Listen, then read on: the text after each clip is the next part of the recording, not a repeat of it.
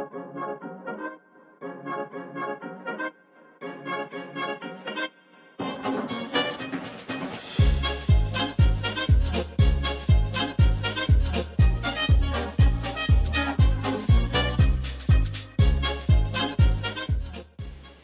everyone, it's Jack here from 13th Squadron, and in today's video we're going to show you how to build the 13th Squadron AT6 Texan. This is a great all-around flying plane. It's going to be a great plane to learn all your first basic aerobatics. You can do all your barrel rolls, loops, all that kind of stuff like that. And it offers some pretty unique features. Like one of the most unique features is attach. We have right here. It's going to offer a lot of access for your battery and all that kind of stuff. This plane runs off of a flight test CPAC 2218 1180 kV brushless motor, along with the 35 amp ESC. Now some of the features that try to capture this plane is basically everything. We've got the short cowling, the wheel pant covers, or the wheel covers, and our little wing indent. We're still not sure what it's called. We got the all scale lines of the cockpit. The only thing not scale is the rudder to a slight degree. I upscaled it a little bit just to allow for better characteristics. I noticed on my first Texan with a true size rudder, it couldn't handle a knife edge very well, so with my next Texan, I went ahead and upscaled just a little bit. Now, I built this plane because, take a look at this one, the tail can come off because I may have crashed it into a tree. So, that was reason this happened, and I figured it's a great plane. I know the community wants to see it. We've had a little bit of a setback from other stuff going on, but now I'm able to release it, so I'm glad to bring it to the community. Yeah, we have 3 planes at 13thSquadron.com, along with our Facebook page. It's going to be linked there, our YouTube page, which hopefully you should be seeing there right now if you're watching it from YouTube. We also have our Instagram page linked to there. But you can find everything at 13thSquadron.com. You can get your hot glue gun on, and we're ready to start. So the electronics we're going to need for this build is our power pod, which is a 2218 1180 kV motor running off of a 35 amp ESC. Both of this is just the flight test CPAC. Along with that is going to be a 4-channel receiver or higher, just of your choice of any kind. In this case we're using Spectrum, along with 4 9-gram servos. And then I actually have a servo extension for one of the servos that we're going to need. And then you can also have your wire harness. Now just because, at least with these servos, I need to have a wire extension right here, but I have a 12-inch extension here, but you don't need that long. It's just the only thing I have laying around. So as long as you have all these, and one thing too is also your battery. It's going to run off of a 3-cell 1800 all the way up to a 4-cell 2250, which gives you a wide range of options. The really short nose really isn't that bad for CG. I was surprised by how well it came out. But once you have all these, we're ready to get started. So here's all the pieces for our wings. We got our main wing sheets. We got our top middle molded foam section on top, along with the little front piece for the wheel cover, along with the actual wheel cover that goes underneath. 2 servo doublers, along with 2 spars, and make sure you have a wood spar here, at least 1/8 inch thick, or actually 3/32 at least thick, all the way up to 1/8 inch thick. And we also have our 2 servos and a wire harness here, and that's all we need to get started. So the first step in our wings is going to be making sure to glue our wooden spar to one of our spars. So the first thing we're going to do is just choose one, give it a little test fit just to see where to line up and how it should feel when you're gluing it. I usually like to go right up onto the wood. Just give it a nice, even little swirl down the whole way.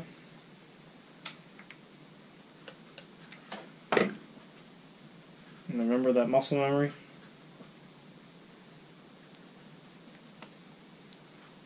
Don't worry about glue spilling off the sides. You can always just wipe that away or cut it off later. And then once you have a good hold, just hold it there for like about 2 minutes. Next thing we can do is go ahead and put our spar to the side. Grab our main wing halves. Start with one, and we're just going to go ahead and prep each of them. First thing we're going to do is probably peel off all the paper on the underside, just from the part that we're going to curve and mold. And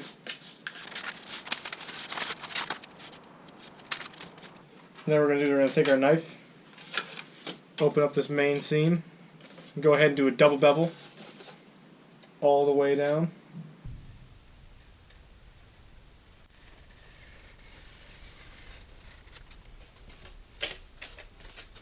Now for this one, we're going to actually go right to here where this wheel cover will come in and start the bevel here. And then just go ahead and do a normal double bevel, continuing from that.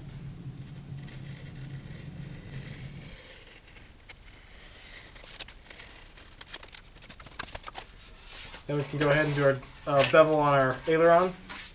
And depending on how much throw you want, just add more or less bevel. But we just need a standard 45-degree bevel for this plane.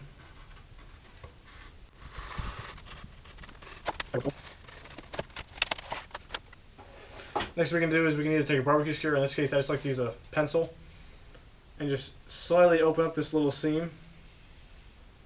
You don't need to open it fully, we just need to get it to where it can bend up like this. Just go a little bit past where it should, let it back down. Now what we're going to do is go ahead and do the same thing to the other side.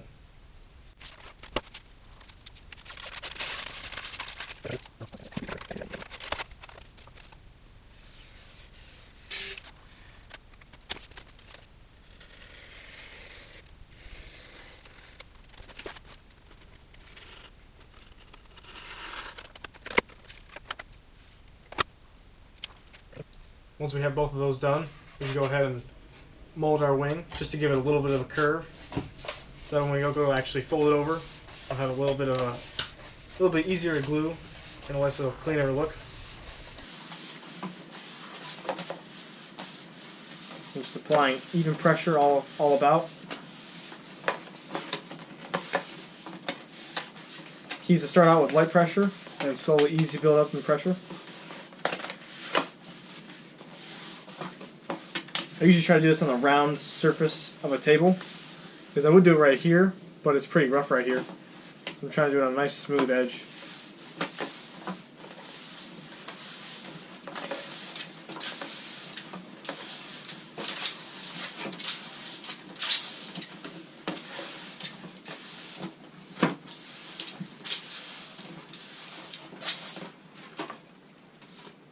Just about that much is good enough for what we need. Go ahead and do it to the other side.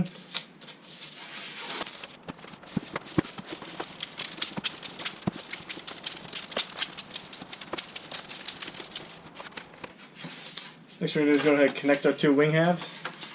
We're going to flip it upside down, both of them. And now you could use packing tape for this, but I don't like the look of packing tape, so I'm just going to go a nice wide blue tape. And just get about a piece long as long as the piece is wide. I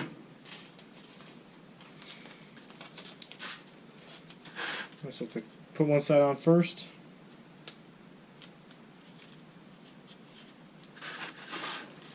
Check how even it is.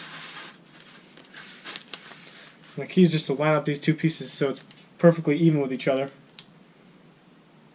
because this will ultimately give us an aligned wing. Once it's in one spot, just put one piece of the tape down and just slide the rest of the tape on.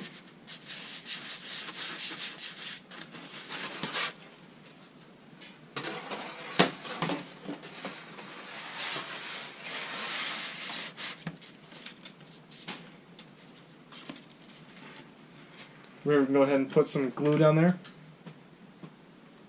Doesn't need to be a lot.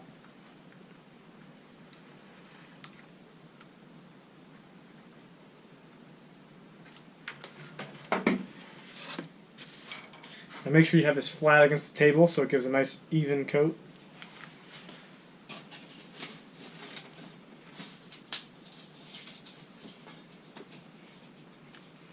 Here we could take a piece of scrap, just smear it.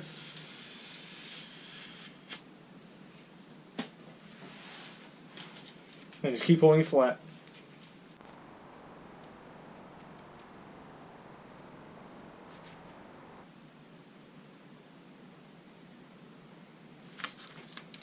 So now we can go ahead and grab our two spars. We could probably start off with the one with wood. I usually like to put the wood on the inside of the two spars just to have the strongest piece towards the center of the wing. I like to just kind of pinch these little tabs for the spars. Makes it a little easier to go in. Just going to do a little bit of dry fit.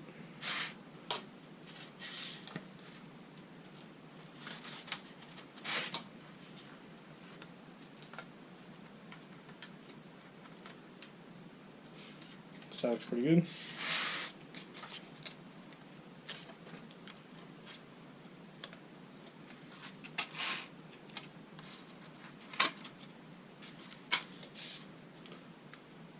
Once it looks good, go ahead and you can either use a 90-degree tool, or I just like to use a piece of tape to make sure it's all level and straight.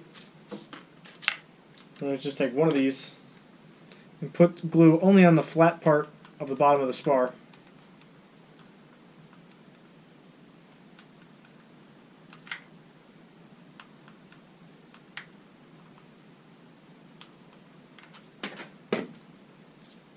Go ahead and notch it into place. Don't forget that 90-degree tool. You can even use two of them if you want.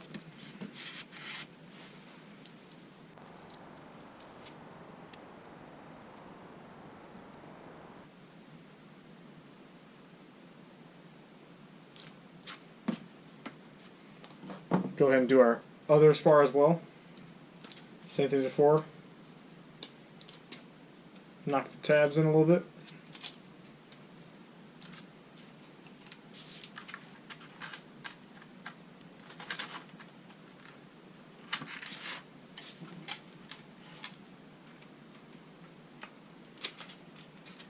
Once we know it all fits, do the same thing again.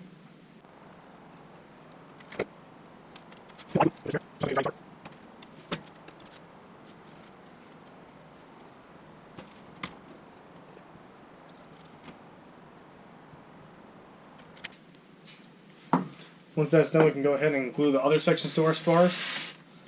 Now I like to usually kind of grab by the wooden spar, tilt it, make sure both of the spars are in there. And if you want, you can take a pencil and just kind of trace where the spar lines up on the foam board, just so you have a better idea of where to put the glue. But it's so close to the foam board, or the spar is so close to the bottom piece of the wing that it shouldn't matter too much. You can even angle the wing down a little bit. Now I usually don't put glue in the center seam where the wing bends. You can if you want to. I just don't usually prefer to.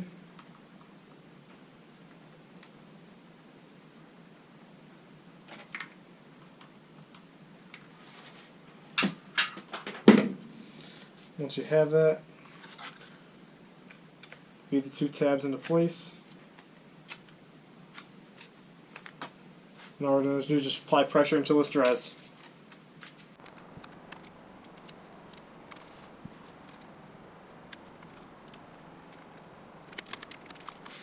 I'll do guys just the same thing to the other side.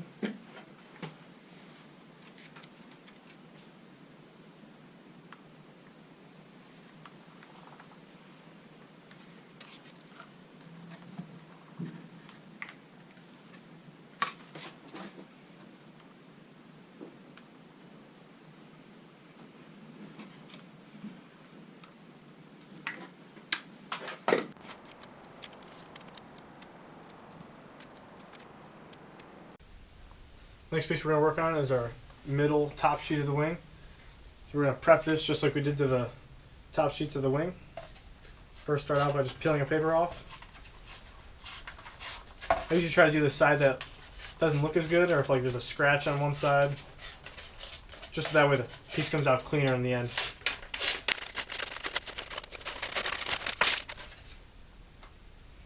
Next we're going to do is bevel this middle seam.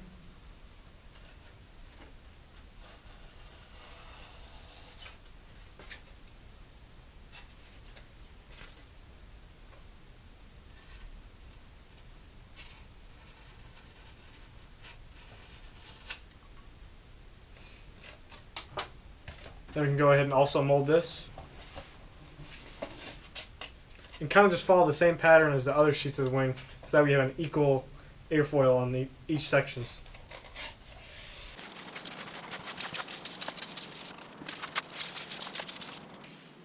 Now we can go ahead and set this piece aside. Next we're going to take off the tape from underneath the wing. And make sure to not pull it off sideways, just so that we don't tear the paper off.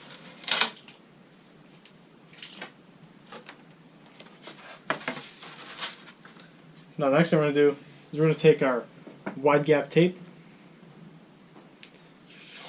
take a piece about yay big, or 3 inches long. We're going to line this up perfectly along the edge of this wing sheet here. The main goal is, if you have only small tape, make sure to cover the whole hinge line here, because what we want to do is when we fold this over, if there's any pieces of, if there's any foam sticking out here, you're going to have a really weird crease line, and it's not going to want to grab all of the wing or the hinge. You go ahead and do it to both sides.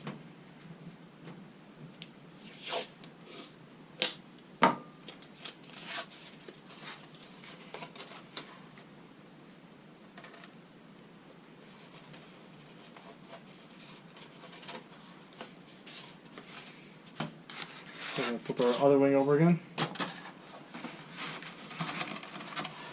And we're basically just going to line this up as if it was a part of the piece. We'll line up each little corner to corner. It can be a little tricky, but the end result will be come out very good.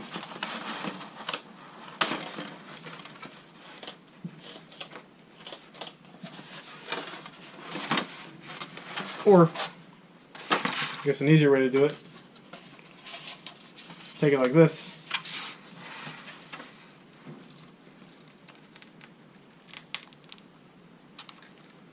Line up that seam. It's a little difficult with the two pieces of tape, always want to battle each other.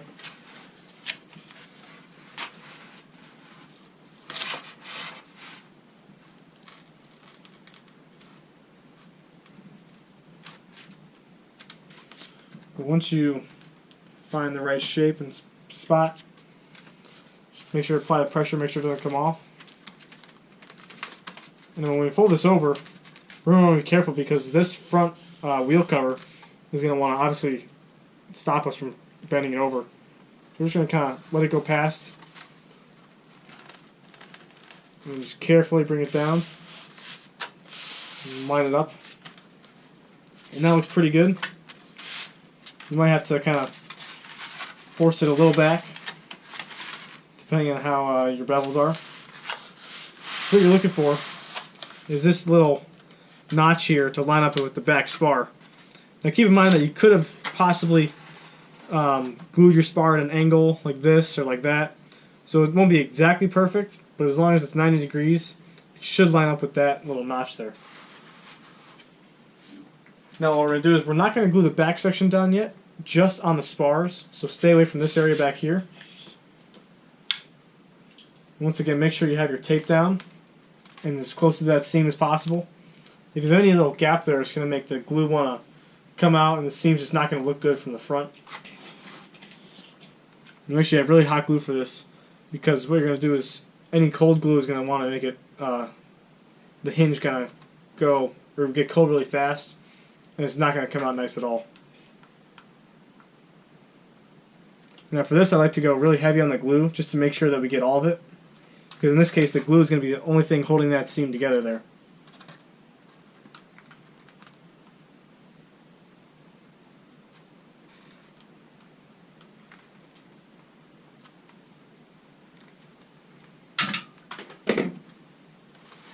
Just watch that front wheel cover.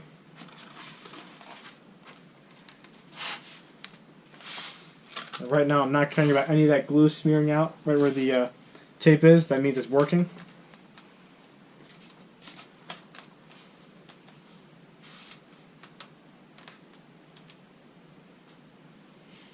Now instead of trying to smear this glue anyway, I usually like to let it cool, because in that way it kind of becomes like a nice glue glob that you can pick off with your fingers and take it all off in one swoop.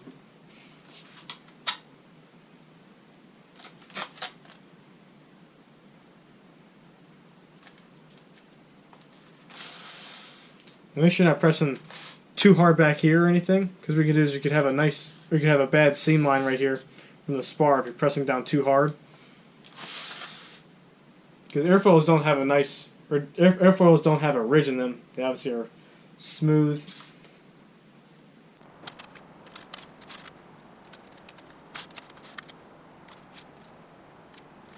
Once the glue's cooled, go ahead and take out these little glue globs. They kind of get in the way of our, when we glue this hinge down, they kind of get in the way of it.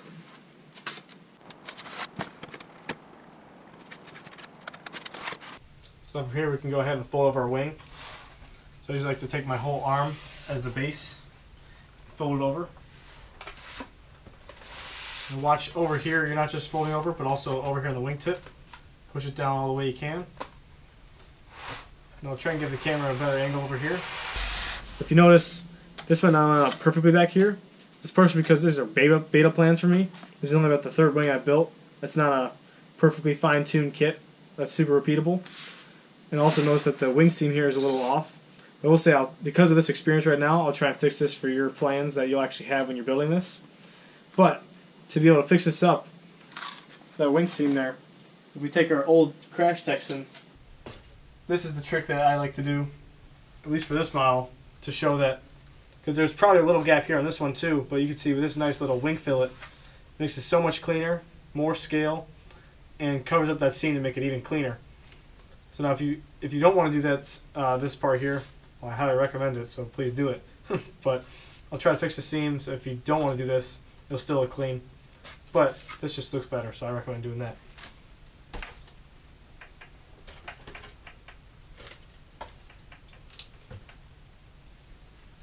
So knowing that, knowing how it folds, when we glue this, we're going to glue the main bevel here, and just on the two spars, and not on the back section, because we're going to leave this open for the servos.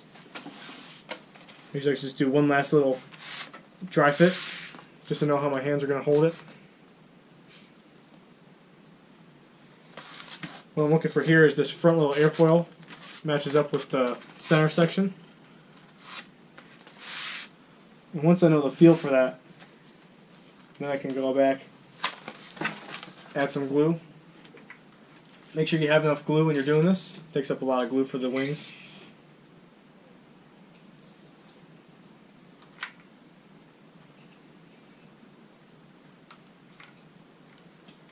I'm actually going to add a little bit of glue here on the wing tip as well, just so that stays together, so we're going to watch that.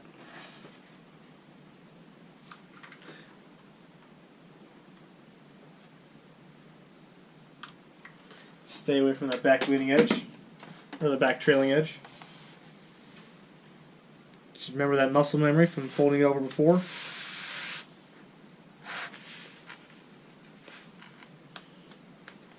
Once you have a nice feel for it, just hold it down in place until it dries. And because this is the wings, I always like to give it a little extra time to dry. I'm going to probably wait about 3 minutes for this thing to dry. So now I have to do is just the same thing to the other side.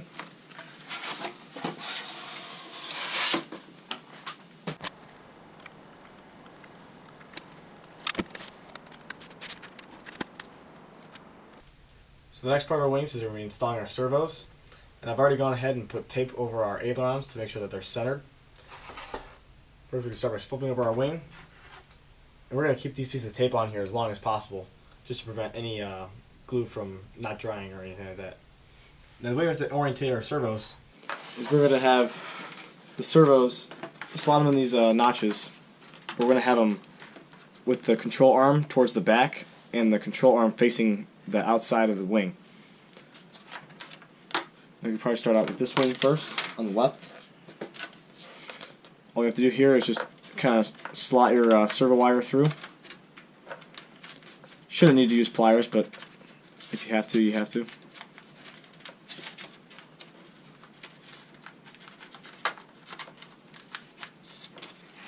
Maybe I need pliers.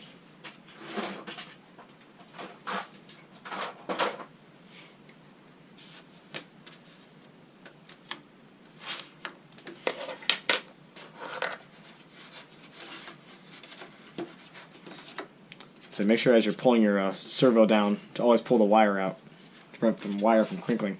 And you just kind of pressure fit it into place first.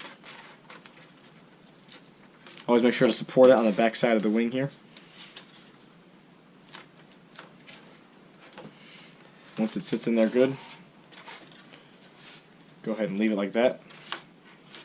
Put the other one in, same process. Now this one for me has the servo extension, and I like to put the piece of tape on it just to make sure it doesn't come off mid-flight. It's just a little extra line to deal with.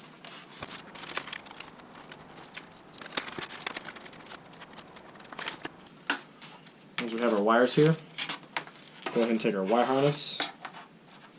Make sure to always make the ground to ground, positive to positive, and signal to signal.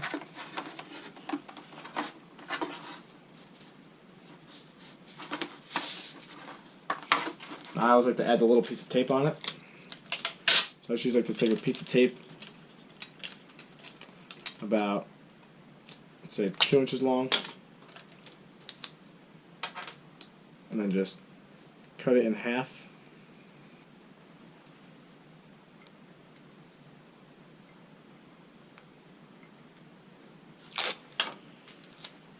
And just make sure to wrap it around the side that actually can come out. And then don't do this side where it doesn't do anything.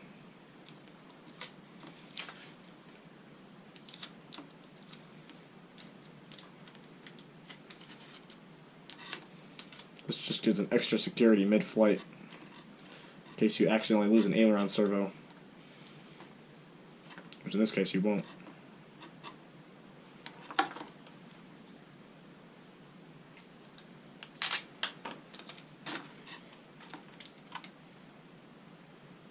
Now luckily I have enough space where I can do this, where I can feed this out, feed it into the wing.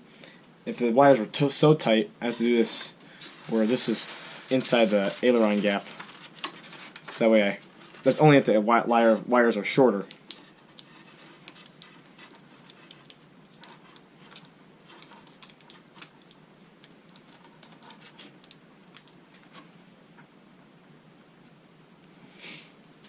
Once we do that, we can go ahead and feed our wires in here. Just make sure they're not sticking out.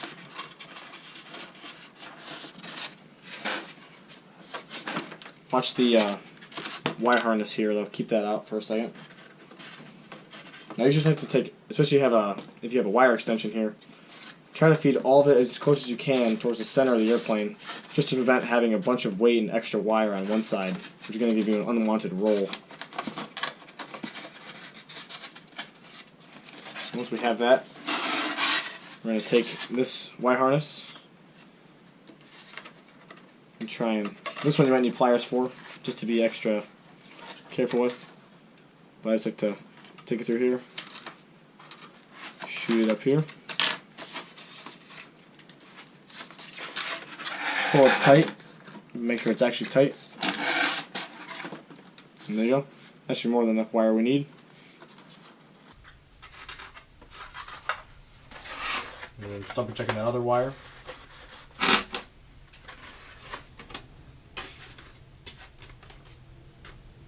And here we can go ahead and glue down these trailing edges. And the first thing I'm going to do is these two inside ones. I'm going to try and do two of them at the same time, so that way make sure they're both equal and not doing one with a lot of pressure, one with little pressure, just to keep it even.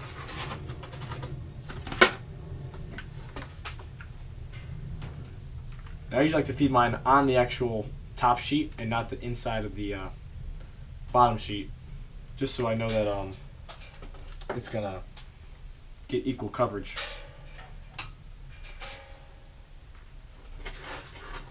Could be kind of a tough process, but kind of like to just hold it open with my fingers.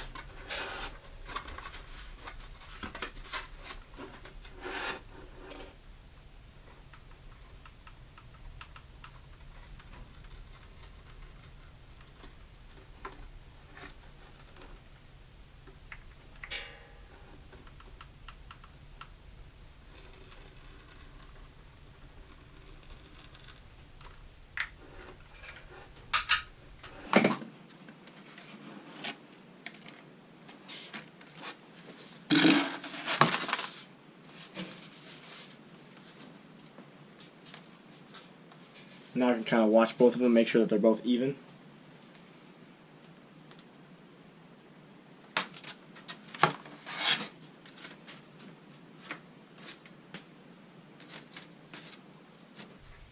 Once that's done drying, we can go ahead and glue the one side that we're going to start off with.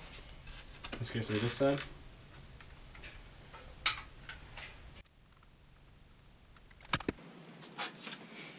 Now just watch out for the servo on the end. I'm going to leave the servo edge right off the table, and that way push it down. That will not kind of crush the servo into the wing.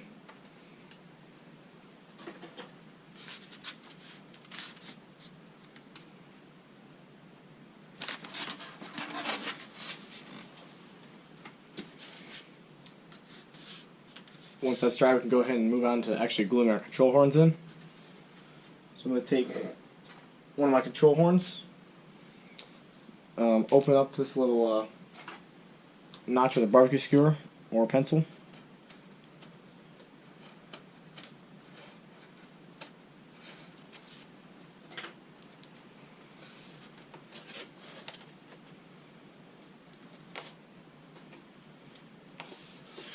Now it depends on what kind of control horns you use. In this case, I'm using the flight test servo or flight test control horns. I'm just going to open up this notch just a little more.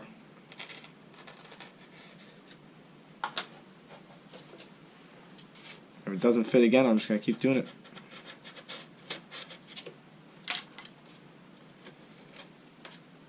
What we're looking for is to find these holes for where the actual control rod will go into to be right over the hinge line, or at least 90 degrees right above it.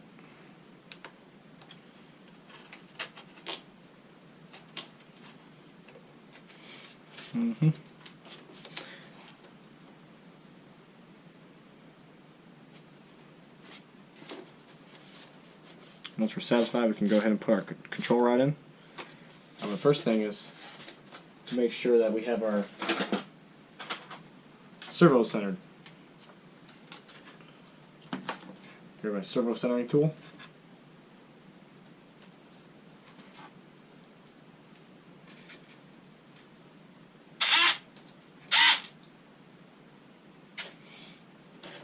Sometimes I just like to leave the servo centering tool just to make sure I know it's centered.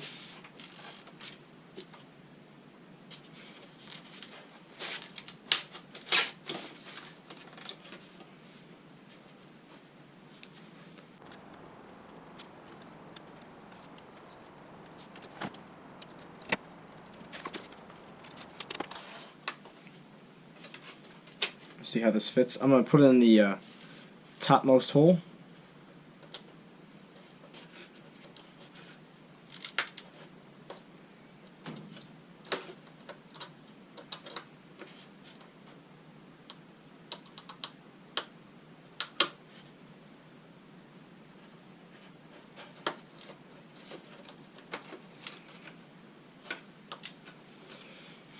Now that actually fits perfectly. So the first thing I'm going to do is go ahead and glue our servo in, just simply by adding 2 drops of glue under each little tab.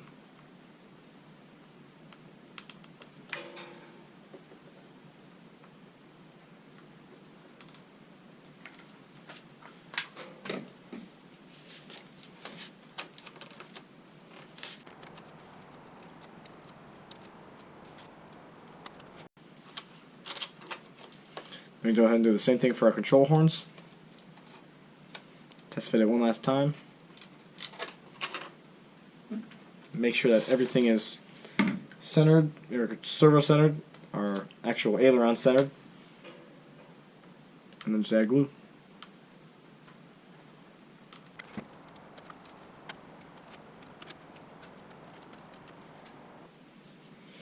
As that's drying, a little tip.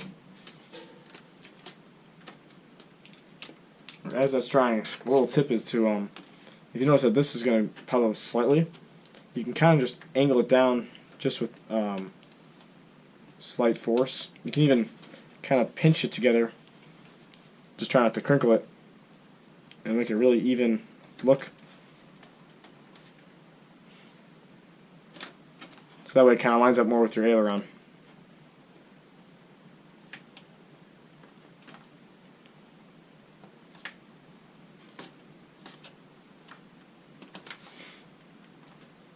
A little better.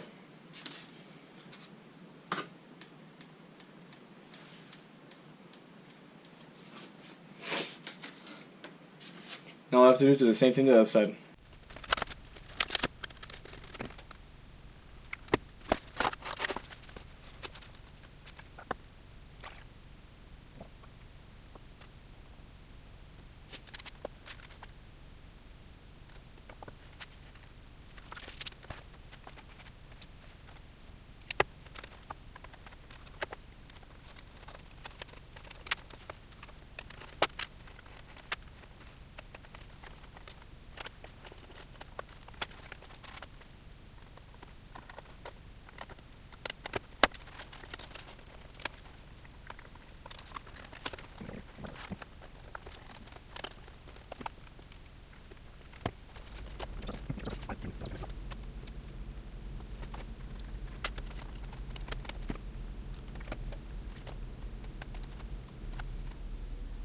So starting off, once we get that done, probably the most intricate part of the whole wing is next. We have the wheel pant covers, and if you don't add these, it doesn't even look like a Texan. So that's why I try to incorporate it and add a little bit of detail to make sure it looks nice in the air. Now the first thing we're going to do is make sure to take off this tape on the front leading edge here.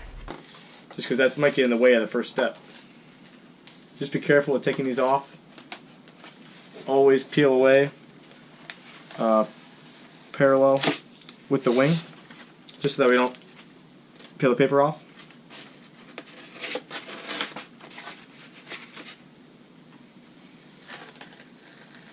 And if you do start peeling up the paper, just grab it from the other side and peel it from the other side, going to the tear.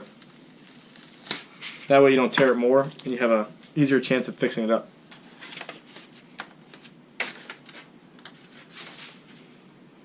What we're trying to do here is we're going to try and fit this here.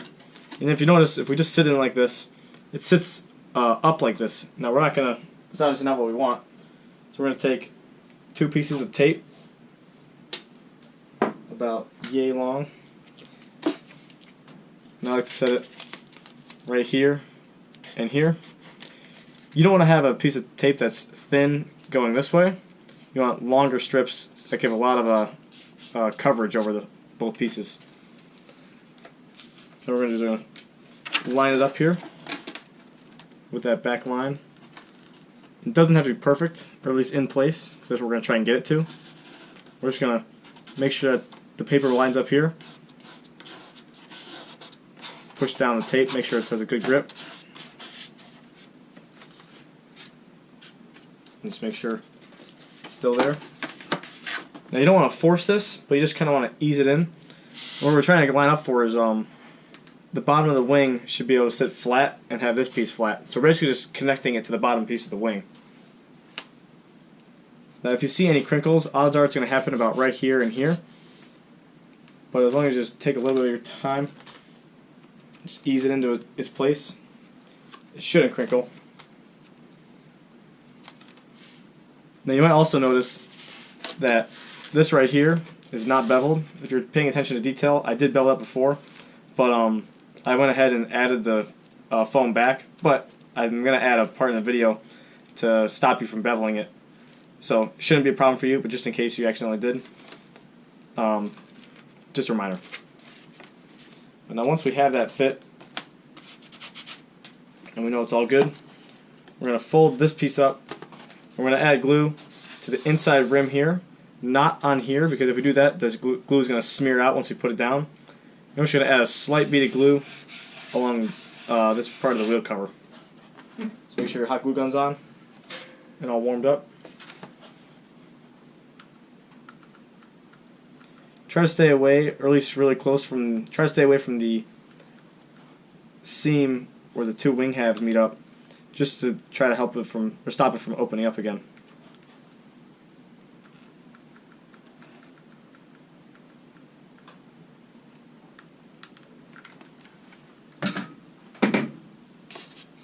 And just kind of make sure it's lined up.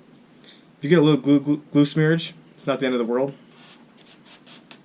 You can always go back and clean it later. Just make sure this paper, or these pieces of paper, are lining up. And just sit it flat. Then just give it about a good minute to dry. This is the first step of putting in the wheel pants.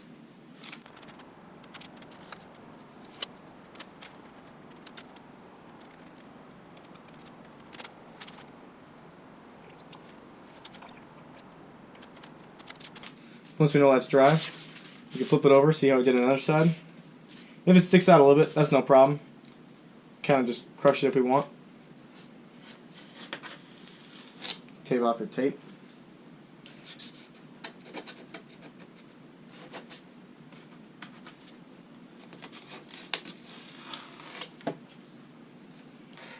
If it sticks out under here, that shouldn't be a problem. We're more just trying to make sure that the top doesn't crinkle a lot, or at least like so bad that it seems like it shouldn't be like that. Because we're trying to line up the airfoil to be almost a straight line or have no indents, so that'll help us line up when we attach it to our fuselage. But once we have this, we can set this aside and grab our little angled piece. And the first thing we're going to do this one is take off the paper on the back side. Grab our sharp knife, and we're going to bevel it on each side. Now on such a thin piece like this, be careful to watch your hands, because the knife is easily almost touching my other index finger. Now in this piece we're going to need to bevel a lot, but just start off with a nice 45-degree bevel, because we can always go back and add more.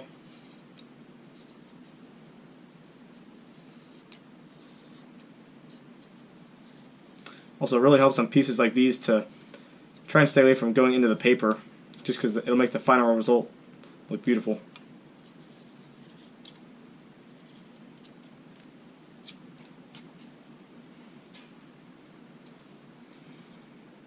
Now for this little curved part, we're also going to bevel it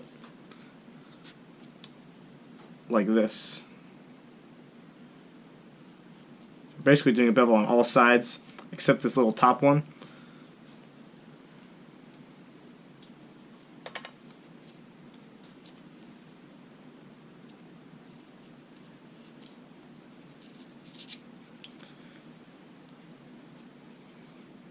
We're not trying to get this, we're almost trying to get this as like a piece of paper with some space to glue. We don't want to take all the foam away because then we have nowhere to glue anything.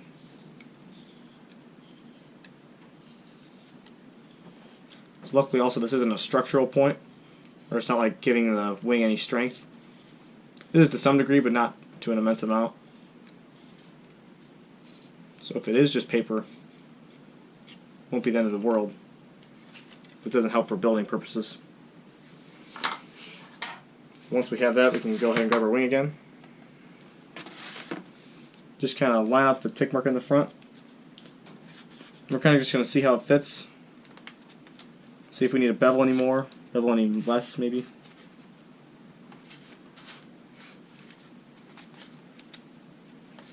Overall the alignment looks pretty good on this one here.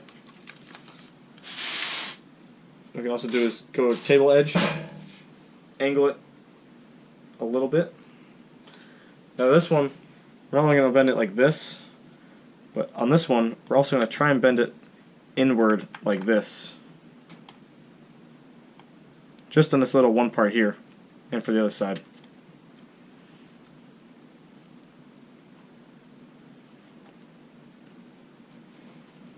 Nice thing on a piece like this is you can just keep going back and forth, molding and non-molding, to see how it fits and get the perfect alignment.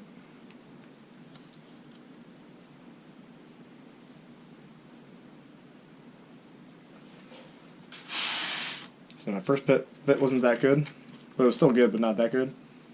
Now once you go back and bevel it, or mold it, it's an almost near perfect fit.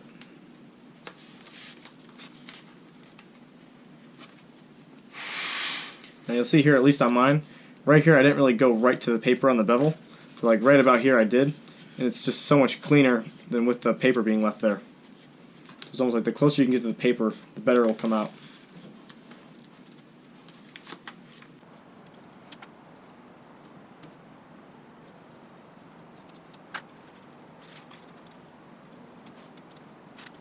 One thing too is by test fitting it like this over and over and over, we kind of get a good muscle memory of how we should hold it once it's being glued.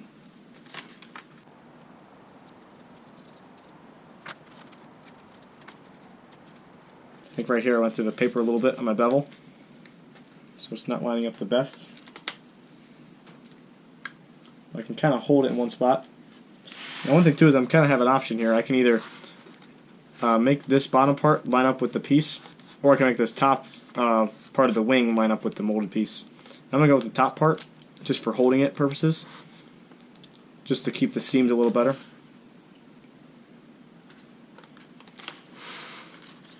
But once we have a nice fit, we can kind of just go ahead and make one last test fit. Know how we're going to hold it to keep it lined up. And then we don't need tape yet. I usually like to keep the first time you do this piece, I just like to hold it in place until it dries instead of taping it, just so we know that it's in the right position. So now I'm going to put the piece aside. Now I'm going to put glue along the straight part of this piece. And try and get as close to the paper as possible, but not on it.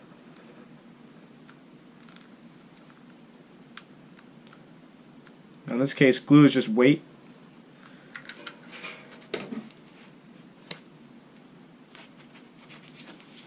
So you don't need that much of it. I'm just going to go back with the muscle memory. I usually favor sliding the piece down, so that if there's any glue that's going to smear out, it's going to be on the bottom, which is usually the side you don't look at too much with planes, but it depends on the plane, obviously. Just so that way it makes it a little cleaner in the end. And as I'm holding it here flat, I'm going to make sure it lines up with the other pieces to make sure that it's in the right alignment. Because even though you can trust these little center marks for the tick marks, I always like to make sure it's actually in the spot it should be.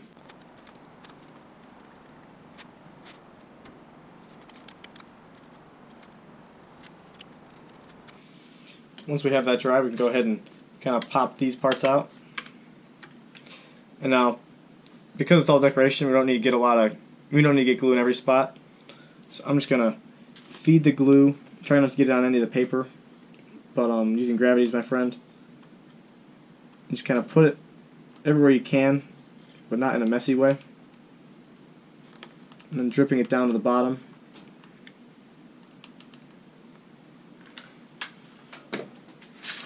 There's a close-up of how I did the glue, sort of. And just hold it in place. Now if you do have a lot of glue smearing out, I recommend actually not smearing it with a finger or a scrap piece. Just let it dry, depending on the type of glue that it's drying, and then go back and then just pluck it away later, so that way it doesn't smear all over your whole wing, making it very messy.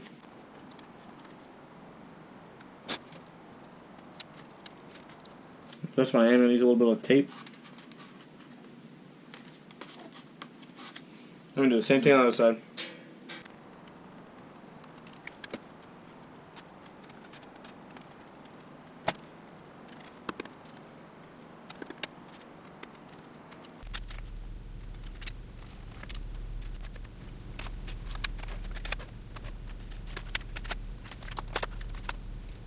So once we have that done, we're ready to move on to our fuselage.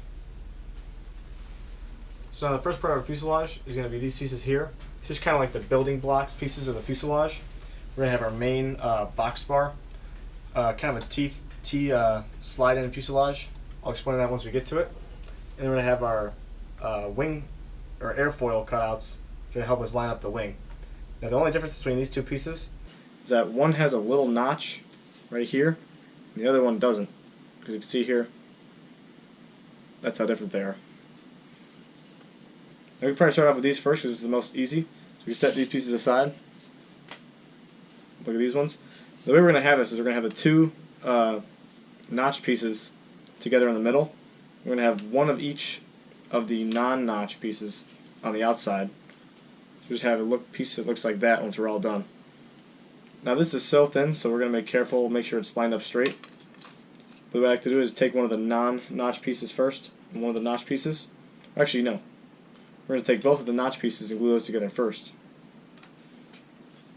If you have a cutting board, or a cutting board that has a perfectly straight lines on it, it's going to be easier to help line it up. Now, even if you do glue it off, it's going to settle once we actually glue it in place. So don't be worried about it too much making it straight. It just helps in the long run.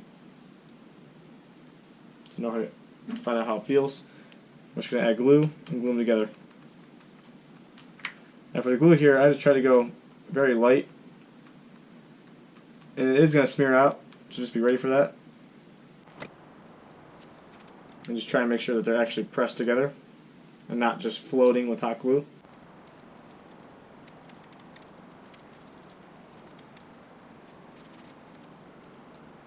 From here we can go ahead and take one of the non-notch pieces, set it on top, see how it lines up.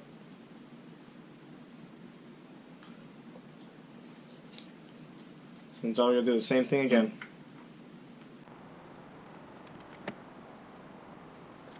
Try to stop any hot glue from sitting right here or smearing, just because when we notch this into the wing, if we have any hot glue there or hot glue globs, it's going to bump into the wing, make it a little more difficult to line it up straight and have a nice fit.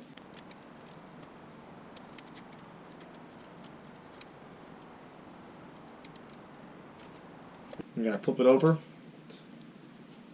test it again.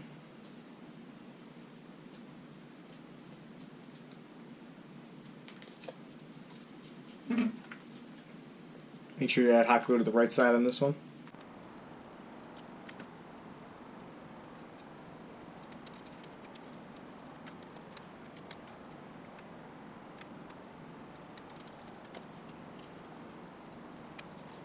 You can set that aside once we're done with it. Now for this piece, I usually like to just pinch these little tabs here. Test fit it. I'm going to use my right angle tool, or tape in this case. I'm going to put another piece of foam board down, or in this case just the other piece, so that when I line it up, it's all flat.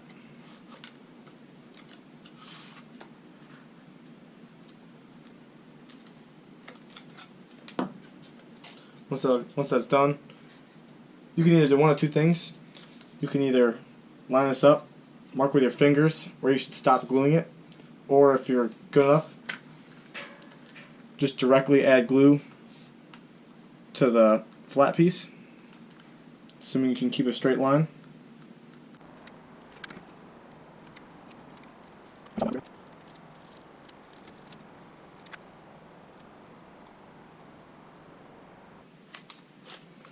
Set that aside once we're done. Now for this piece, go in and open up all your scores, and just notch out the foam. Best way I found to do it is kind of like grab it and notch it out from the side, because it helps get all the excess foam from coming off.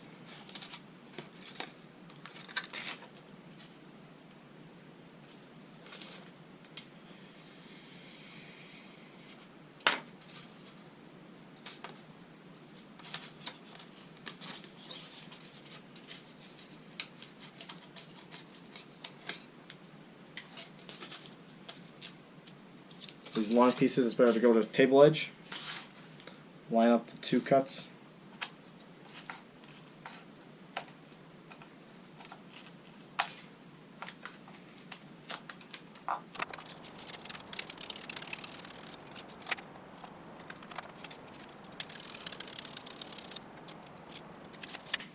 Now if you're cutting this out by hand, make sure to add the tick marks on the back side of the piece, or the alignment marks for the formers we're going to add down the line. This will just help make them perfectly square and 90 degrees. Now the first one we're going to start out with is these little tabs here. This is going to be an A-fold. You're going to go above the piece. Okay, we're square. Now to make sure this is going to be flat, we're going to find a table edge and make sure that this bottom part is going to be flat against the bottom.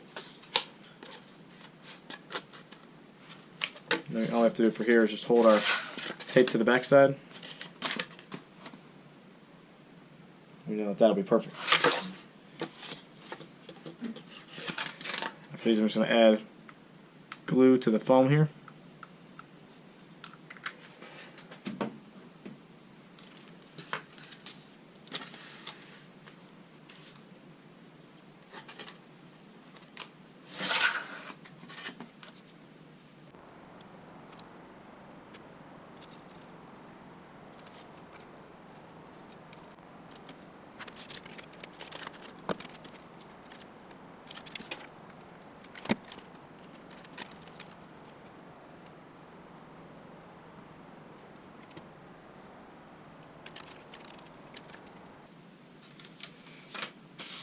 Now for the next part, it's going to be a B-fold.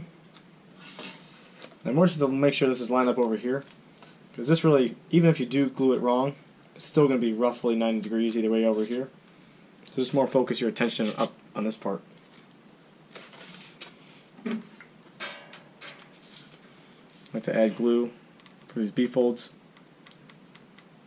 the foam towards the inside.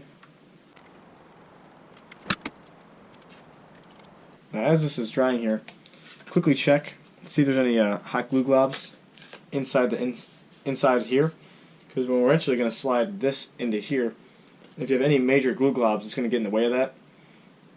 Now you can't really get them out right now, but we're going to go back later and get them.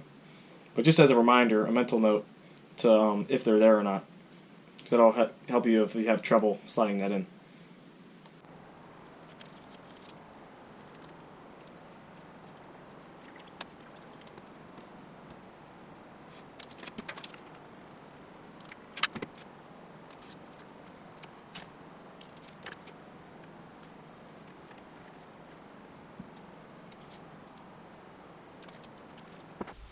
So I brought the wing back because it kind of leads into all the features of these pieces, which we were just completing. Now the first part is this main airfoil shaped piece. Now the way this is going to work is it's first going to, we're not going to do it right now, but it's going to be sitting in here like this. So what I like to do is pinch these just a little bit and then notch it into place.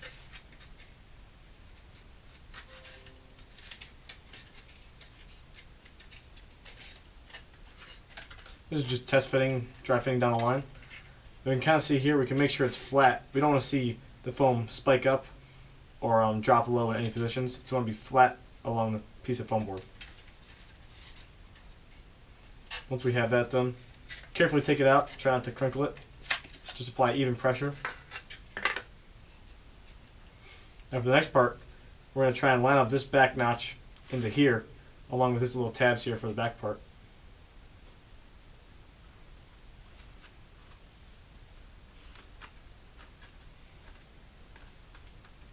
This just gives an idea of how it'll fit in the end, and we actually go to glue it, we know that it'll fit in the end.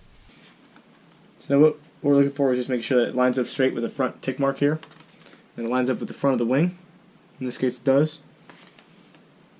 And also it just looks like a slight gap here, but there's also the notch in between the wings, so we're going to have good glue coverage right there. Right here, it's very seamless, and it follows the airfoil shape perfectly. So we know this piece is good.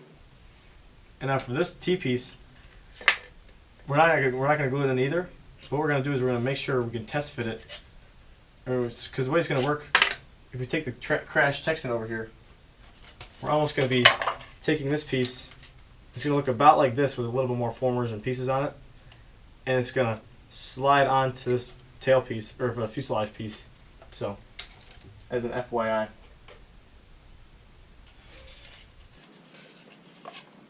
You might need to trim this, because it doesn't need to be structural or perfectly cut to shape. It just needs to have a snug fit. Now I try to make it a little bit, like it's very, very tight in this little gap right here. And it's kind of like if you mess up on your fold, and if it's not perfect, it's still going to work. But it's more just like making sure this is lined up straight and it's not teeter-tottering on the piece. The key with this is just don't force it, just test fit it. So now for this piece, after trimming some spots, we can go ahead and test fit again.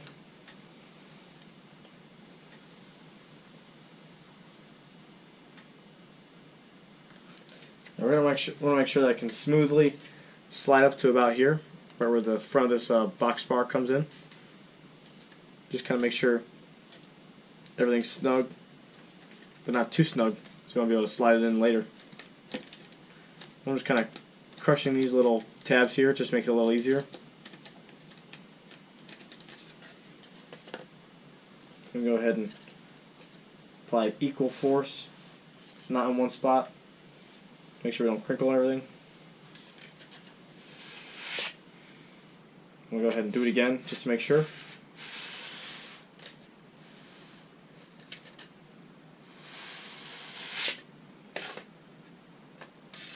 That looks good. Go ahead and ready to move on. For the next part of fuselage is going to be our formers and like building blocks of the fuselage. So we're going to have our main box bar, which is going to be kind of like the building blocks, first building block of everything to the fuselage. And the first thing we're going to do, put our formers aside. We're going to be needing our F formers, C2, E2, A, and B formers, along with this little piece that will go behind the F formers. We could go ahead and put these aside for now.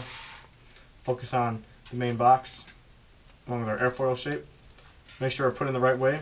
We're going to go ahead and glue it into place. I just like to glue the back half and the front half.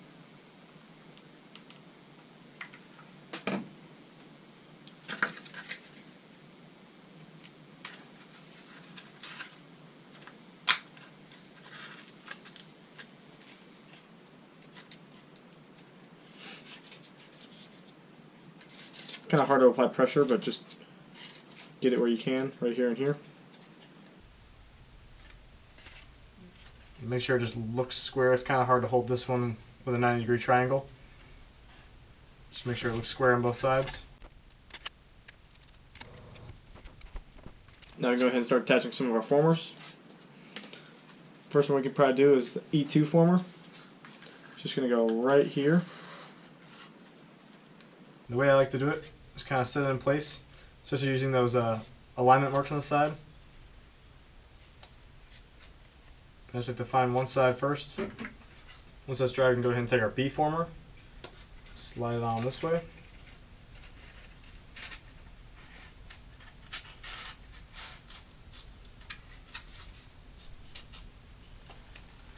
With these ones I usually like to start on the bottom side down here.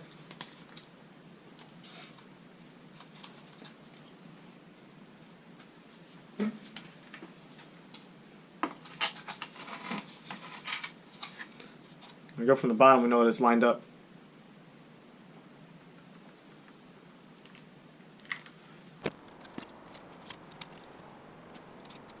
Then go ahead and do the sides.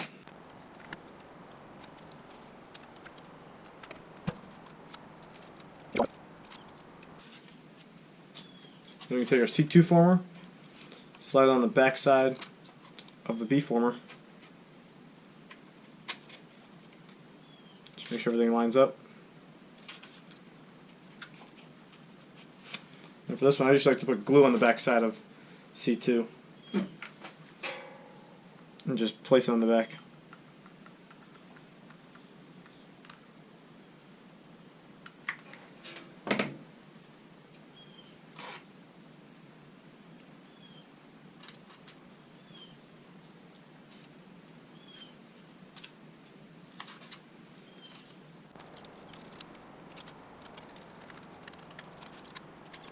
Once we have that dry, we can go ahead and put that aside. Take our two F formers and glue these together. Just try to keep glue away from the little notches in the middle.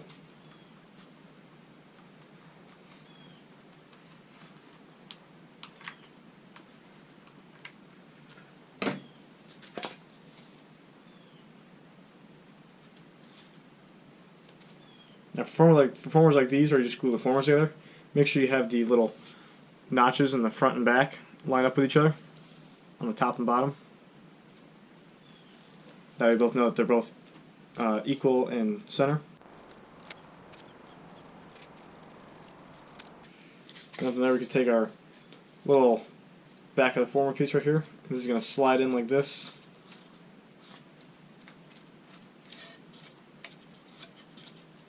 This is going to sit just like this.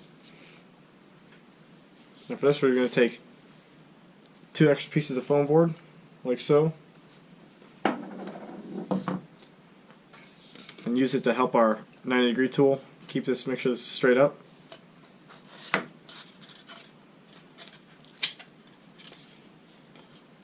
And I just like to put glue, some of it inside the little notch, some right here, and then the rest of it at the bottom down here. Just to get equal coverage over all the places the piece is going to be.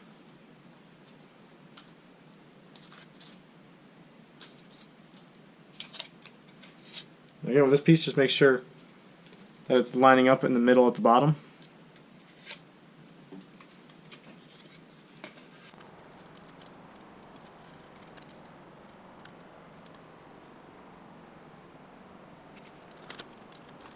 Once that's done, put scrap pieces aside.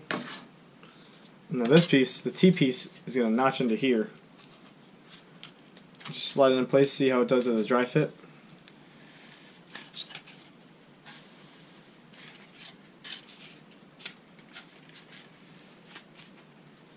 Might be a little tight, but we don't have to take it out.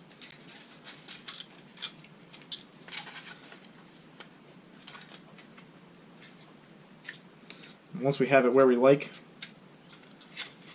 go ahead and take our glue, feed it in the corners, just like that. And for this one, I'm going to take a scrap piece because there's a lot of glue. Smear it in that corner.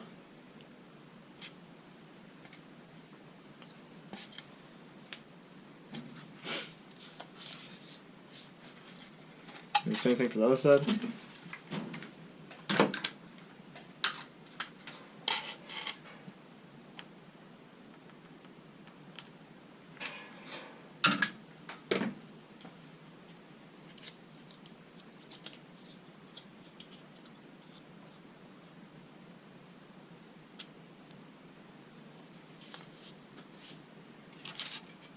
And then you can do this as much as you want, as in doing also down here and here. But I'm going to hold off on doing that just because I don't really need it. It's such a tight fit already. It's just if you want to do it, just has a little bit extra weight in the back.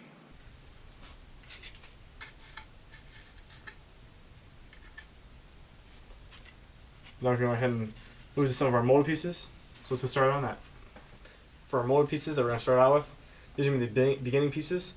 We're going to have our engine cowling pieces right here, these three, along with our fuselage pieces, which are going to be right here, or more like the middle section of it. And our formers are going to be E1, both of the D formers, the C1 former, and the A former. Now we can set aside these mid fuselage pieces. We're not going to be dealing with those just yet, along with our E, D, and C formers. We're just going to make the cowling first. To do this, we're going to prep all of our pieces. First, what we're going to do is we're going to make sure we peel off the paper on the side that has the non-tick marks. This way we can just make sure it's centered on the top and bottom. Same thing for the other cowling pieces. Now all of these pieces, these three pieces right here, are all perfect circles. And that's because the real Texan used a radial engine, which made it circular. And the easiest one to start out with is the bigger piece. What I like to do is, just because any piece that has a slight angle to it is going to need a slight bevel on the back side. So I'm really just taking about that little of a bevel out of the whole piece, which is the plan.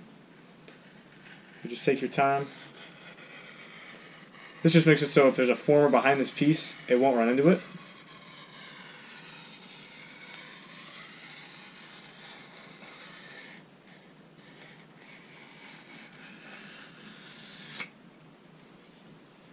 So you see there, very thin bevel. Go ahead and do the same for the other ones. We're gonna, because of the angle, this piece is gonna be angled roughly about that much on the plane, but the next one is gonna be about angled like that to the plane, and we can't put the top sheet of paper up to the other piece of paper because we've got the foam in the way. So that's why we bevel it.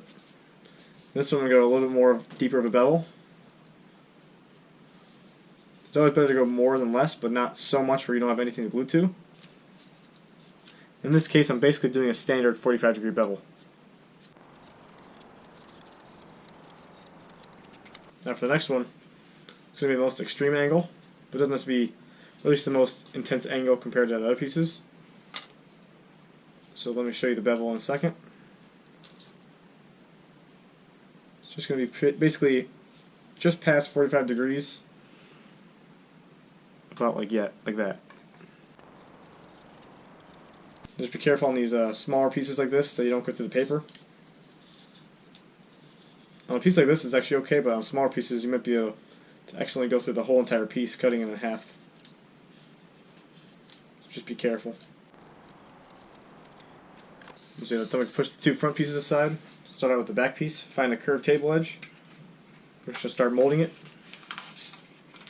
And again, because it is a circle, it's going to be pretty uniform across the whole entire piece. So no need to put more stress on one spot or any other spot. Just make it all nice and even.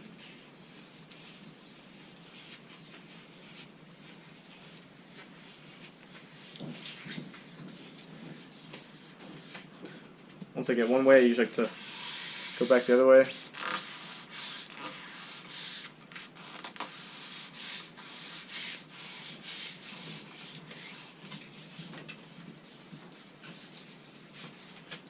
Depending on how you mold, that might be enough for you. In this case it is for me. You can either take two little small pieces, or in this case the thicker tape. At least my tape is the right size for this. Just going to take a piece about this big.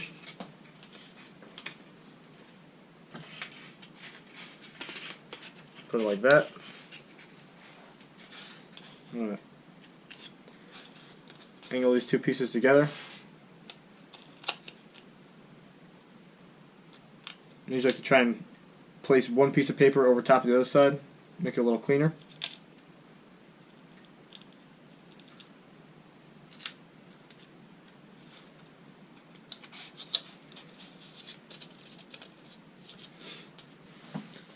So the next part with this piece, go ahead and open it back up.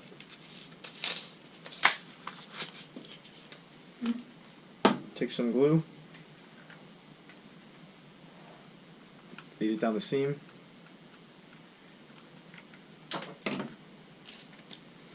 Now this I just try to make sure that the glue favors the inside of the piece and not smearing on the outside. Just make sure the pieces are lined up. Roll the tape on.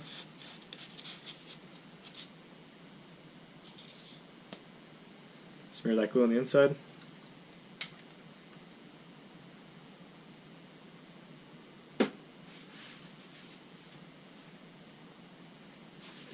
And with this I'm just making sure that the piece is not angling like where the seam is like this or like this.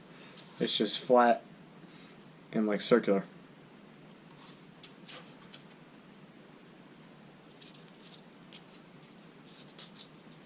While that's drying, go ahead and take our A-former. We're going to add a slight bevel to the front half. Just about that much of a bevel. We'll go all the way around. Make sure first we're going to either take these lines of the center marks and extend them a little bit, just so we know where the center is.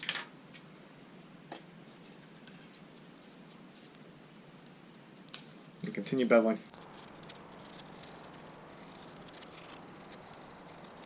Now we're going to go ahead and take our box again. Just going to plop this right in the front, like so. And for this, I like to add glue on all three sides to the box.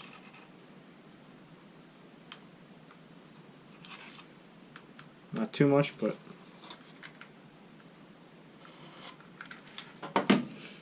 just place it on the A-former. Make sure that the bevel is facing the front.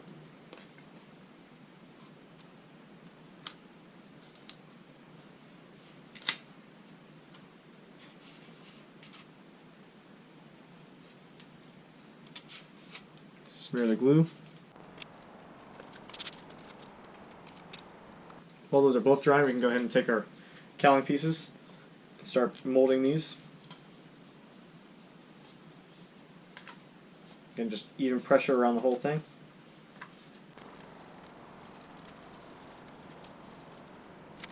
Be careful with the smaller front cowling piece. It's the easiest to crinkle.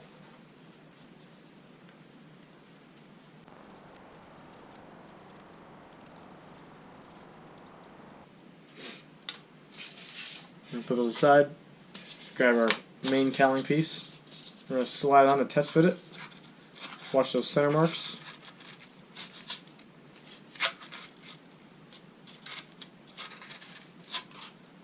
Just be careful that the formers don't crinkle. Kind of just like more of the top here. Just kind of watch them. Just kind of watch, make sure that it wraps around the former the whole way.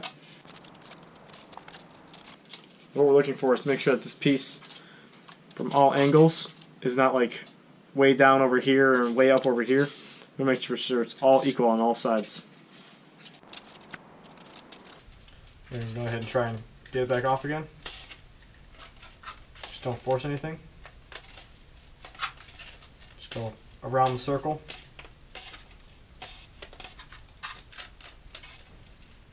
It's more of just being careful at the top, just to not crinkle the formers.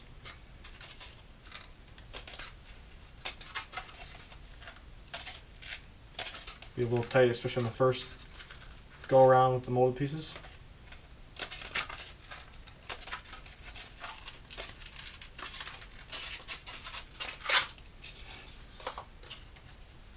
Then we can do is we can go ahead. I'm only going to put glue on the B former, because the A former, if we put glue on it, it's just going to smear everything over as we go ahead and put it on the B former. Plus the A former is more for just aligning the piece up straight, not necessarily for strength. Actually, we're going to put glue around the inside of this piece.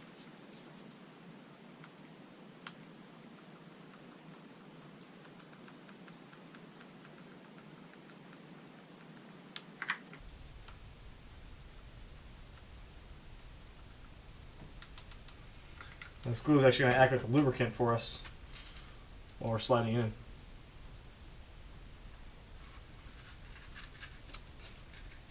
Make sure everything's aligned.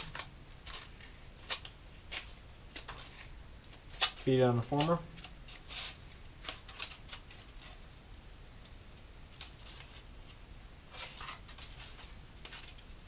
Just make sure everything's straight. You gotta make sure it's not popping up on one side or the other. Just that it's even.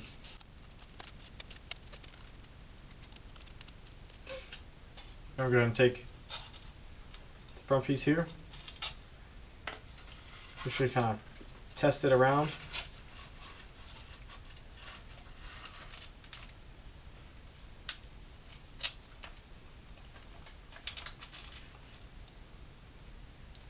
It looks like even without tape, it looks like it lines up perfectly.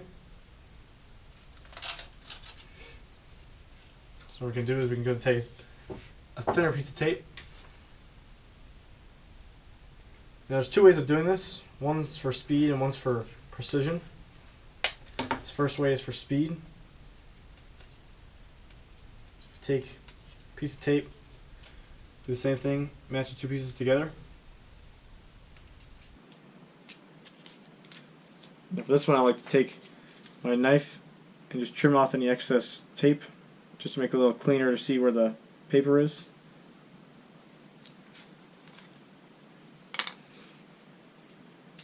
So this is if we were to just put glue all around the backside and just kind of plop it on the front. And it's kind of a 50-50 chance if it'll be all clean and perfect on every side. As you can see here, just by holding it with my fingers, there's a lot of white for the foam rubbing my thumb here on the top. So you could do that way, but the way I like to do it, by taking a bunch of tiny pieces of tape, about yay big, and I'll line it up in the front. We're basically just going to keep adding little strips of tape all around the edge, about for this size at least an inch apart. And then we can see we can glue it down in place and there'll be no white space all around the whole thing, assuming that your piece fits. But making sure that this piece is lined up, I'm gonna tilt it back, just add a little bit of glue. Be careful not to put so much that it smears. That's the only slight problem with this first method. And the key is just to hold the piece in shape as if the whole piece were glued. because we're going to try and establish the angle that it's going to glue at. This is going to take a little bit more time. As you can see, I'm just holding it in place, making sure that it dries in the right spot. But the end product will look perfect. The next way how to do it, just take glue, smear it just about to there. See there on the inside. Now you could use tape, or you could use your fingers. I'm going to hold my fingers first and then go back with tape. You can see here, it's perfect. But I'm just going to hold it in place and make sure that it dries in the right spot that I want it to. And I'm just going to do this the whole process around the whole thing.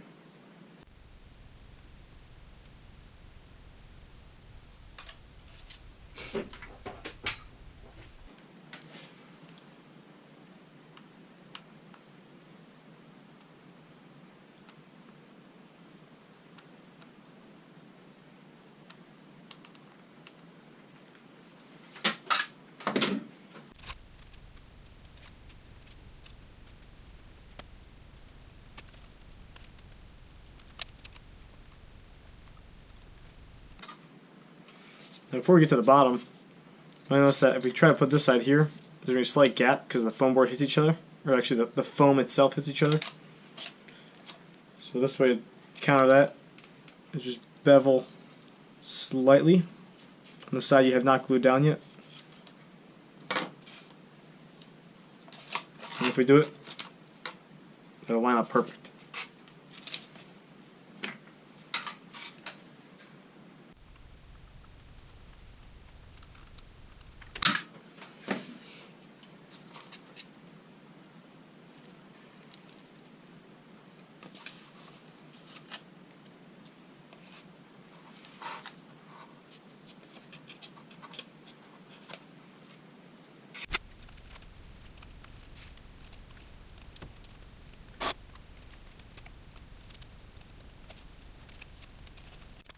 So this piece done, we can go ahead and move on to the next piece, doing the same exact process.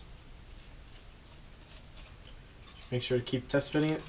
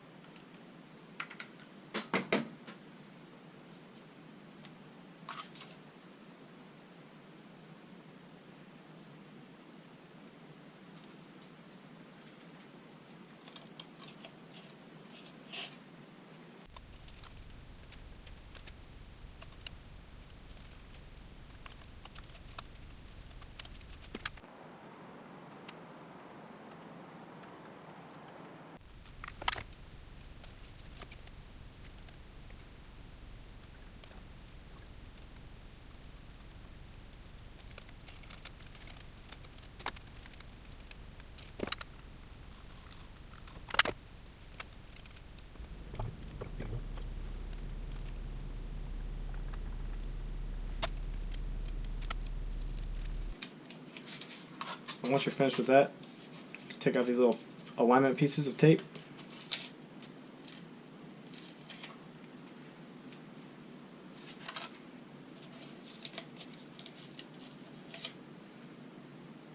Just be careful with this bottom piece here to not pull it off straight across.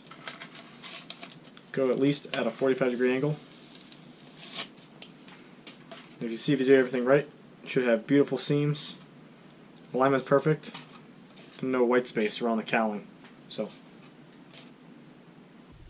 next part of the build is going to be our hatch. It's going to consist of the C1 former, E1, and both of the D formers, and these two molded pieces, which are going to be for our hatch. We're also going to keep our fuselage piece handy, but we're going to keep it to the side. And before we go any further, I'm going to show you the goal of what we're trying to make. Taking it from the Crash Texan.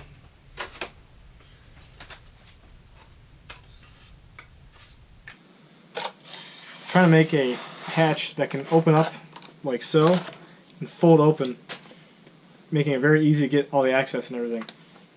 But we're trying to do first, just make this little section here and mark where we're going to have to cut when it comes to actually molding it to the fuselage and or gluing it to the fuselage and when we have the actual wings on. So just have this as a reference in the back of your head as to what we're making.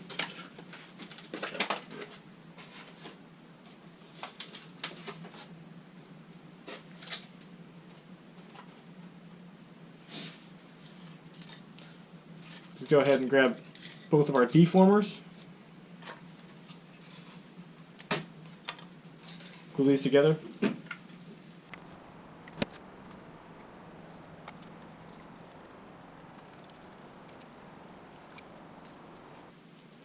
Then we can go ahead and put our formers aside. Focus on our molded pieces. Start off by peeling the paper off the first one here.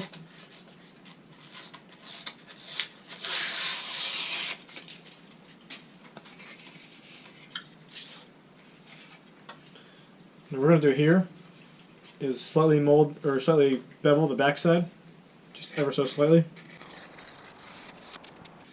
What I like to do is just bevel this front part here, just a little bit.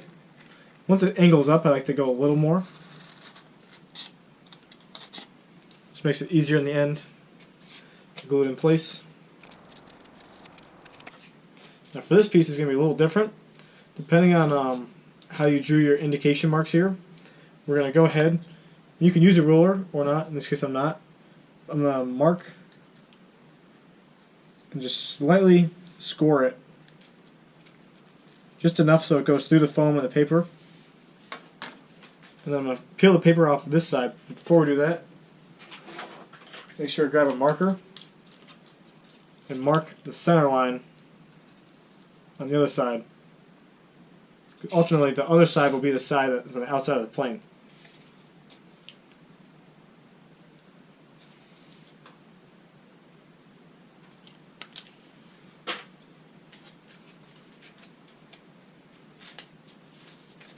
I'm going to peel the paper off that we made the cuts on.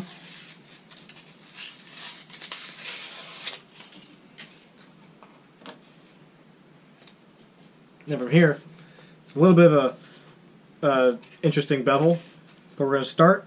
It's kind of hard to see. I'll get a Sharpie to enhance it. So right here about is where our line is on both of them. The way I'm going to do this is I'm going to slightly bevel at the front towards the outside of the piece, not on the inside, because in the real Texan, the inside of the piece was flat and the outside was curved, and we don't want to have the inside curve and be the opposite. So I'm going to bevel slightly like this. Just be careful, you can always take away more, but you can't add any, so just be careful with the bevels.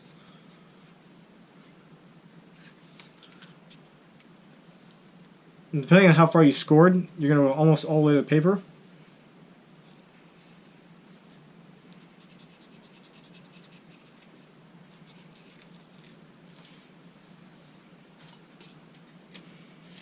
You look from the side, that's about what we're looking for. Doesn't need to go right up to the paper, but the closer the better. Because either way, it's still going to crinkle at this point. Once we have that, you see that if we start to even bend it at all, it's going to want to crease on those points at the top. So from here, go ahead and mold it. But once you get to that middle section, stop.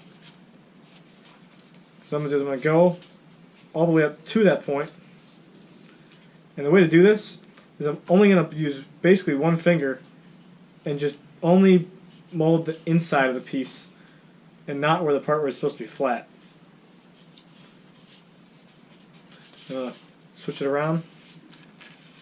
Careful not to crinkle it as you're doing this on the other side.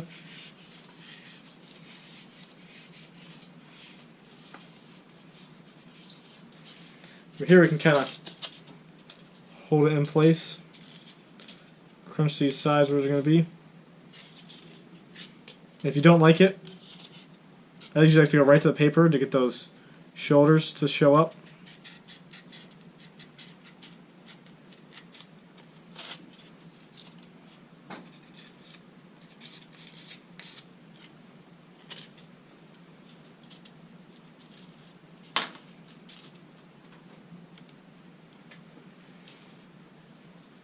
You can see that the shoulders are very stout now. And it's curved here, but not curved here.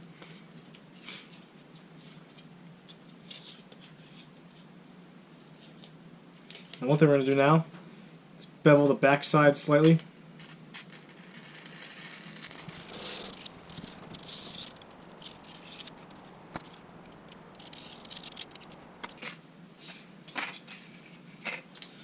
Once we have both our pieces, we can go ahead and mold the other one. This one we can just go all the way across with.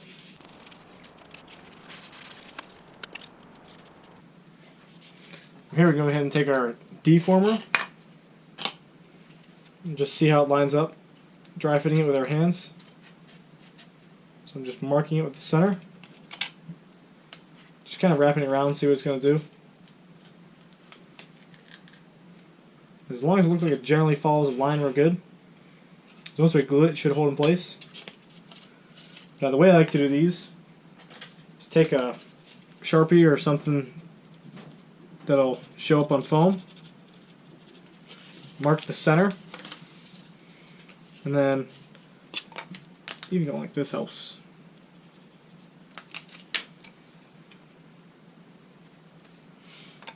And we're going to take a small bead of glue, just about a ½ inch wide at most.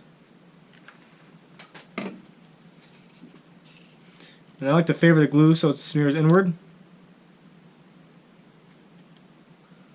And just hold it in place. It doesn't matter so much right now as what angle it's at, if it's angled this way or that way, but just hold it so it's generally straight with the curve of the piece as it's molded.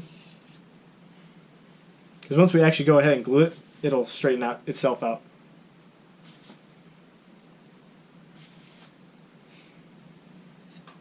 The main thing, just make sure that it stays lined up with the center mark.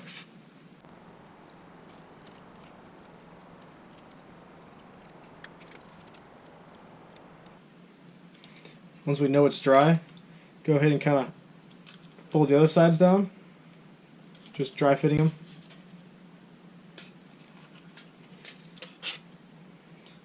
And once we know that it fits, we don't even have to wait or do anything. Go ahead and put glue along the former, all the way up as much as we can, up into the top center mark. I just like to do one side at a time here so I can focus only on the one side. And it's just a matter of watching it, making sure it's straight on the former line. You could use tape here, but in case you accidentally do it wrong, the safety of using your hands makes it easier in the long run.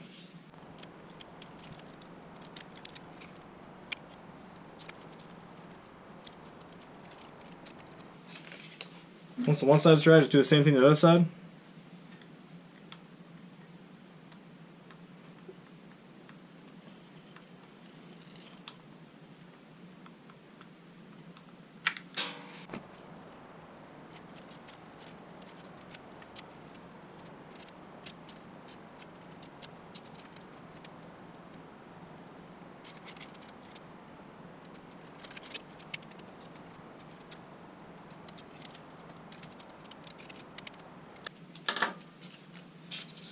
Once we have both sides dry, we go ahead and mark on each side where the molded piece lines up with the former.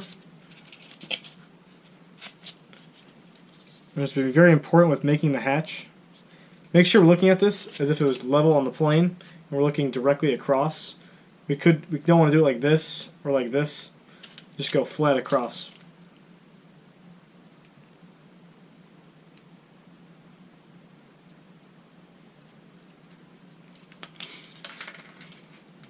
Next thing we're going to do is take this piece, take our other molded piece, and line them up. We're going to have to slightly mold them as we're doing this. You can see it doesn't fit. I'm just going to mold it a little bit.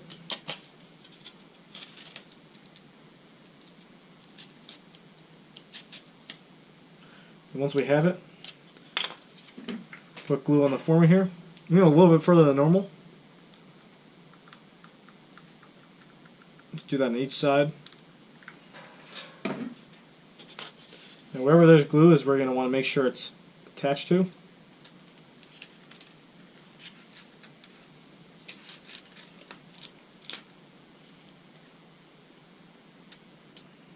And this is just making sure it's lined up in the center. So you're just watching that center line. Just making sure it's flush up against the molded piece ahead of it.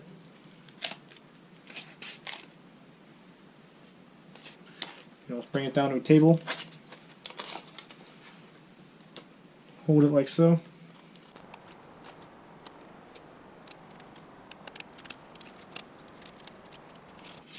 Once that's dry, you can either do one at a time or go ahead and do both. In this case, I feel confident I'm going to go ahead and do both of them. So I'm going to put glue on both sides where I can, only on the former. Just make sure it's flush up against the molded piece in front of it now.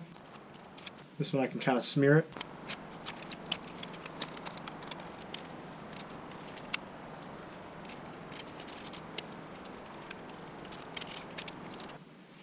Next what we're going to do is go ahead and take our E1 former.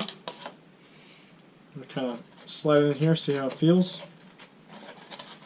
If you want, you can mark center line on the foam here.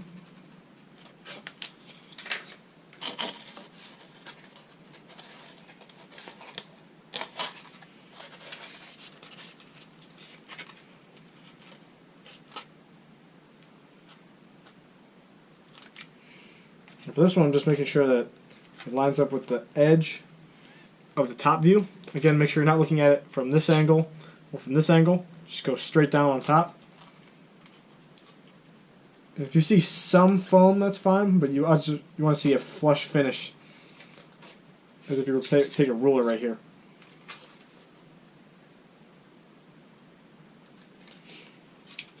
The easiest way to do this one, I like to put just a dab of glue all along the flat part here.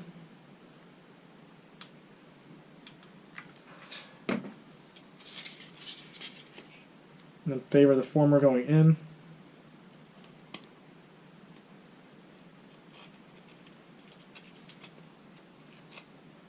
That way you know it's centered. And kind of watch it from the side too to make sure that it's perpendicular or parallel with the seam here.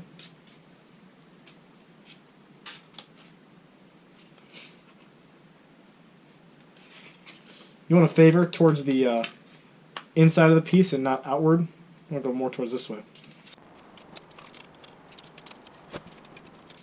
Once we know it's dry, we can go ahead and choose a side. I'm going to do this side first. Just kind of going to watch how it lines up on the molded piece. Get a good muscle memory for how I should hold it. This one's going to be a little bit more tricky because the piece is already glued here. So what I'm going to do is try and go back along the inside here. Just anywhere where the former is going to be is put glue on the foam. Just kind of dropping it with gravity.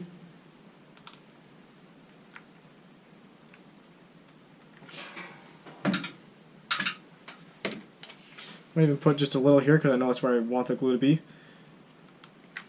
So right where I put glue here, there's a little bit of a gap here.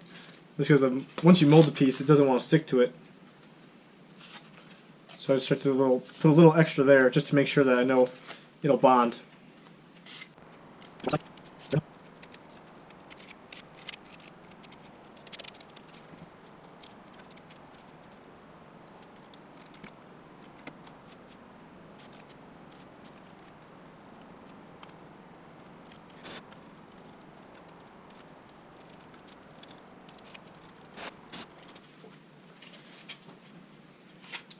So once you get to one side, you'll notice that the shape really starts to take place here on this little shoulder. And just do the same thing to the other side.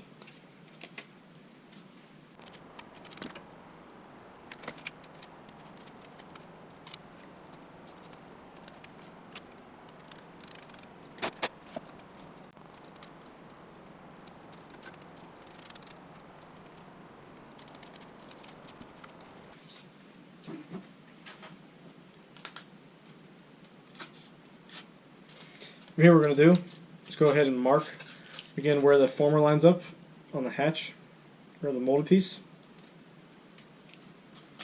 for both sides.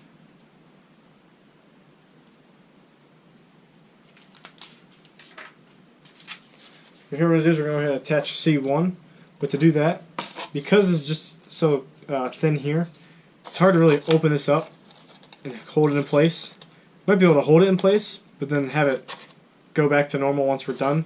Maybe the hard part. So we're going to take our fuselage piece. If you might notice, E2 is now off. Now I did make a note of this in the beginning, but in case you decided to glue it on, go ahead and take it off, because the way we're going to put this on, we'll put the C1 here, and we're going to kind of feed it on this way. And to do that, because this E1 former is here, we're going to have a hard time sliding it past the E2. So, and then to do this, we're going to take 2 pieces of tape.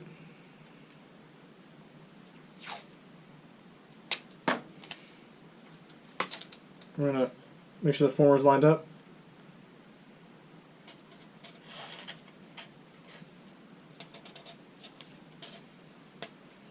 Then I'm going to take my knife and trim along the border of the former.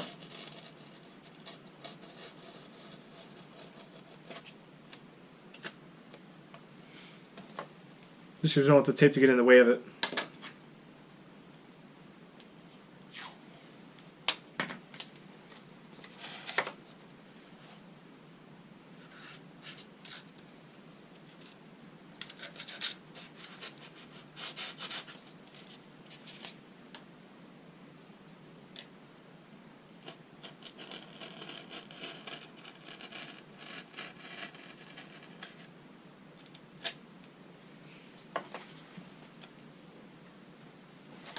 Now what we can do is we can go ahead and test feed this. Just be careful of these 2 little tabs here. Might get in the way a little bit. What we're going to do is we're going to feed this off on both sides. We kind of favor one side. Make sure it's lined up over here. On the other side it's going to be like this.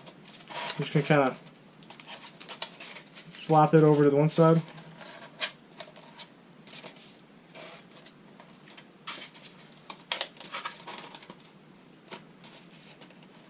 The hardest part is just making sure it's lined up. While we're here, we're not going to do this yet. We're going to eventually glue these together on the bottom. But that's not just yet.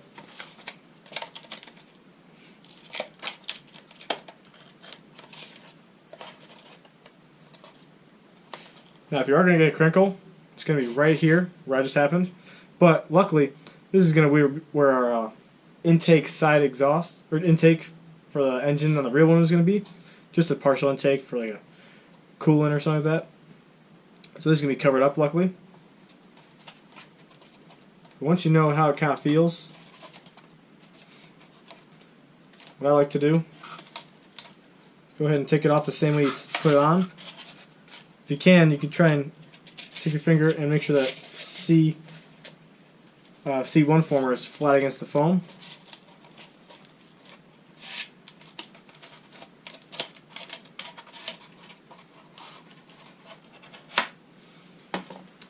And the way we'll do it is we'll eventually peel off the tape from the inside. So I'm going to give the tape just a slight bit of off on the bottom here, just so that it gives us something to tear off with in the end. Then we'll make sure that this tape is aligned. Actually, before we do that, go ahead and put it back on. Just with lining up here. Don't put it on the former yet, because we need to see where the former is. We're going to mark just about with a piece of tape.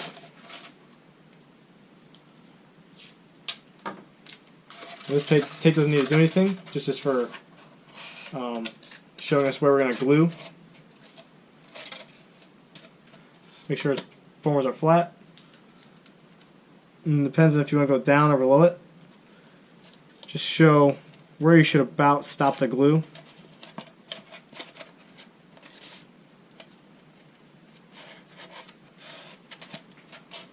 Just do the same thing for the other side.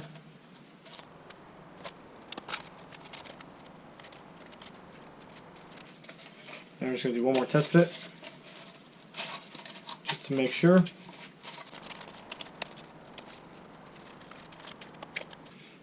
All looks good.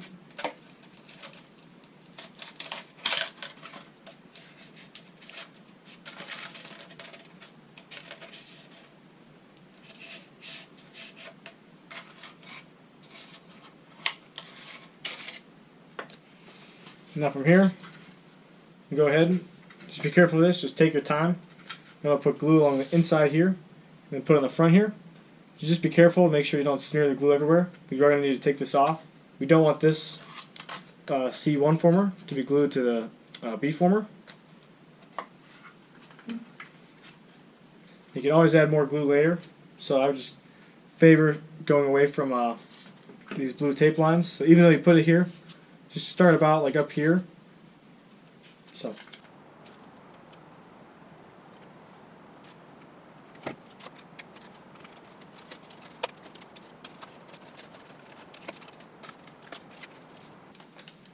Once I have it in place, I'm just making sure it's tight on both sides.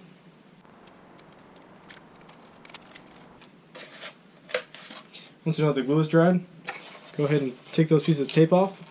We'll make it caught up with the glue that we used to actually glue on the piece to. But as long as you get it past the cut line in the former, it should be fine.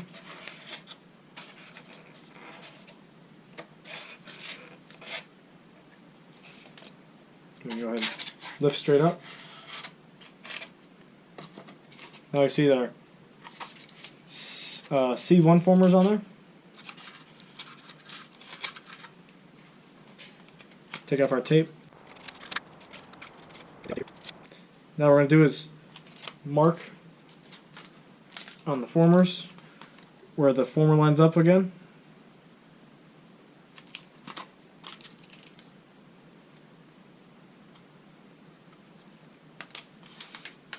Now if you take a straight line, they should generally all line up with each other,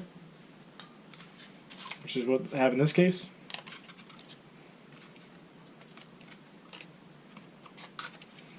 Next, we're going to do is one of the main steps in making the hatch. We're going to go ahead and grab a ruler.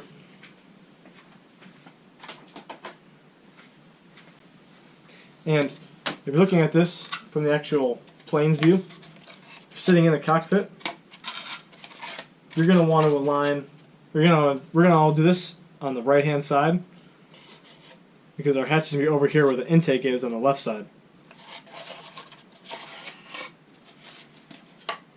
We're making the hinge for the hatch. Now what we're going to do, line this up, line up all the formers.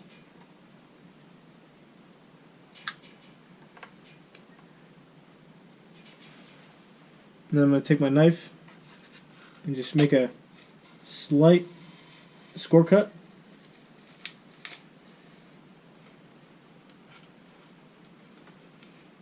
This is more just a line to go off of down the line. Once you get that main line, go ahead and go back. I recommend using a ruler. Just keep going back and forth. You just want to go to the paper, or just enough where you can split this open.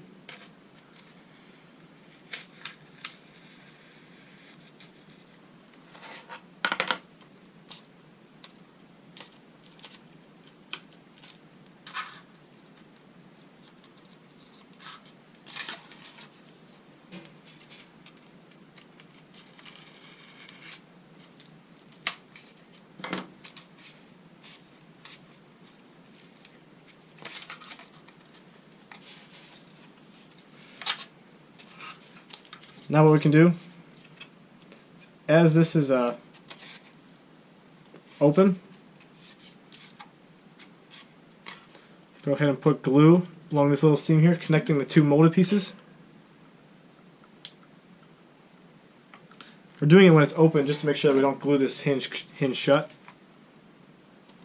You can also watch on the back side of this piece to see how they're lined up. In this case they're a little off, so I can just fix that right now. Go ahead and smear the glue first.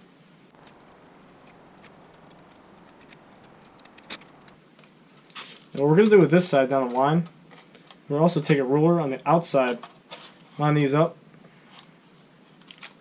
and go ahead and cut it. But we're going to hold off on that for now, because we need to actually attach it to the plane first. What we can do in the meantime, go ahead and glue these two molded pieces together, just like we did over here.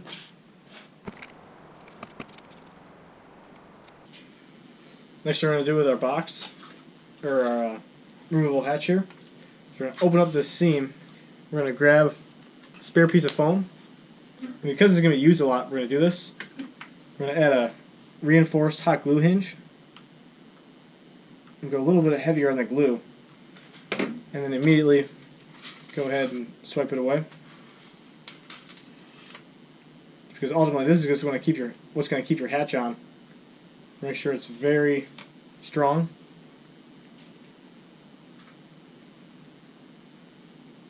Just make sure it doesn't close on itself and hold it open. And if it's open, we know that the molded pieces are aligned. In case it wasn't aligned, doing it like this is going to make sure that the piece is aligned. Because if we have the two pieces crunched, or one's going like this, one's going like this, obviously it's not even going to rotate or fold. But by doing it like this, we know that it'll actually rotate. And while this is drying, we can do this. Go ahead and do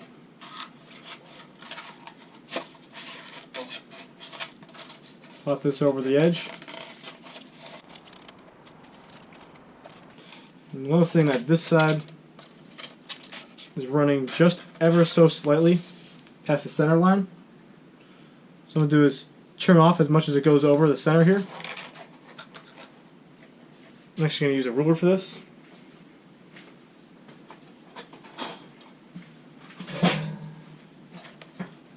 It can be hard to get a good grasp on these, but this is just if you need to trim it. If you don't need to trim it, you're all set.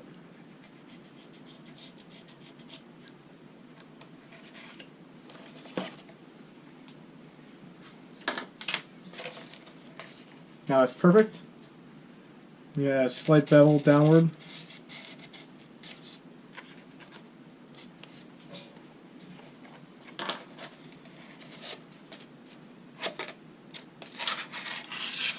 I'm going to go ahead and put glue all along here,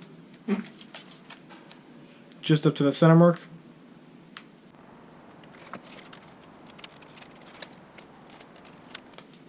Now again, you could use tape, but I'm just going to use my fingers just to make sure I know it's in place.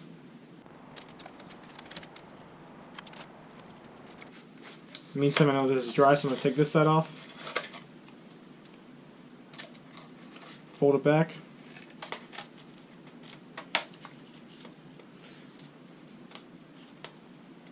This side seems to line up perfectly. I don't have to do any trimming. This side's a little easier. We can just pop this open, put glue right here. Make sure that both of these two formers are lined up to each other. I'm just going to rock it over. So let's add some glue first. And once we know that this one side is dry, just for the sake of safety, or safety of making sure the piece is on straight, go ahead and put a little piece of tape. Even though it should be stuck in place, better safe than sorry. Same thing for this side. I'm going to go ahead and leave a little bit of space, more than I normally do, where the hinge is going to be. Just so I know I don't get any glue in the hinge here.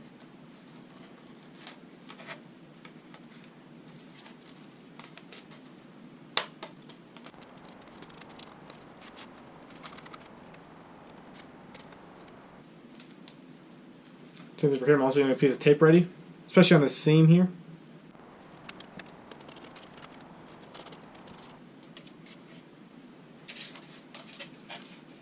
Once that's dry, it's going to have the nose start to kind of take shape. Next part we're going to do, take our E2 former, and now we're going to put it on the back of this former here. Now, what you might notice is that this former, at least for mine, doesn't line up flat with the fuselage piece, or fuselage box. That's because the way I was doing it before in the other two models, when I was actually making the molded piece, it the former's at a slight angle, but it shouldn't matter in the long run. And as long as you do everything right, you should be able to just make this former flush against the E1 former. And we're going to put glue on it, set it in place. We're going to go ahead and add our other big molded piece.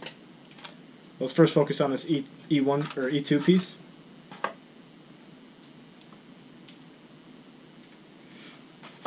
The way I'm going to do this is I'm going to put glue on the inside here, so that way it smears towards the back.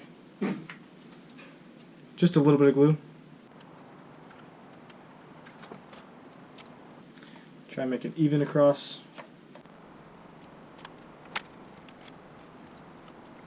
Just make sure you didn't get any glue on the E1 former.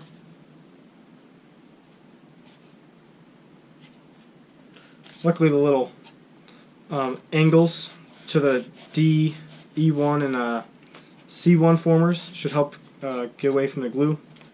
In this case it's just on the E1 former. Now while that's drying, I'm going to set this aside, focus on our molded piece. First I'm going to do is go to the back side that has no center marks. Peel off the paper. Once you have our paper peeled off, go ahead and take our ruler. We'll open up these little shoulder pieces.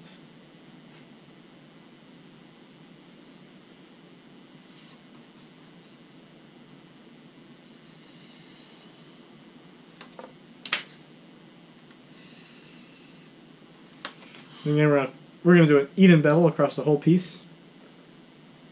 I'm going to go towards the outside again.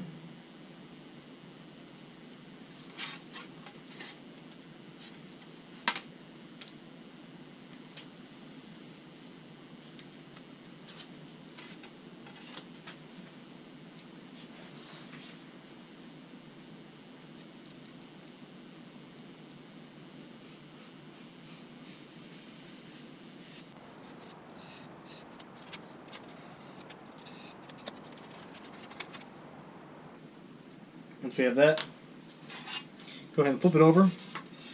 We're going to mold all the pieces except for this little center section. Now this piece is going to wrap around on itself, so it's going to be pretty tight molding, or just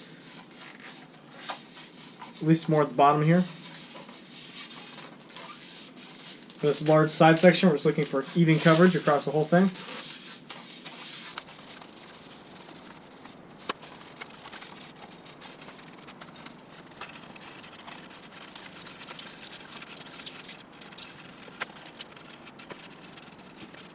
We have that. Go ahead and do the other side just to make sure.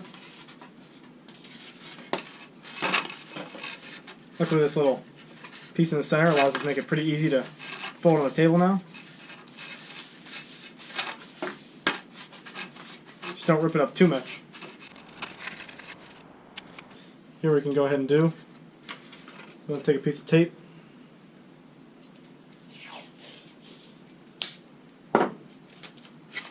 Tape together this back section.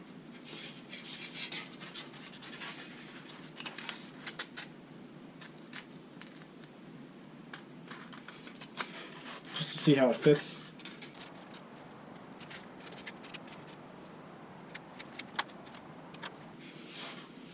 Go ahead and take our fuselage piece again. Just kind of slide it on here. See how she fits.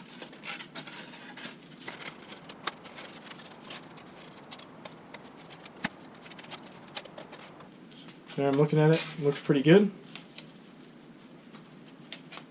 You can see here, the E2 former wants to slide back a little bit. But when we actually go ahead and put all the other formers on here in the back and actually connect it to the wings, and also at the cockpit in general, it'll actually even itself out. So my alignment looks pretty good. Kind of see how the interior structure is starting to look. This back part looks fine. We're not going to glue this part. Once I know that I like this shape, what we'll go ahead and do is glue these together.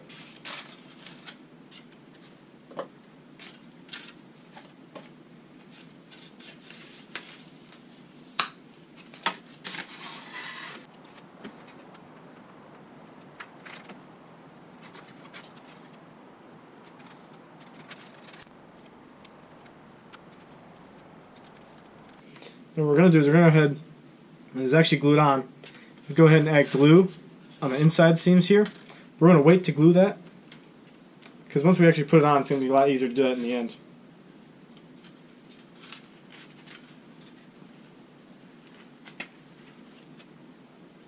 Now if you notice, I have some reference marks here just from trying the piece on. We're going to go ahead and glue along that part and slide it on the back of the former.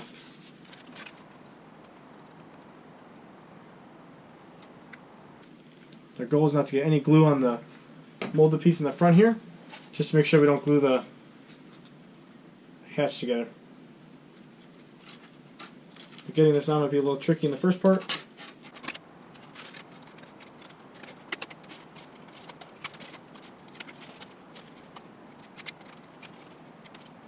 Just make sure it's staying on the former. Now this is probably one of the only pieces that if you have a slight gap here, it's really not going to matter, because when we try to open this piece up for a hatch, it's going to be a lot easier if there's a gap rather than it being super tight up next to the molded piece in front and not even being able to open.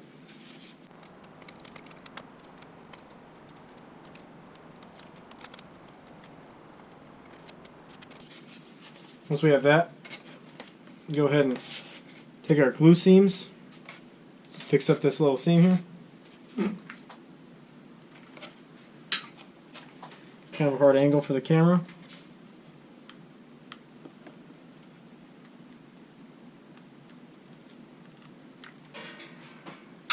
Just going to do one side at a time. Using gravity to help the glue dry easier, or dry in the correct spot.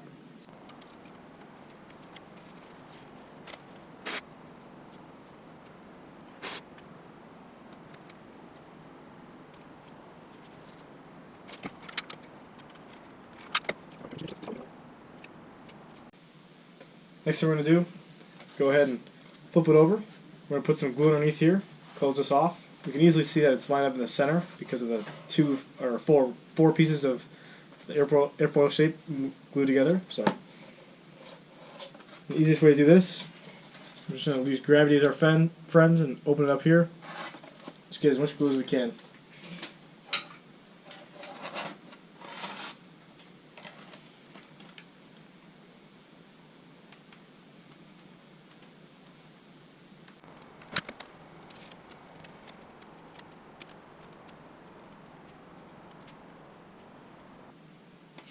Once it's done drying, we can go ahead and move on to this section right here, where these two molded pieces meet up. We're going to go ahead and hold these together, and we're going to apply some glue on the inside to make sure they stay together. I'm just going to hold it where it should be. Take my hot glue gun, just dab some glue in there. Just be careful not to get anything in the hinge for our hatch.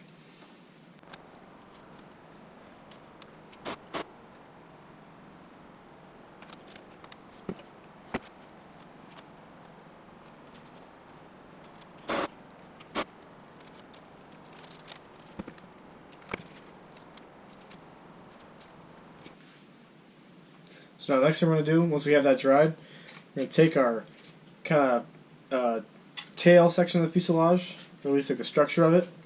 We're going to slide it in, but not glue it yet. Just getting it in for alignment purposes. We're going to line it up to the former here. One F former should be sticking off the edge. One should be inside the molded piece. And we're just going to wrap this around. You can kind of, if it's tilted one way like this or that, you can kind of adjust it here now. What we're going to do here is we're going to attach the wing. We want to make sure that this molded piece wall is not moving like this. So we're going to make it solid with two pieces of tape, at least two, right here and here, exactly the same on the other side. And we're just going to use this to hold it in place for as we're gluing the wing. What we're going to do is we're going to hold it in place on the center line at the bottom here, and just slowly rock this molded piece, making sure it's following the shape of the former.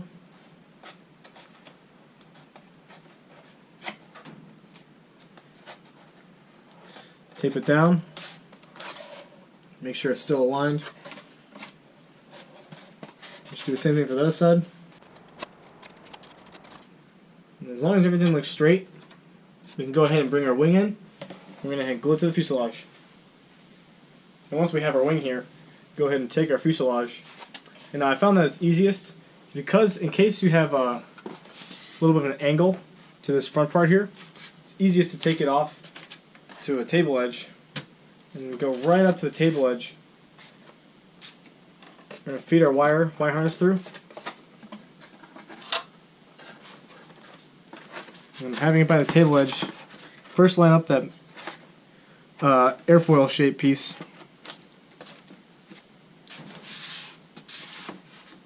And set it in place. And if we apply firm pressure, we should see a nice seam.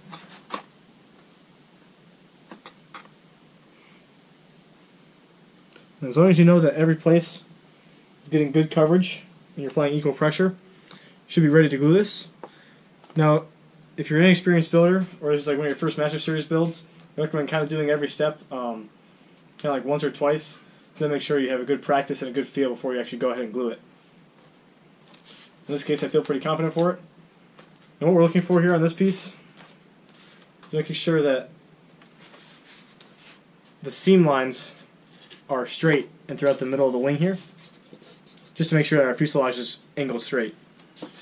The airfoil guide should help us with most of that, but just in case, as a visual backup, you can always look down the seams. So, and the only thing we have to be careful with this is our Y harness. You don't want to get in the way. Unfortunately, we can't really tape it down because we need to get it through the fuselage before we glue anything. So we're just going to be mindful of that. The way I'm going to glue this is I'm going to glue first glue all along the airfoil section, and then here and here, both on the sides. That should be all we need. I'm going to stay away from the front and the back because they won't really do much anyway, and they'll just make it messy in the end. So we'll stay off of the middle section here. It's only going to go into the wing. We don't want that.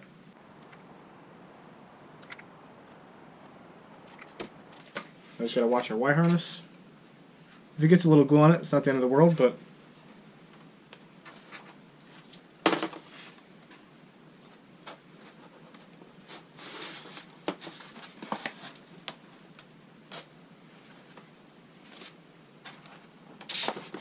again, go to that table edge. Now don't worry if you have a lot of glue smearing out, because eventually we're going to put a wing fairing over this anyway, so it should be all covered up and clean.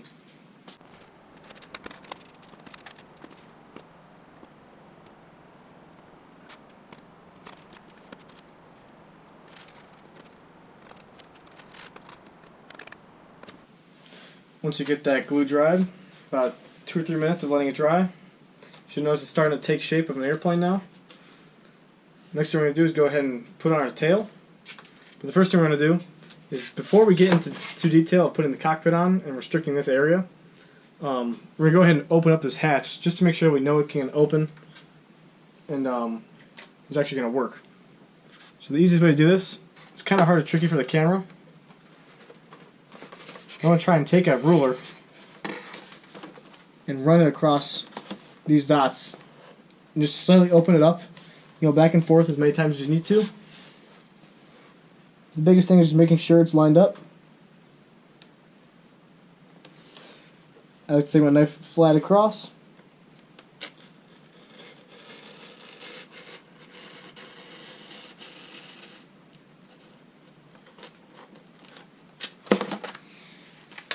Once I like to go through once, then I can go back and go through it again. Be careful when you reach seams because you go through glue. Then once you have that, go ahead and open it up. You see, that's our hatch. All the space in the world now. You notice I didn't see that there's a lot of glue down here at the bottom of the seam. The nice thing about this is I can just go ahead and drop glue. Just be mindful to try not to get it on the seam, because then I'll try and open up again. And I'll show you where I'm gluing this once I'm done here in a second. Don't really need to be precise. So as you can see here, I'll try to see here. There's glue only about right here, and avoiding this area. So you can even go back and hold it in place if you need to.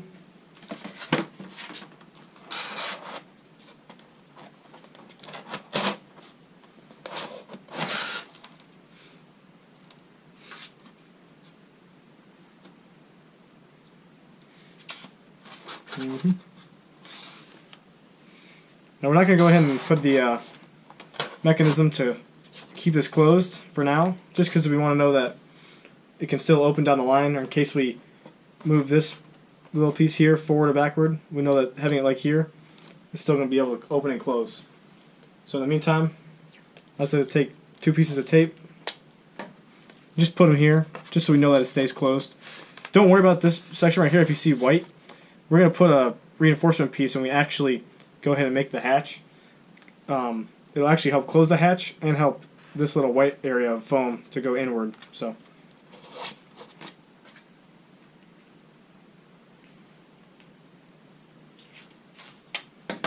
one's enough, but 2 just makes it safer. We're going to leave that on for now. Let's go ahead and work on our tail.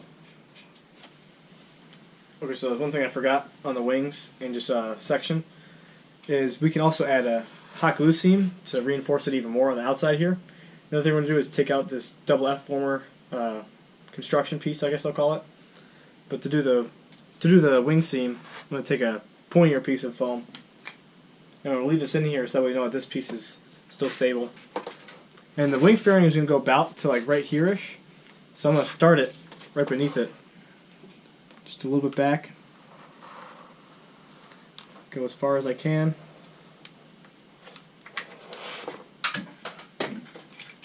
Take my glue or smearing device.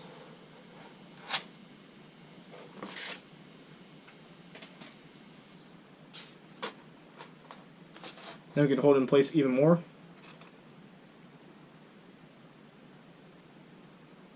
And let's do the same thing for the other side.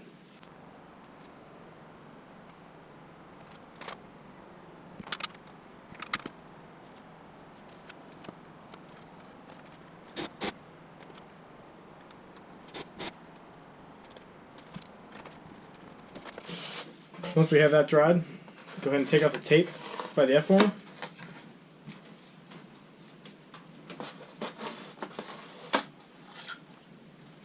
Slide it on out. We're ready to use this for our tail. That's what we're going to go ahead and move on to. So these are going to be all the pieces we have for our tail. We have our main molded piece, our rudder, and our horizontal stab. So we're going to first start off with our molded piece. So we set our tail pieces aside. The first thing to do is just peel off all the paper on the back side. Now before we go any further on this piece, we're going to want to make sure that we have little tick marks or cuts going back and forth all the way around these lines. We also have our 2 control horn servo wire, or for control rods and everything. So, because we want to have it all molded up and then have to worry about doing this later, because these little tick marks are making it a lot easier in the end to take this out. But once we have the paper off, we can go ahead and start molding it.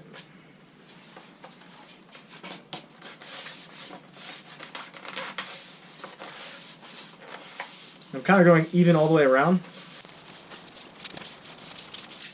Just try not to get one spot in particular. I do not want to do that.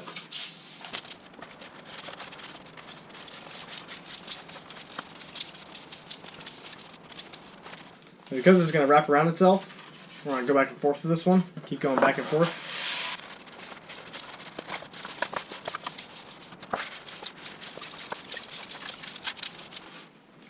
Once we have a good desire for that, go ahead.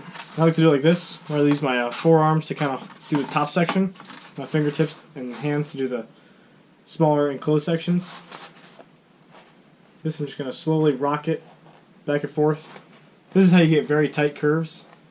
So at least just rocking it back and forth, because the curves we see on the tail it's almost like a point right here. We don't want it to be flat together like this. Eventually it's going to be something like this. So to do that, we first have to tape it and glue it like this, but then as it molds and gets that memory, we can then go back and straighten it out. It's all just about patience here, not getting crinkles. I'm going to take one side like this, just kind of rock it back and forth. You don't want to do one finger in one spot. You want to have the most coverage over the most area.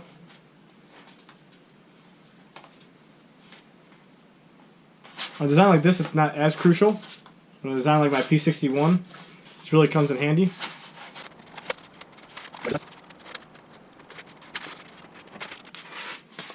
And we can go back and forth. It's almost like the piece of foam board does the work for us at this point. Once we have this lined up, we can go ahead and take larger pieces of tape. Just start going down the line. Usually towards the back of all these smaller pieces that close together like this, I usually try to use smaller tape towards the end, just so I can get a more sense of how the glue is and more control. Probably do one more piece and then do smaller tape.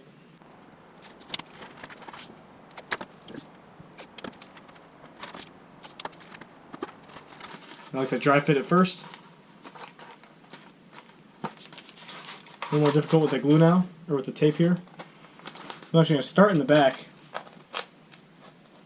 Just line up one. And just kind of go out from there.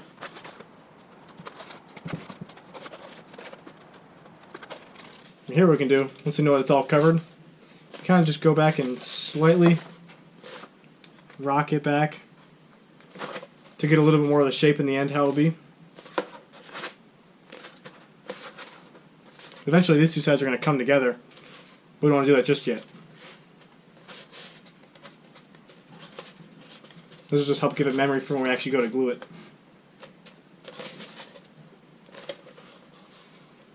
To me it looks ready. Start peeling back some of the tape. Now from here, I'm going to do one last little test fit of how I'm going to do the first part. Try and get a camera view.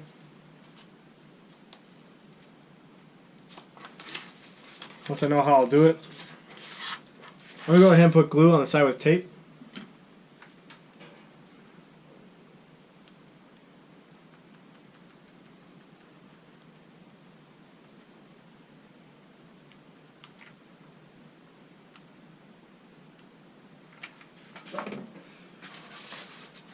Now it's important to not stress if you get glue on the outside of this.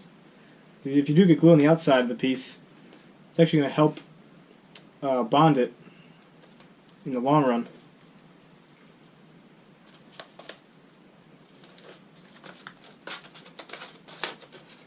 I'd say I'm more worried about the back section here.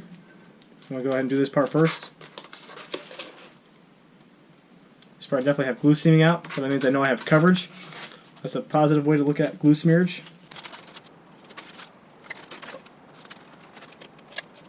I'm going to smear any glue I can on the inside here. Glue is just weight. And one of the most important aspects of designing Master Series is keeping the weight off the tail.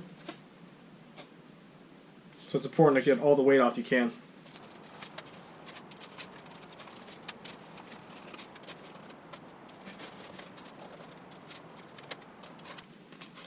So while this is drying, I'm going to put this aside. Go ahead and grab our tail pieces and start prepping them. I usually like to start out with a rudder. Open that line up.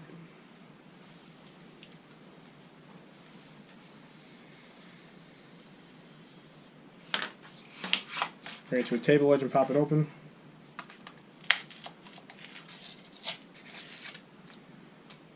And obviously, depending on how much throw you want, it's how much bevel you need. I'm going to bevel the side with the control horn.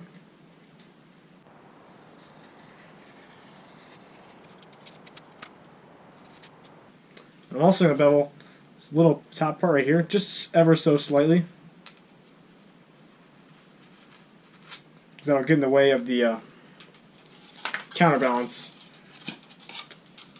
We don't do that before. Let me set that aside. With the elevator, I'm going to go ahead and peel off the tape, or peel off the paper. I'm going to do it both there and in the middle here. And go with table edge. Crack it open. Of course, it's going to be a double bevel. Actually, I'm going to open up this side first.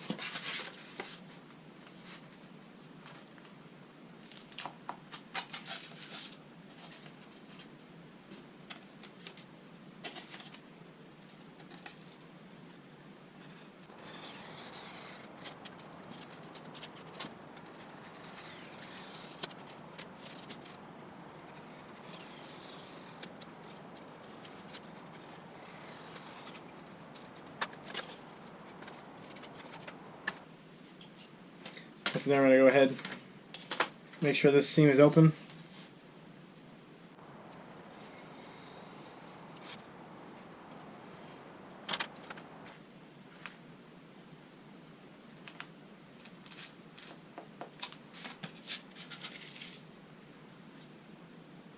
I'm going to go ahead and do a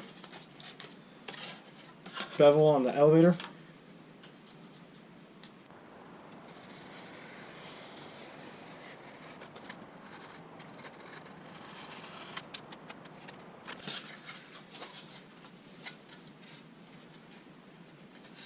Make sure you have enough deflection. Next thing we can do is go ahead and fold these over on themselves. Before we do that though, I usually like to take a piece of tape. I'm going to take a bigger piece of tape. Tape over this little corner where the bevel starts and ends.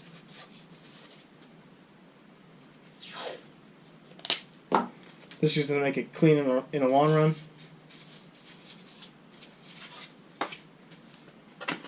I can try it.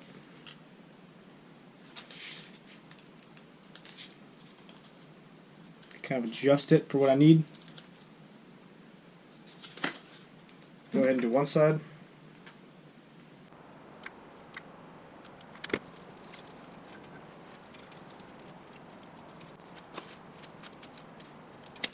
Same thing this side.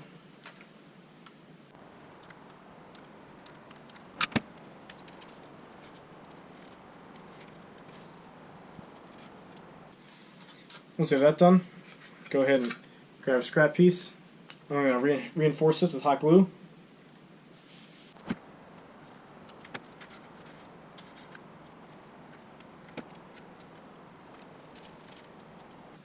Do the same thing with the rudder.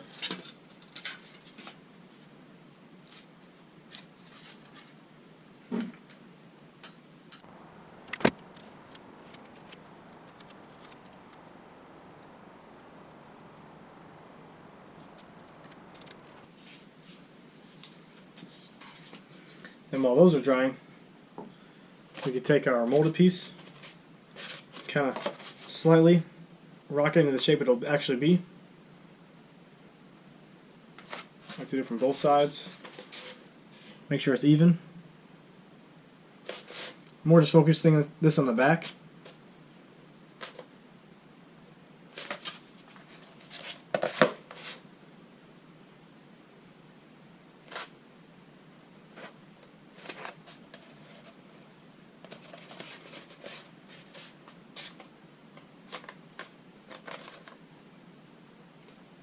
Once we feel comfortable with that, go ahead and take our F-former. Just see how it notches into place. This one looks pretty good. So this is we don't have to work with our servos just yet because we have all this open area right here. So we can actually go ahead and glue this to the F-former. Give yourself a muscle memory of how you should hold it.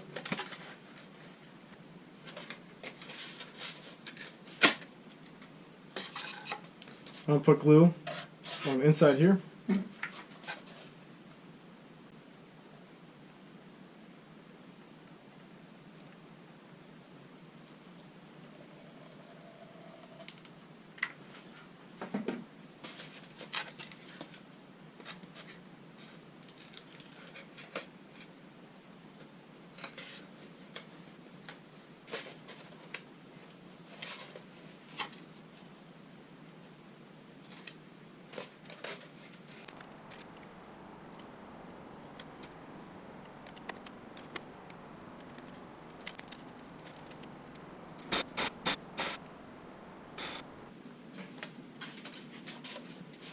once we have that section dry, we're going to put a little bit of glue right here, just to add a little bit of strength. Doesn't need to be much or accurate. Just using gravity.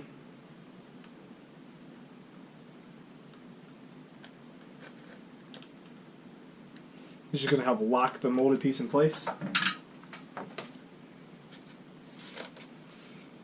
Just make sure it's centered.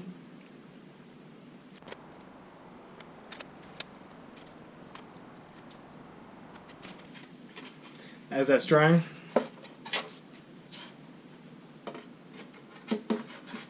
go ahead and take our tail. Should be dry now.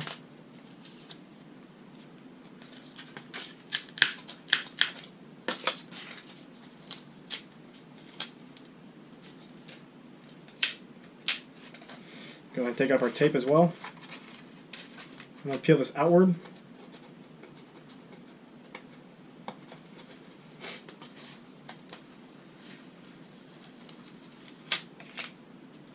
If you have any glue, you can just easily rip it away. Go ahead and dry fit this.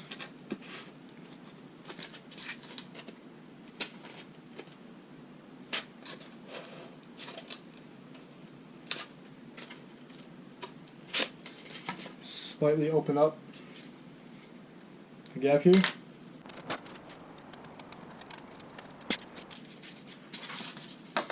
Just going to prank little tabs here.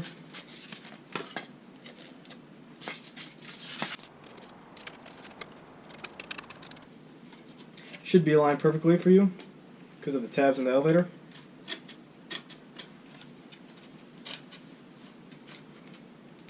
And once we have that in place, I'm going to take this slow.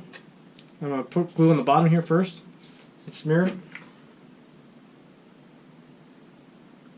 Make sure you have your right triangle, and there's tape. In this case I'm using tape handy.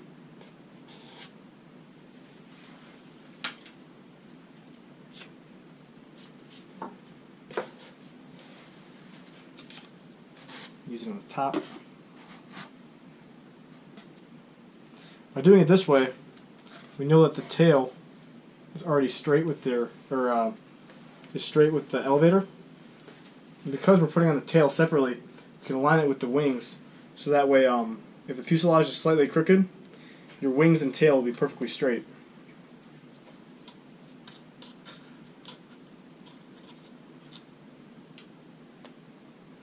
While I'm at it, go ahead and do the bottom other side.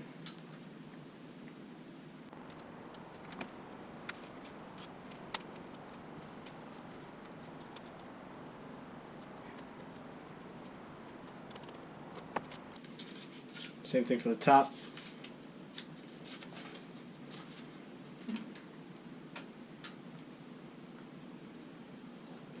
Now, depending on how scaly you are, you might notice that the rudder is slightly larger. That's just because when I first flew the yellow Texan, I noticed that the rudder authority wasn't the best, so I just increased it slightly, just to add just increase performance. And I wasn't able to do a knife edge before, and now I'm able to do a knife edge, or at least with the other model. So, well, I guess I was because I crashed it, but.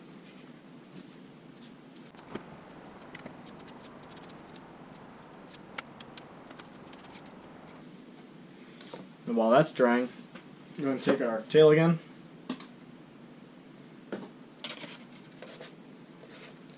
And if we have any pieces of tape that are covering these lines, go ahead and take those down slightly.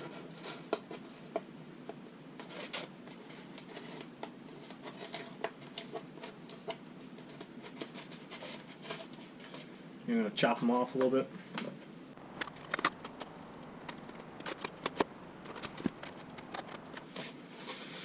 We're going to go ahead and open these up. But the key to do this is to make sure that your piece is not like this. Make it so that it is held together. That way, when we cut these, they'll be perfectly flat and ready for when we actually add the piece of foam board in. When we can do this, taking a larger piece of tape,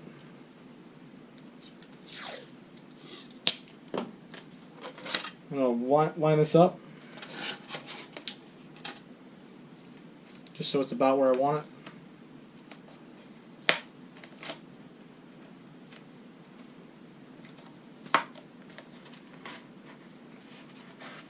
First do one side, hold it,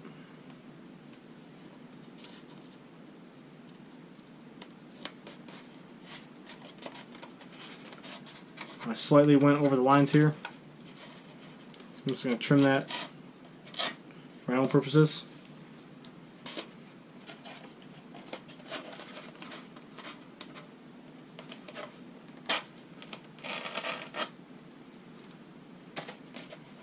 And that should be enough and all we need, because the former is giving it all the shape over here. We have a shape over here now, so we can start cutting. I'm making sure my knife is flat across for all these. I'm going to start on this side.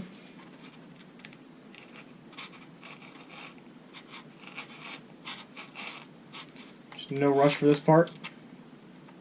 Just take your time.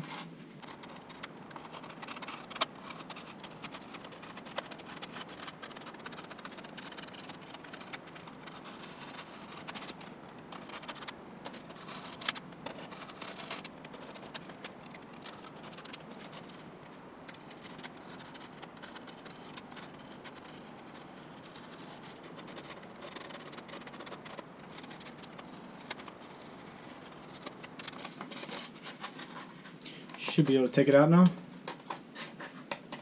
Just kind of pop the pieces out. Don't force anything if it doesn't have to. Odds are if it's not coming out, you either didn't go through all the foam. As you can see here, it's not just a width of foam here, it's about 2 or 3 here. So just be careful of that.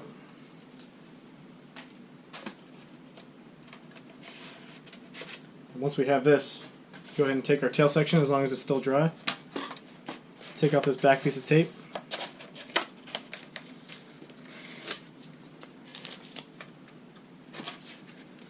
Test fit it by sliding it in. You kind of pinch the sides to raise it up. Just kind of checking all spots.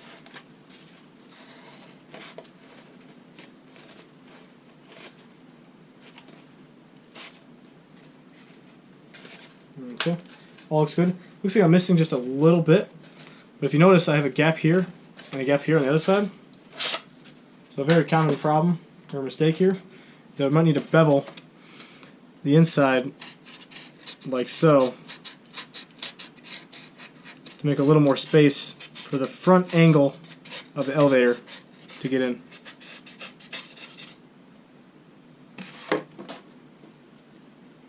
I'll just do that for both sides.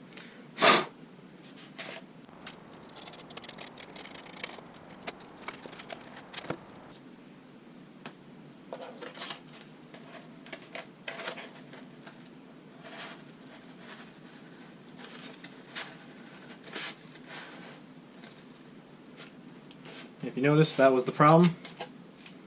That was also the solution. Should be able to pinch this back section here.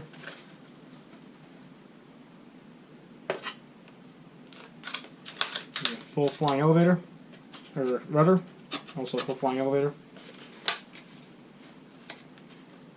You notice I see a slight gap here as well. The other side kind of has it. I'm just going to go back, test fit all this stuff, and I'm going to bevel the inside line here.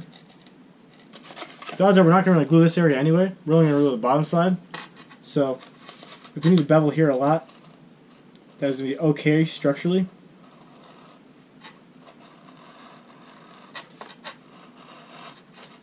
This will just make it look really nice. It won't really sacrifice any of the strength or anything.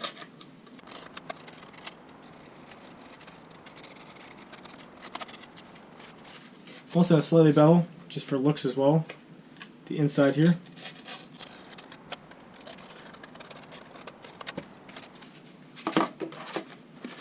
And also a test fit. That looks perfect.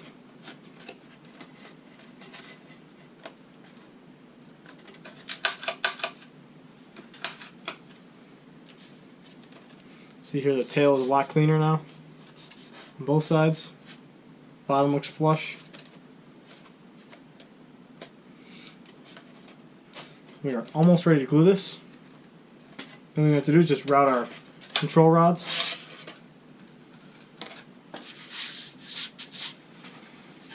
We like to do this by making sure this gap is open. Take a barbecue skewer at about the angle it's going to come out at. Just poke it through.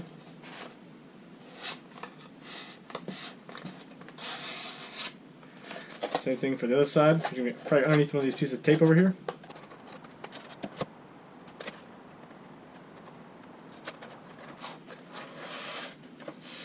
Make sure we have our holes cut out on our F former.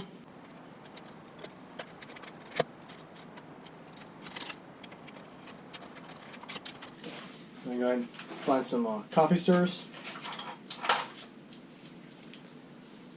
We're going to use 2 for each of them.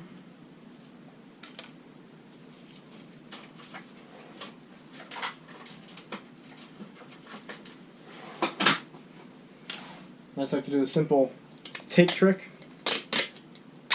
Just a little bit of tape. Put it on one side first.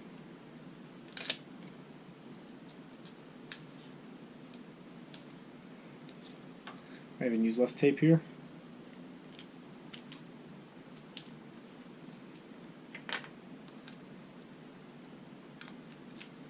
Just gonna roll it now. The less tape there is, the easier. But the more tape it is, the stronger. So just a balance of the two.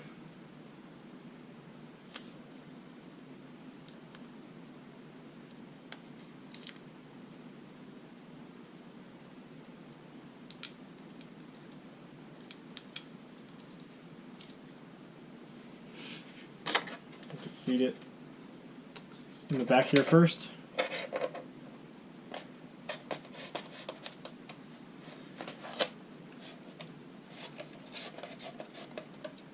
Nice thing is having it open here. Your coffee stir guider might get stuck on this inside hole here. All you need to do is just use a barbecue skewer, guide it slightly off that.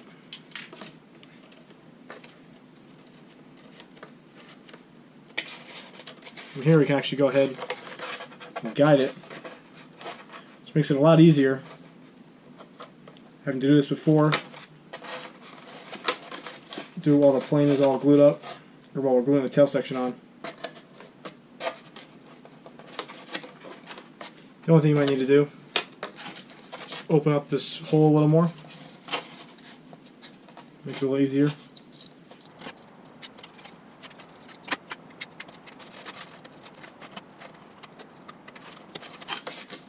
Once we have it through, we'll pull it out. Raging off the other one. This one goes to about right here-ish. I'm going to have the coffee stir go out as far as possible. We'll do the same thing for the other side.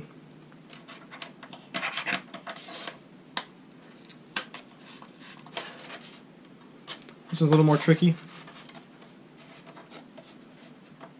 I'm going to use some pliers or your fingers.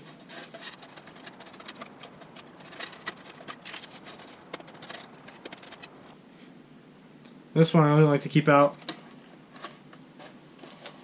about that far.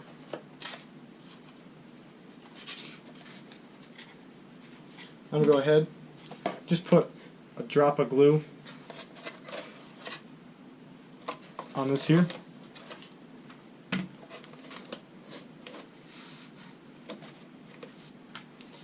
And rotate it around just a little dot. Rotate it back up, fold it over, and just slide it in. Make sure you pull this through over here. I'm just going to smear it.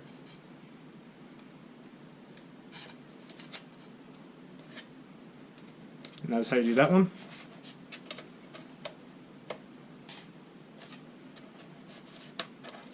the rudder one, it's the same process. Slide in, watch it pull it over here.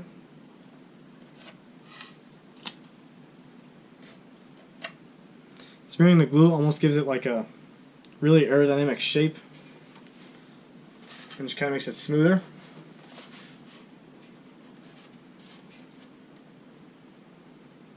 And let's hold this one in place too. This one goes right out the side. While that's drying, we'll go ahead and put glue right about here on each side, just to help keep it in place even more.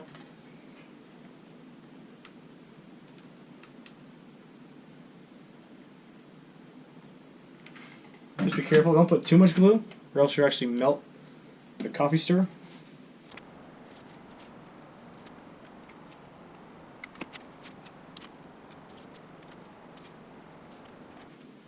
I'm going to go ahead and test by grabbing some of our push rods, guiding them through.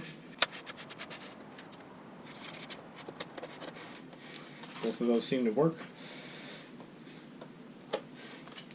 We'll be gluing our servos as far forward as possible. We can actually go ahead and glue our servos to this. I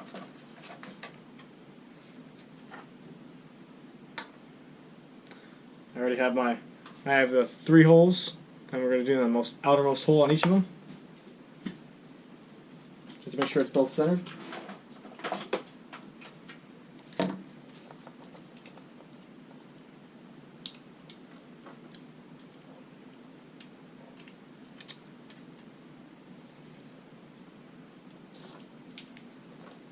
Okay, I know they're both centered. Put the one on this side. This is going to sit right here.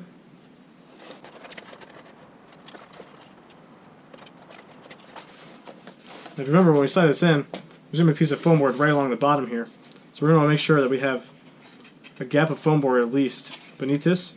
The way to think about this is, I think, going to where the sticker is on the servos, or on that like kind of level, is the perfect level to be right along the top of here. Make sure you already have them roughed up.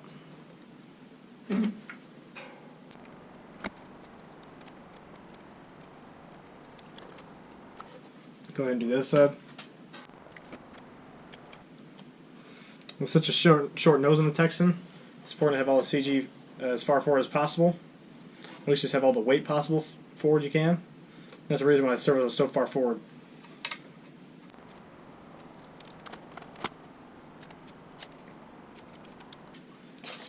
Once we know those are dry, focus our attention again on the back here. Grab our tail. One last test fit.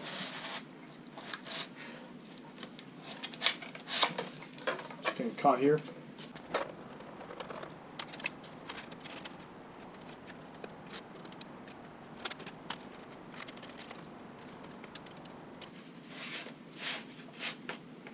I'm really liking the fit on this.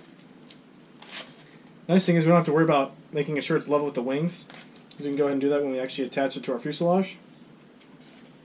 So what I'm going to do is go ahead and put glue along here.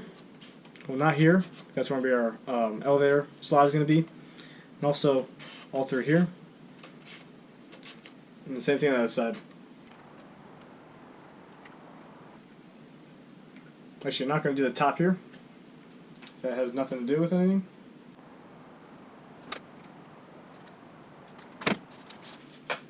Just going off of muscle memory now.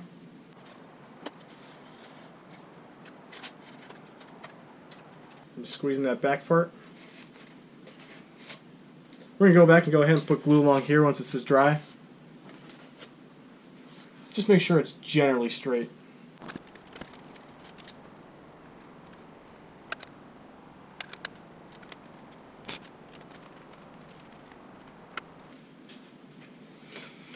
Once that's dry, find a scrap piece of foam. So now we're going to go ahead and reinforce this elevator.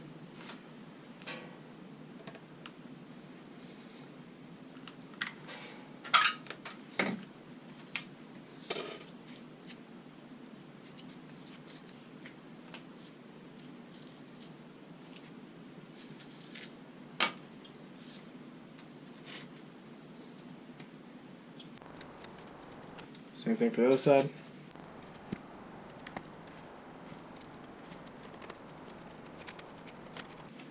While it's drying, we can go ahead and find 2 control horns.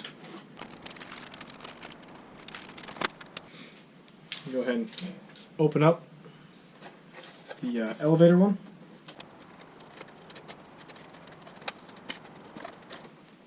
Make sure those control horn dots are right over the hinge. And more importantly, make sure that your elevator is actually centered.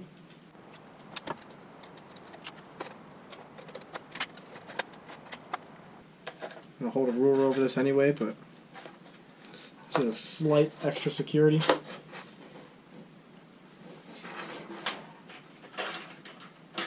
What I like to do is take a marker,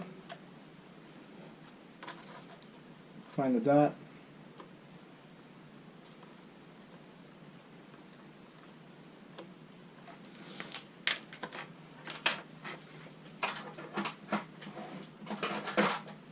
go back with some pliers, make the bend.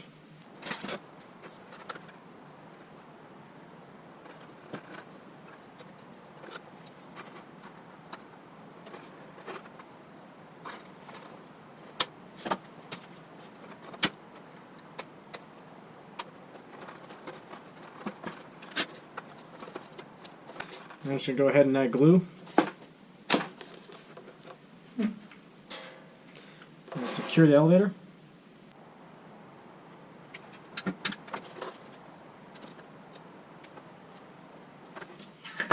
Make sure this is straight.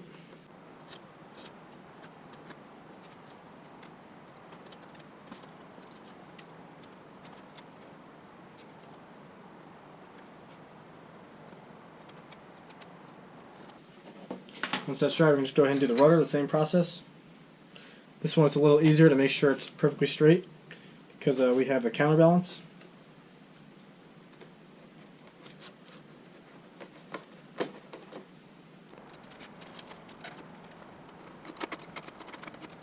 Forward to this, go ahead and cut out also our little control horn space.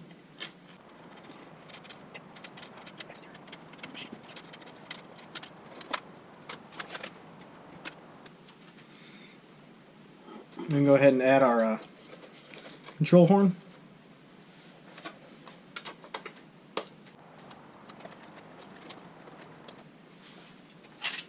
Again, just make sure it's straight.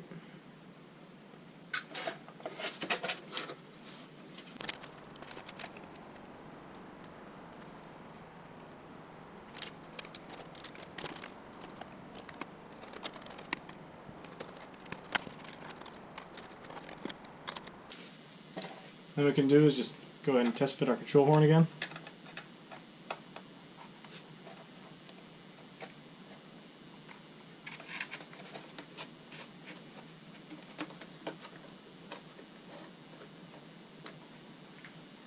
Make sure it's straight.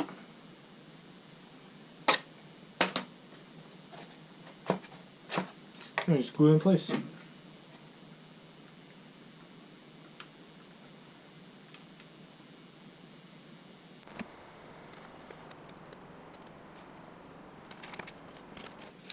While this is all drying, we can go ahead and take the tape off of just this one here.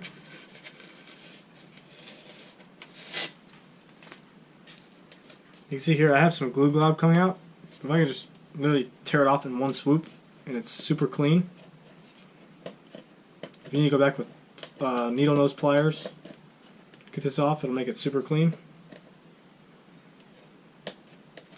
I'm not going to worry about it too much right now. We're actually going to be attaching this to the fuselage.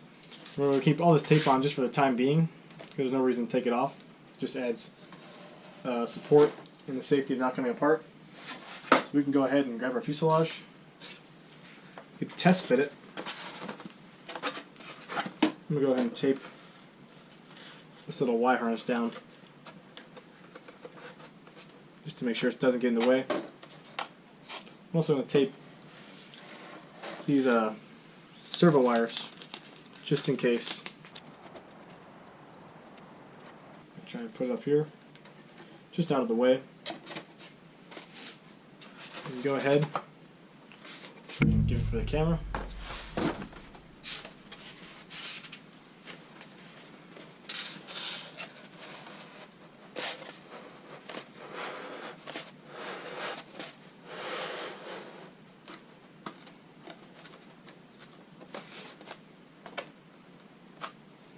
That's pretty neat.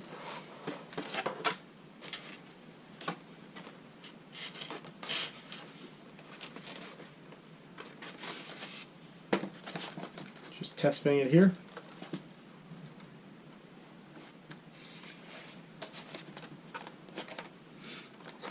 I'm actually what I'm going to go ahead and do is just glue the center section first, and then glue the bottom to make sure it's centered. I'm actually going to go back with other bits of glue and glue it in place. That way I know the seams are perfect. I don't have to worry about everything at once. Go ahead and take it out.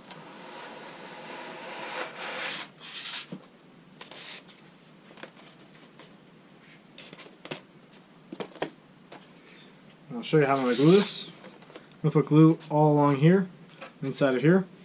Then I'm going to put one little dab of glue just at the bottom here. And also, as I'm doing this, I'm going to make sure it's lined up and parallel with the wings to make sure that the tail is square.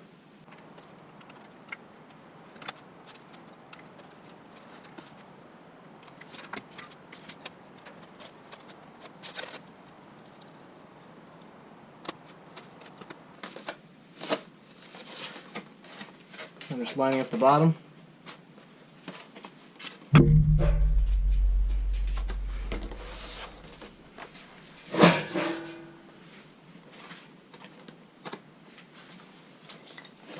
I'm just watching it from all angles. Looks pretty good.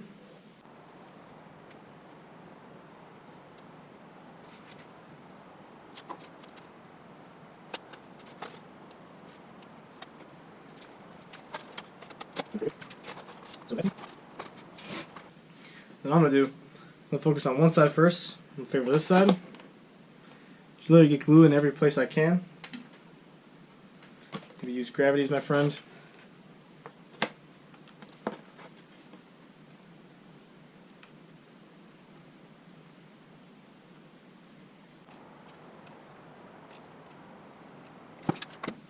Then I'm just going to hold it in place.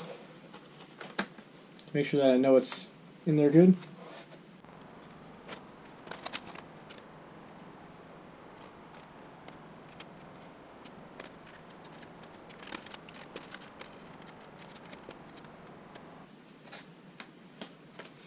I'm just going to do the same thing to the other side.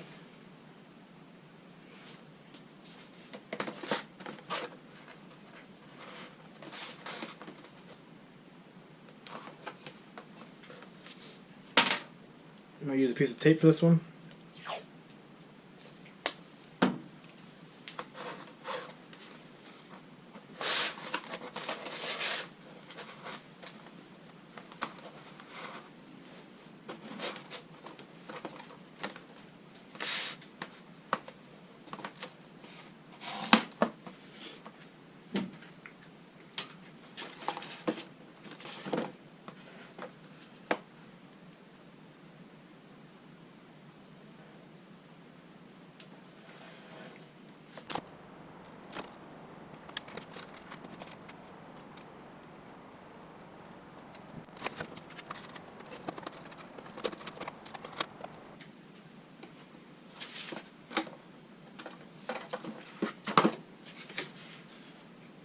Once we have the tail on, it really starts to look like an airplane. And we are ready to move on to our cockpit. So the first step in making our cockpit is me having all our pieces here. This is going to have your front windshield, our G-former, our main cockpit frame piece, and our back tail window pieces, and our leading into the tail of fuselage from the cockpit piece. The first thing we're going to do is we're just going to set our G-former aside, and we're going to go ahead and prep all of our pieces. We take the paper off the back of all of them.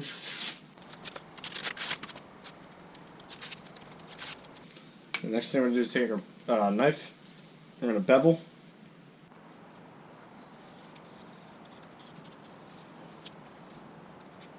This one might go a little bit deeper. At least just on the little edges over here.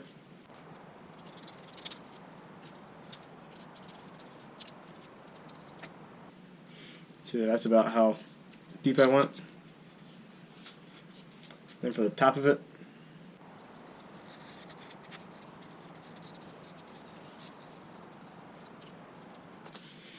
this piece we don't need to do anything. So now for this piece, there's going to be a front and a back. You'll notice that there's going to be a little bit longer towards the front side and shorter on the bottom side. It doesn't affect our beveling, but just for reference, that's how it can be lined up with this piece.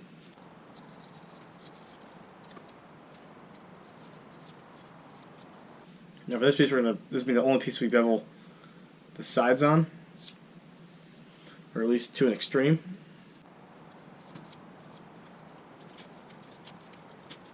And for this piece, we're going to do only this side.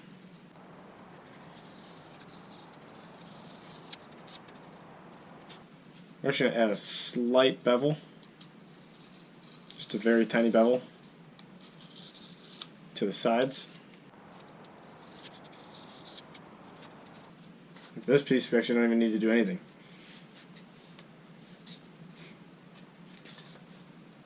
Actually, I might go ahead and add a little bit more of a bevel, just to the edges over here. Even if I'm not going all the way to the paper, just so I know this will line up nicely.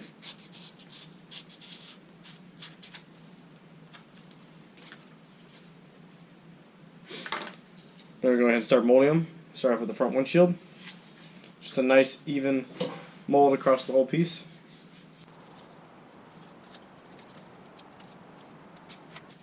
Now for this piece, we're only going to focus about an inch or two off of each center mark, just so that way. Now don't press down too hard, because then you're going to have a crease. But on the sides of these windshields, there's not going to be any molding or curves, so we don't need to mold it. But just an ever so slight bend, because when we actually wrap it around the former will help give it its shape. So don't even worry too much, just a slight mold. Now there's no front and back to this piece, so don't need to worry about doing anything offset.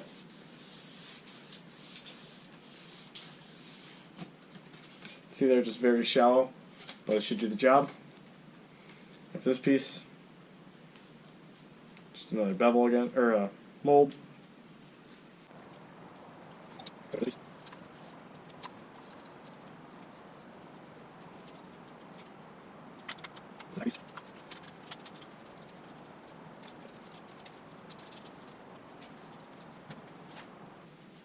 Okay, we can actually go ahead and put more of the glass pieces on the real thing. If this is out on the real one, we put these aside and focus on this back piece. Grab our fuselage.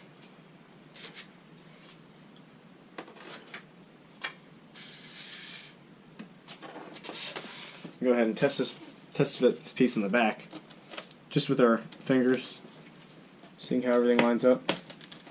Now you might notice a little gap here,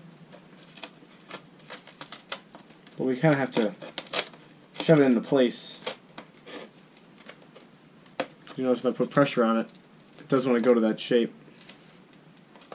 I just have to hold it in position. The way I like to do this, I like to do one side first, and then glue it on the other side.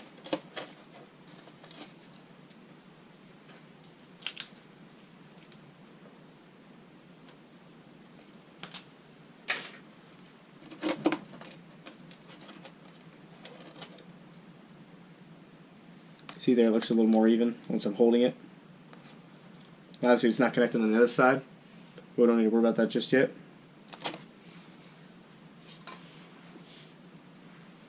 So now I'm going to add a piece of tape just so I know it'll stay down.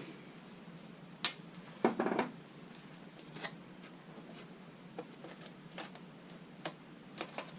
this one we are going to hold in place. Then we'll put glue we'll put glue along here and also along here, just up to the center mark. Doesn't need to be a lot.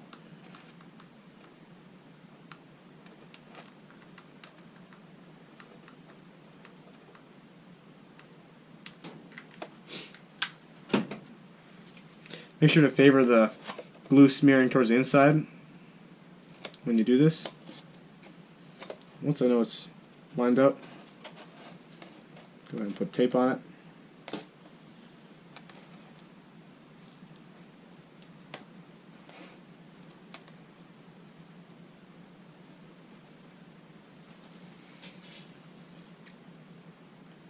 It might be a little tricky to hold it, but the end result should be very clean.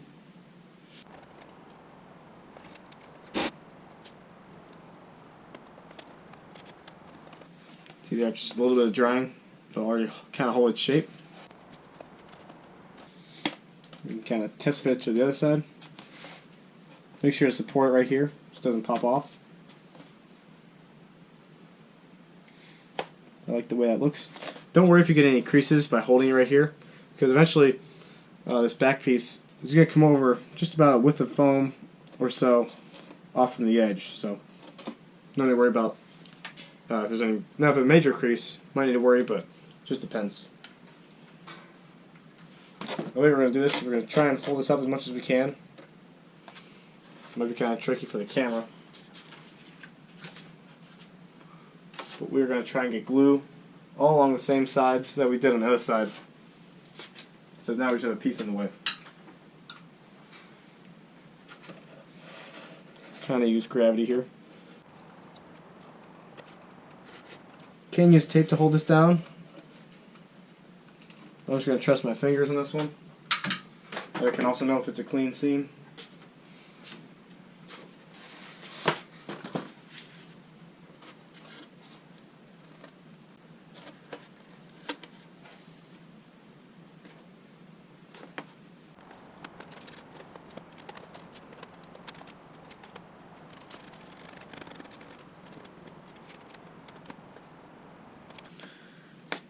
Once I know that it's generally dry, I'll take a piece of tape and hold it down.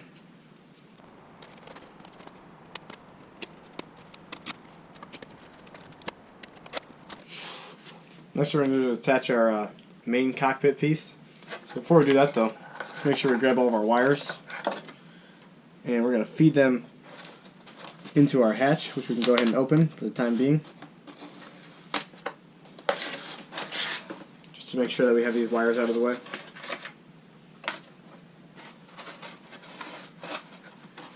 I want to go ahead and tape this aileron one down, just in case it comes undone. That one's going to be the only really tricky one, depending on your wire harness or wire situation. I'm also just going to tape it to all the other wires, just to make sure I have them all.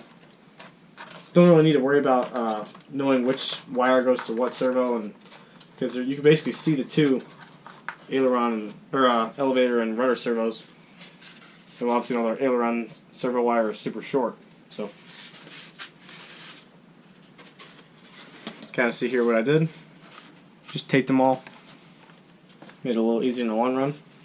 Now we don't have to reach in with pliers and get them out when we put the cockpit piece on. Go ahead and close this back up.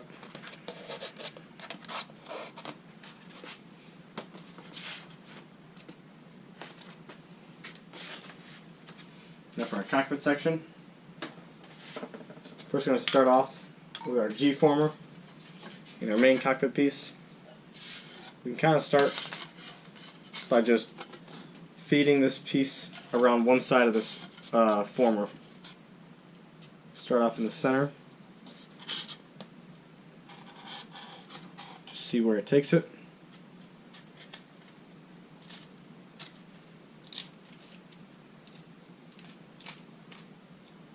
Mine is looking pretty good.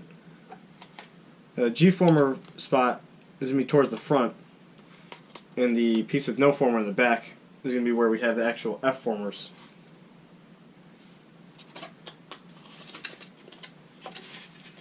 But if I know that this lines up to the former down here, when I wrap this around, it should be perfectly centered. I'm going to go ahead, instead of trying to put one dot of glue in the center and then gluing this former down and then wrapping it around, risking having the glue coming off, I'll go ahead and put glue all along, just where the flat side of the former will be, roughly. See here. I'm just going to favor the glue to the inside. Make sure it's lined up. Now, if it's not lined up, like perfectly straight this way, or if it's leaning this way or that way, it'll kind of self-correct itself when we go to glue to the other side. Just make sure it's not too off, because then it won't even fit, or it won't even work easily. Then it's just a matter of making sure that it dries. We also want to make sure we also keep this supported when we actually go ahead and glue it to the other side. We don't want to put all of our trust in the glue.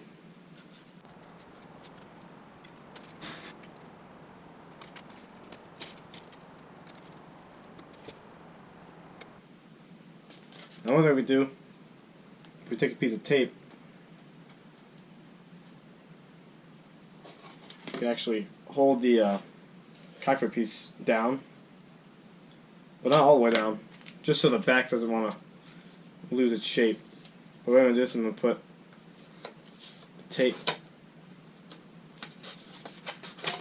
along the, like this.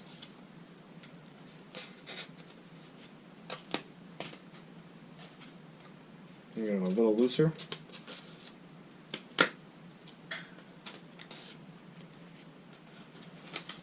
Here's to make sure that the tape is straight with each other, else it'll really put a dent in the foam. Once I know I have the general right spot, just kind of use my memory. Fold it open, put glue in it.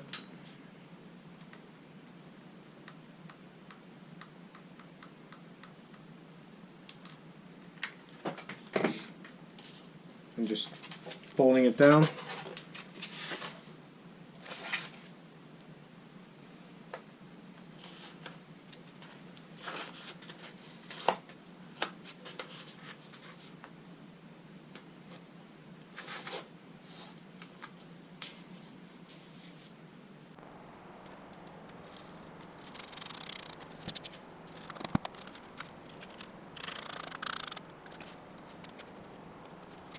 As this is drying, we can go ahead and bring back our fuselage and plane. Go ahead and take out the tape. And just give a general feel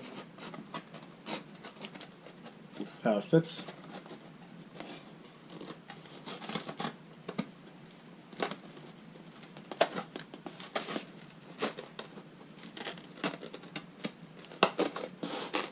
Again, we're going to do one side first.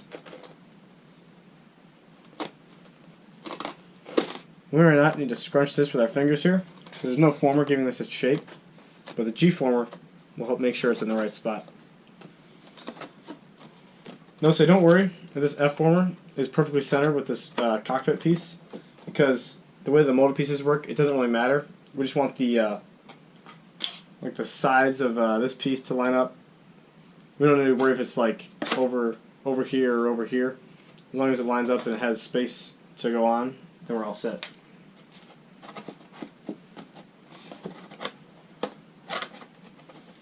And usually I try to favor one side of the plane over the other, more for just making photos look better from one side, or a plane with something of a more iconic feature. Which in this case, the Texan has the side intake. And the way we glue this, we risk putting glue along the outside of the piece that we do last.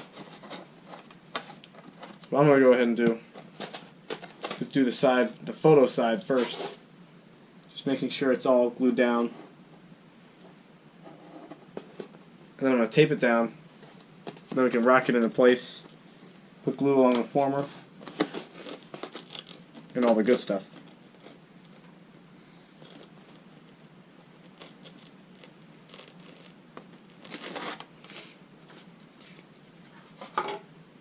We'll go ahead and put a piece of tape ready. Actually, use a bigger piece of tape just to know I can get coverage on it. So I have a piece of tape that I used from the fuselage here. Go ahead and take this off.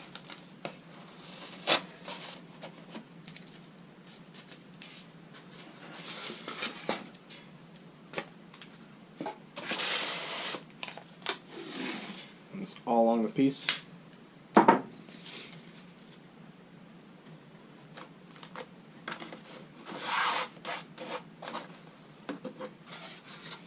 One last little test fit. Now we don't need to worry about the cockpit being perfectly level. Because actually, if we do it this way, we're going to add a little bit of a indent to the side of the piece here, which is actually how the real Texan looks. So it'll give us a little bit more of a scale feature. I'm just going to put glue along this whole section.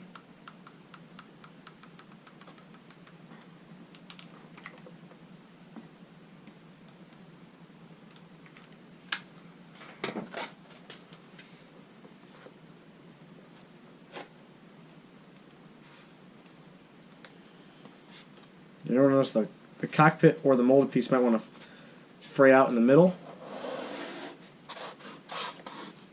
Just make sure that it's flat.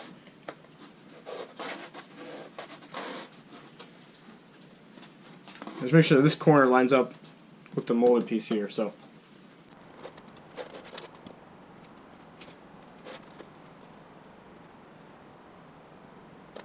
once you know that's dry, kind of go ahead and rock the piece over to the other side. Do a little test fit.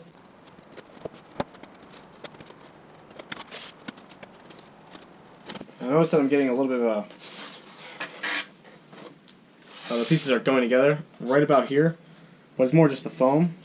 So if you have this, I'm going to add a slight bevel just where they're meeting up, just to help make it easier when we go ahead and glue it. Okay. This one, notice it's going to be easier to hold in my hands.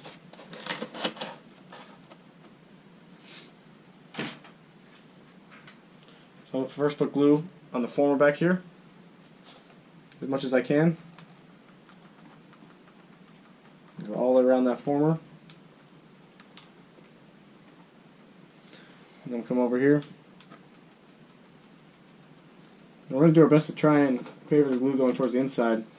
Might be a little tough where the G-former is at. I like to squeeze it in the front. Now if you get glue smearing out the front, don't worry about it just yet. It's going to be easier to pick it off if we just let it dry first.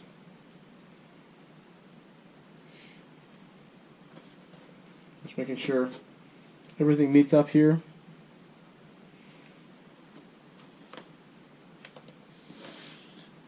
Also try to make sure that the F-former, or the molded pieces for the cockpit, is sticking to the F-former in the back flat and it's not bowing out.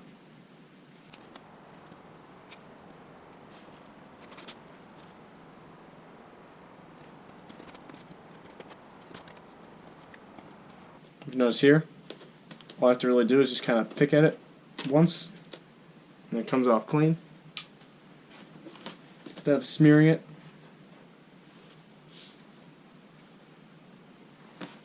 Once I know this is generally dry, go back with a piece of tape and just make sure it's going to dry in the right spot.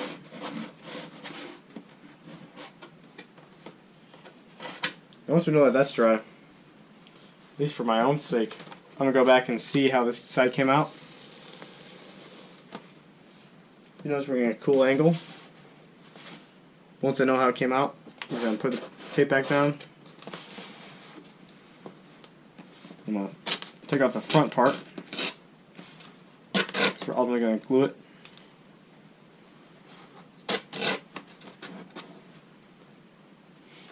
We're going to go ahead and bring our attention to this front cockpit piece. And depending on this piece, you might need to bevel more or less, or more.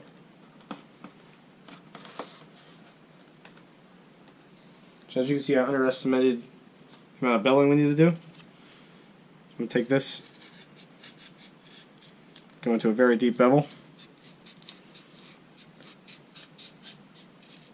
It's almost as if we just want this to be paper.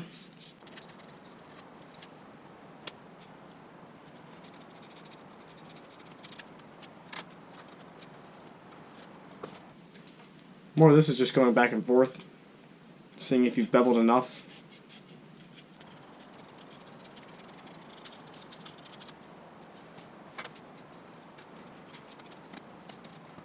It's looking a little better, but not perfect.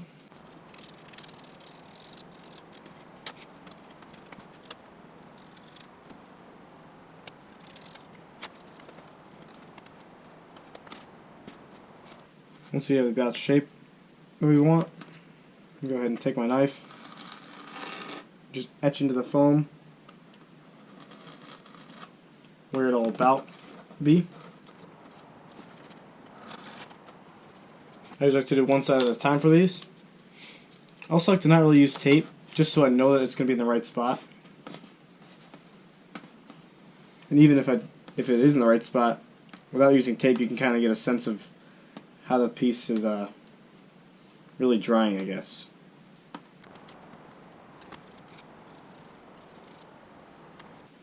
Once I have the shape, go ahead and put glue just on where the piece is going to go.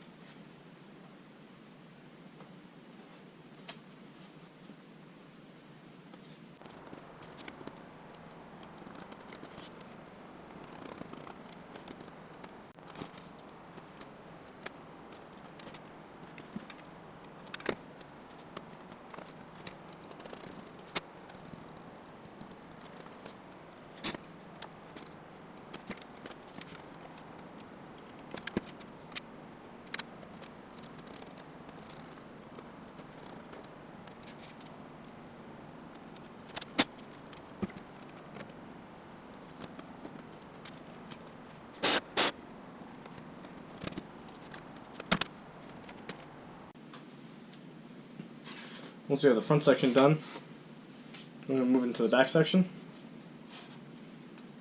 Just like the front, we're going to see how we did with our beveling.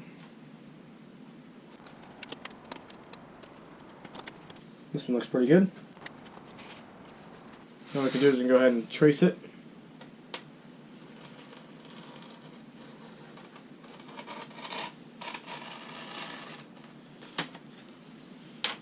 Also sort of mark it with our pen where the top half meets up with.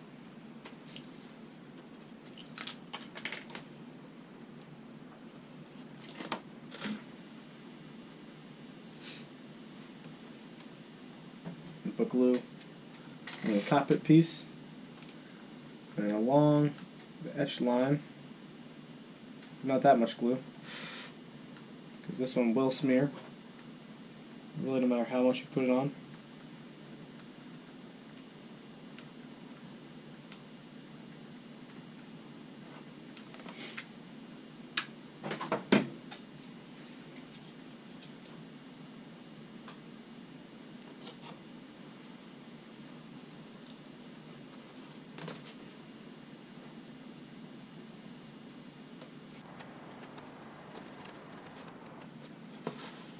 This one I'm just going to hold it in place.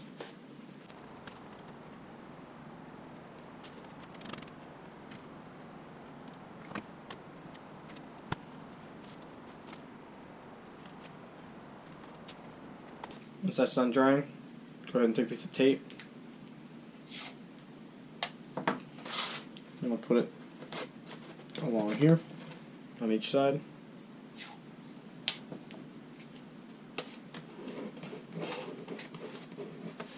And take the smaller piece, again making sure the longer side is in the front. Just see how it fits. It's fitting pretty good on both sides for me. So what I'm going to do, go ahead and put glue all along the inside.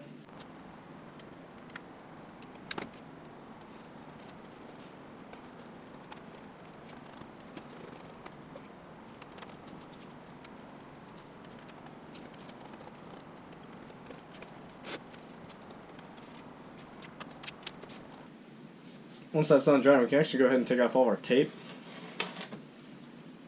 Simply because we're ready to move on to our final touches. So those final touches are just going to be the hatch and the decorative details like the wing fairings and the winglets here, or winglets that'll go over the crease of the wing. Just be mindful always of how you're taking the tape off and what direction the seam is. I'm not going to take the tape off where the hatch is, not because it's affecting anything, just simply because it'll help keep our hatch closed.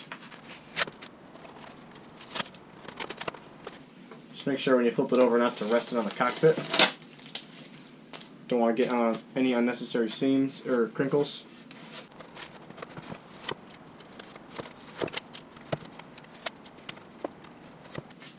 So what you will see here on the back, we do have some glue that's smeared out. But I'm going to go ahead and take off the ones that are not structural. For the back here, this looks like it's connecting two things, or the two seams, so I'm very gentle with it.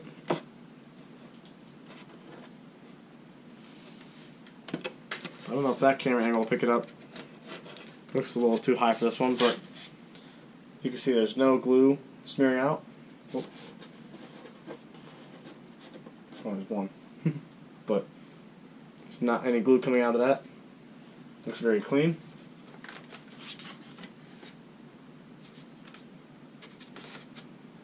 Now we're going to go ahead and move into our hatch. And for that, we can go ahead and put our plane aside. We're going to focus on these three pieces. There's going to be one that goes inside of our plane to help the hatch close, and our two little intakes on the side. Now for what we need a barbecue skewer.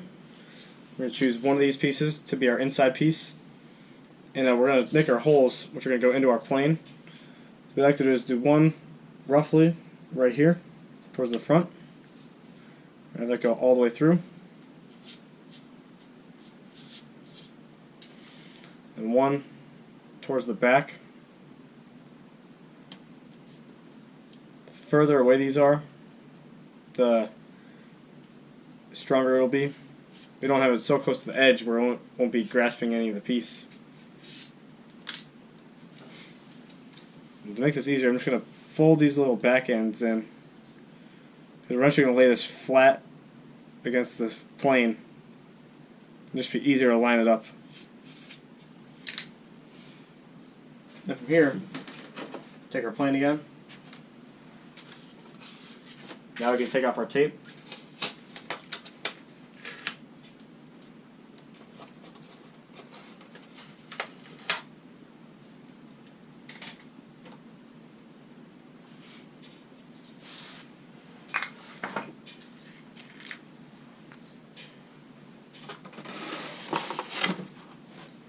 So what I'm going to do is I'm going to put this piece is going to be right above the seam, right about flat with the cowling. We're not going to go right up against it. We're going to go slightly back. Just behind this seam right here is where the piece should be. Once we know it's in the right spot, now you can go as scale as you want with this. Technically, it could be back here or it could be over here. But if you're looking at the real plane, it's about right here. What I'm going to do is I'm going to hold it in place.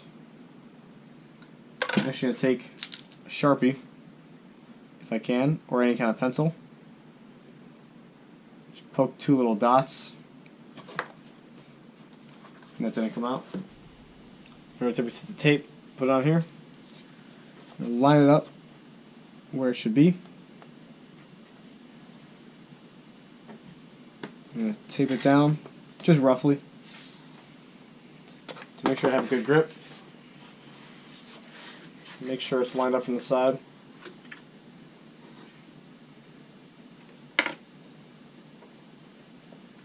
Go ahead and and just indent the foam at least.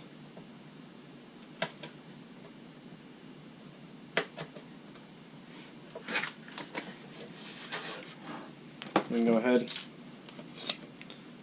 take this off. You notice I have two little dots here. Go ahead and just open this up. Just going flat across. Not too far in, just enough to make sure we go through the piece of foam board. From here, what we can do is we peel the paper on the back of these.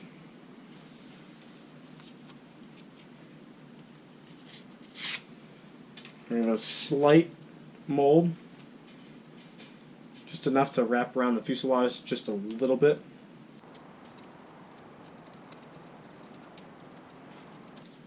As you can see here, that's all we really need.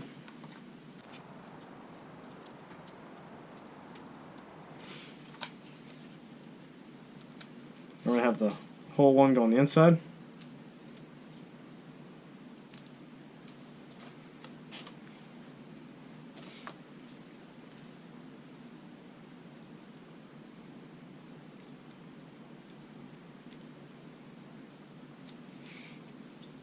So you know that goes together. Go ahead and put glue on the piece with the holes on it and not where the holes are going to be.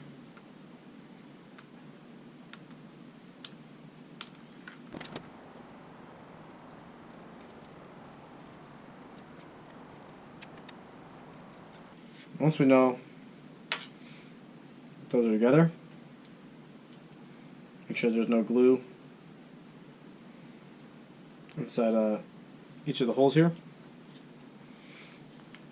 We're going to cut our barbecue skewer. We're going to make about 2 3/4 inch pieces. Just enough to go between inside this foam and through this wall and through another wall on the other side.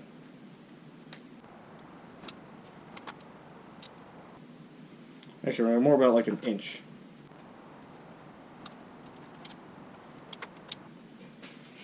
I'm going to go ahead and glue these in, poking straight out, 90 degrees.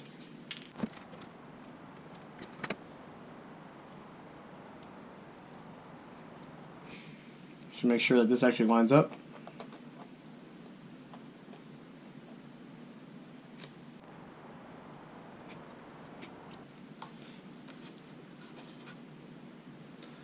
And when I know that's drying, go ahead and grab this little rounded off rectangle.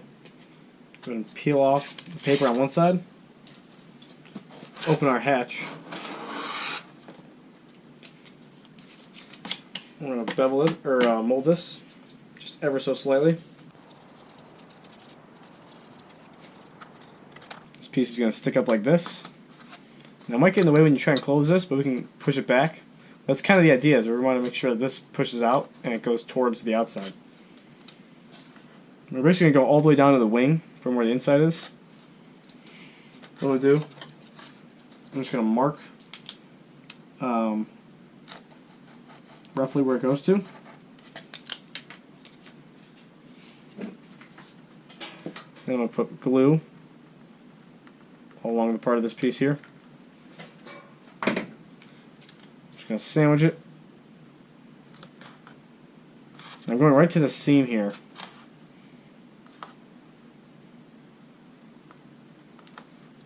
I'm sorry. We're going to right to the back of this former here. Because this is going to slide right between these two formers up here.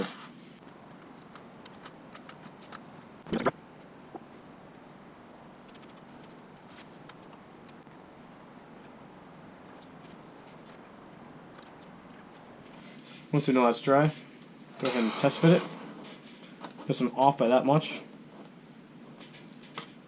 And fold that back.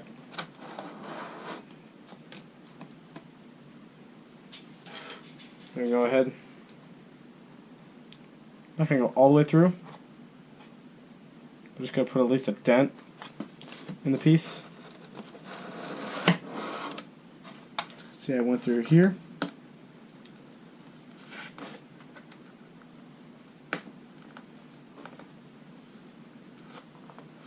A little close on the edge.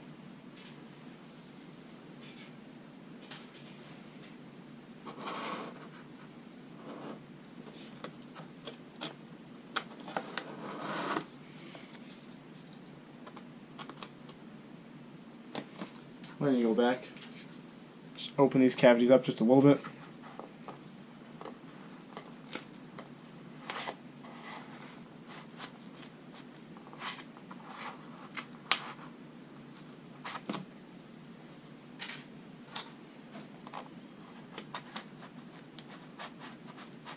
A lot of this is making sure that it actually goes through the second hole.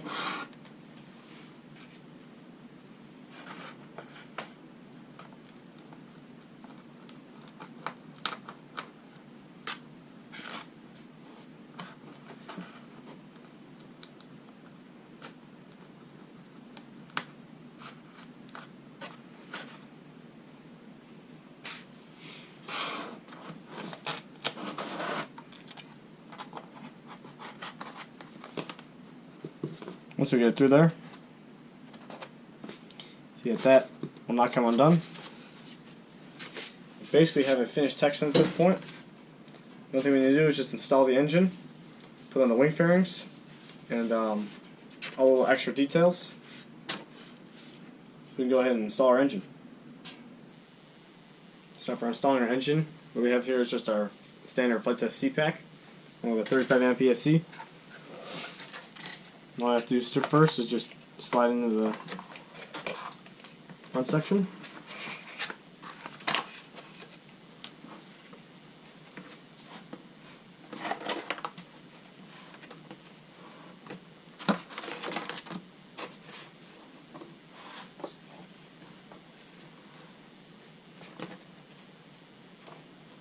We're going to want the engine to sit just slightly in front of the cowling.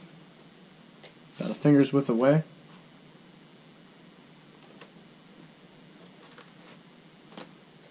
For the prop will be a finger's width away. Right there looks about good.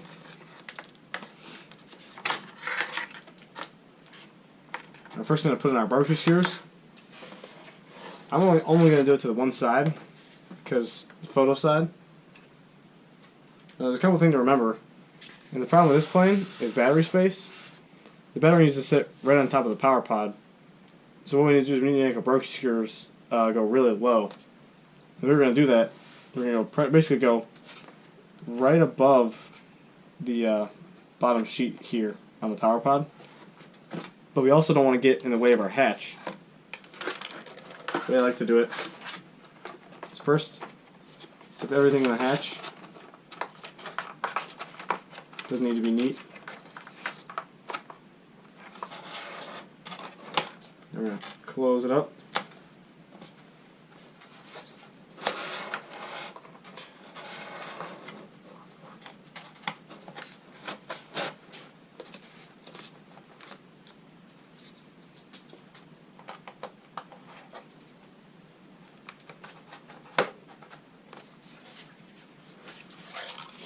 What I'm going to do is I'm going to look at the plane directly from the front.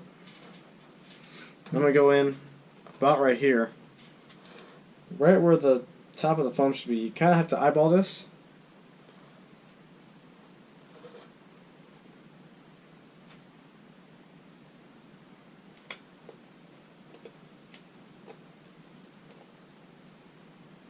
But as you're going through the piece, just make sure it lined up straight before you go into the next sheet.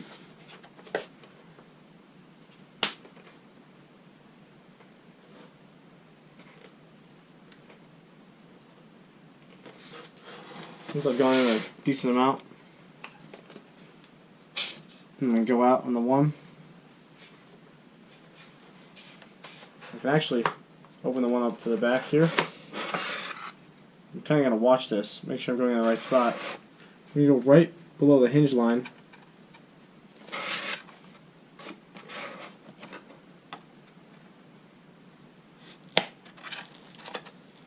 Poke a hole. And I can open this up.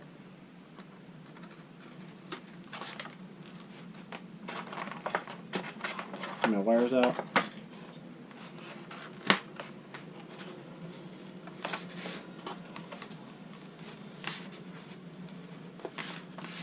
In this case, mine went through the power pod, through the actual bottom sheet. In this case, it's fine.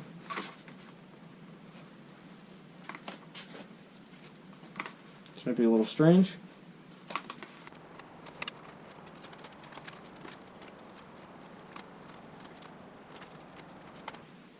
And we want to see that we go almost all the way to the other side.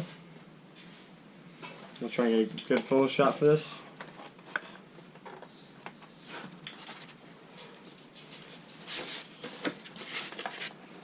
You see here, brake screw goes almost to the other side, but not all the way. I'm going to go ahead and pack everything up again, just to mark it where it's going to be on the outside of the plane.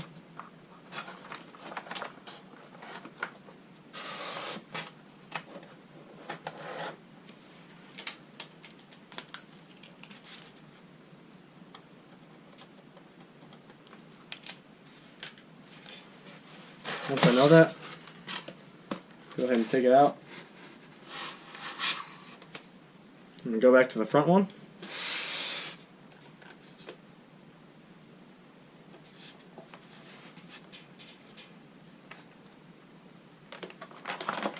See just where I came through. Same thing again.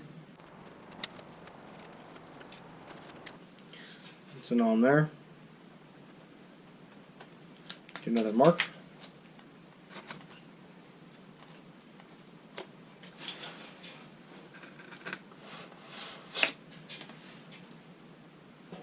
I have 2 marks here. So I like the one for this piece. I'm going to take the one part of this barbecue skewer, see if it lines up with any other ones.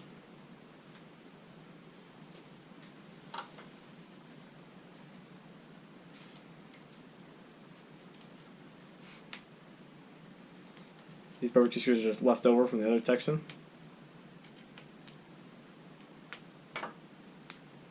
Just a little bit different size.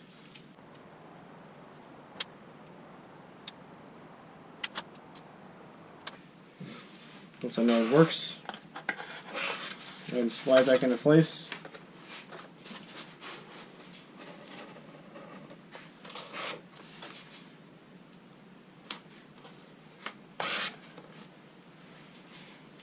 Same thing for the front one.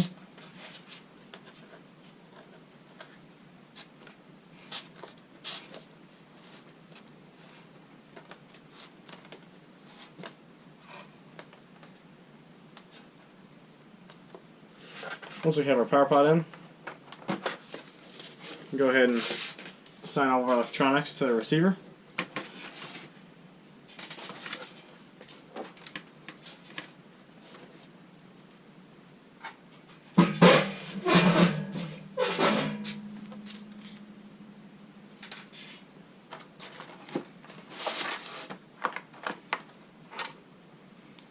Throttle is going to be channel 1.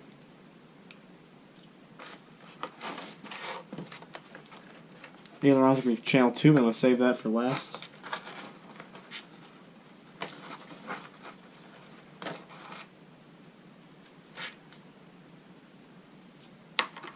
My process of elimination. Move one of the servos slightly. See that this one is the elevator. This will be channel 3.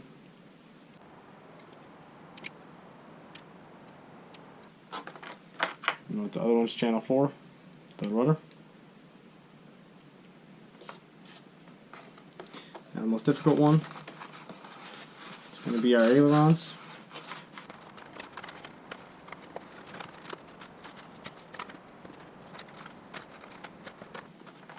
As you know, it's all in place. We can all stuff all of it inside here. I'm going to close everything up.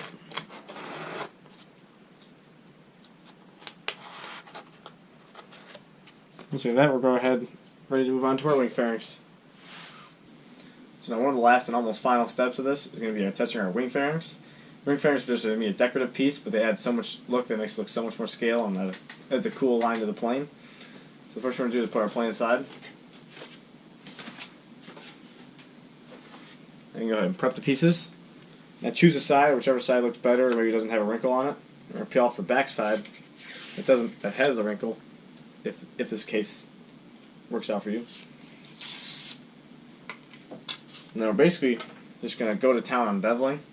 We're going to add the most extreme bevels we can. We're almost going to even sand it. If you have a sander, it might help too.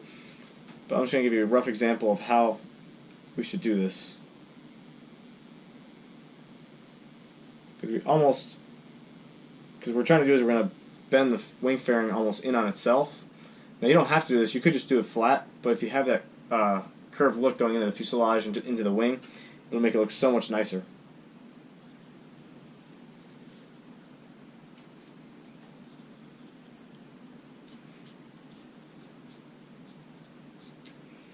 Now I'm kind of doing a sawing action. As you can see here, I'm going from the absolute length of my blade as much as I can. Then I'll just go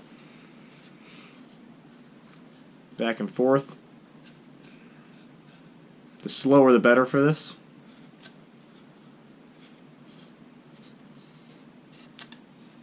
You can always go back, so don't worry about going all the way through or all the way at the most angle the first time.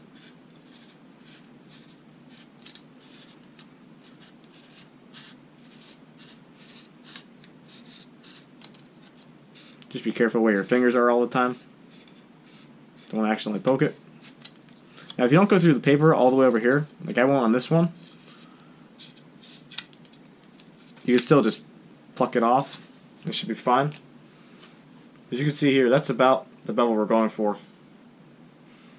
We're going to do the same thing to this side. And we just have to be careful when we get to the point here, because it's going to be basically just like paper at this point. So just keep that in mind. It's hard to put this up against a table edge and do it, because I just found that holding it in your hands gives you a better feel of how the piece and the foam is reacting to the blade.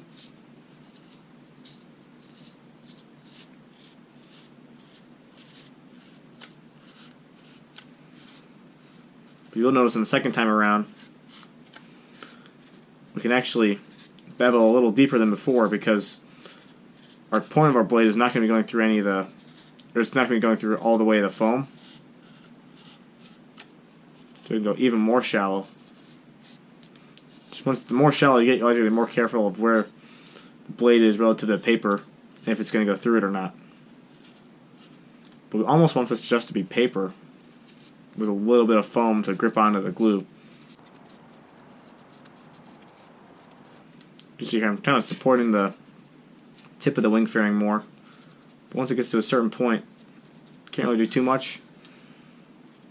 I'm kind of using my fingers to give it a support. I'm going really slow.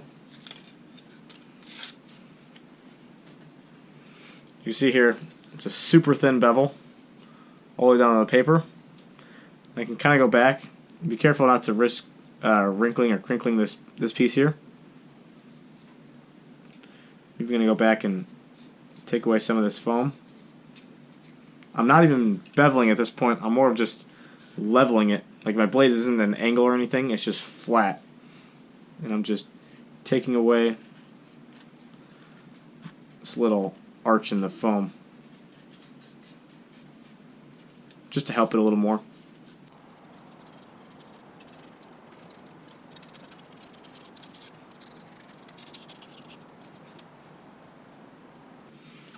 You're going to add a little bit of a slight bevel in the back here. We don't need it. More just helps it with looks.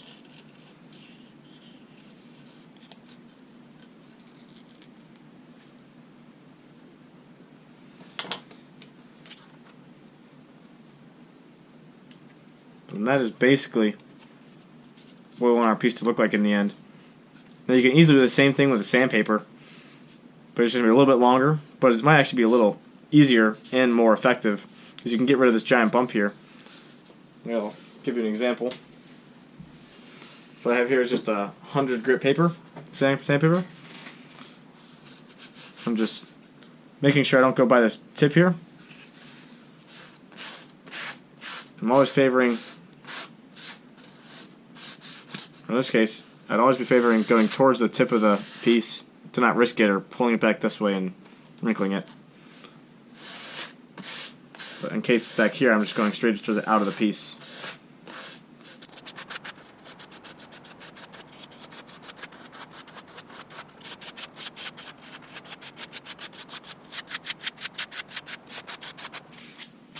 That just makes it a little easier.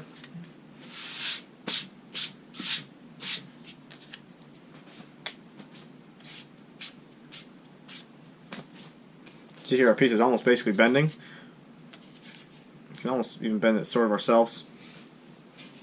Now how to actually get the inverse bend is going to be taking a Sharpie or something with a relatively rounded off tip like this.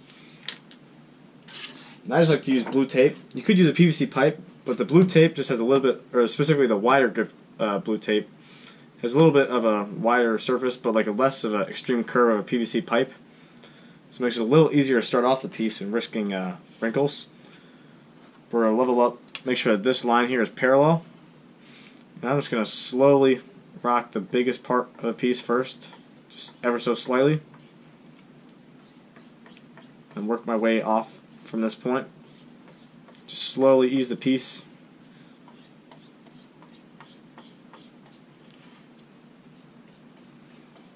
Now unfortunately, by the way planes are formed, the only real place where this is going to get the inverse curve is back here. This piece is going to kind of wrap around the front here, like from here forward. So we don't really need to worry too much about making this an inverse curve, but more of just back here is what we're looking at.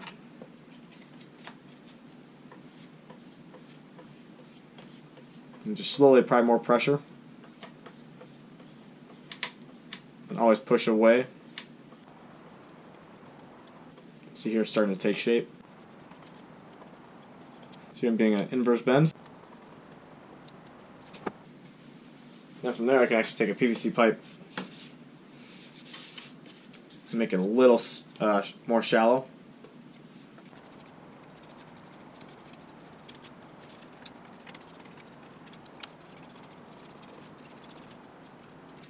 And really you can take this as far as you want. You can make this really extreme or really shallow. Every one will work though.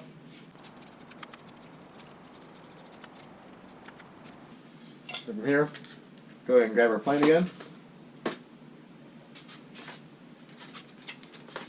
Now depending on which side you did, I'm going to grab that fairing. See how it roughly looks and fits. There's no really established spot or angle, but we're going to make one for ourselves to make it a little easier. But I do like to make sure that this point here on the front does have a spot to go to.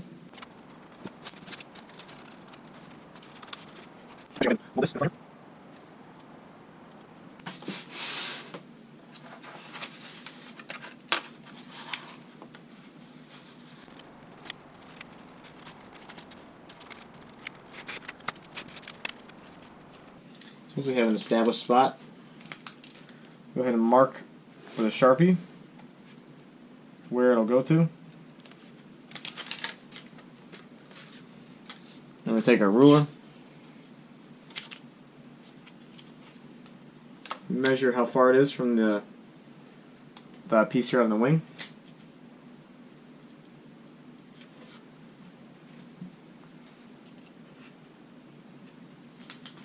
The same thing on the other side, just make a little mark. That way we know it's even. Next thing we're going to do is grab our X-Acto knife and we'll line it up again.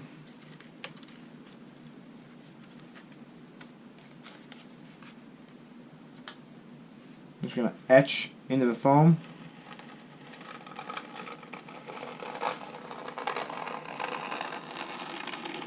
Where the piece is going to sit.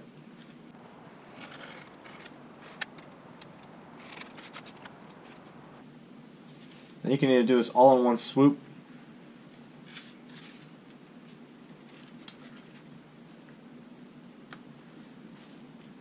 that's the way I'm going to do it.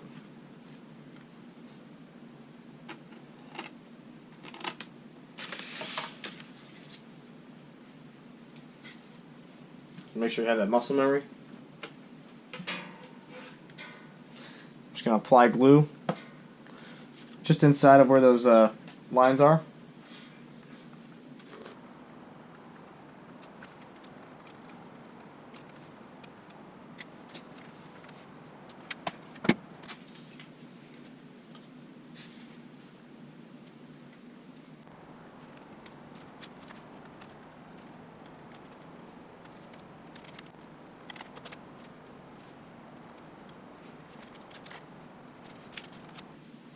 Once that's dry, we're going to go ahead and just do the same thing to the other side. It's the exact same process.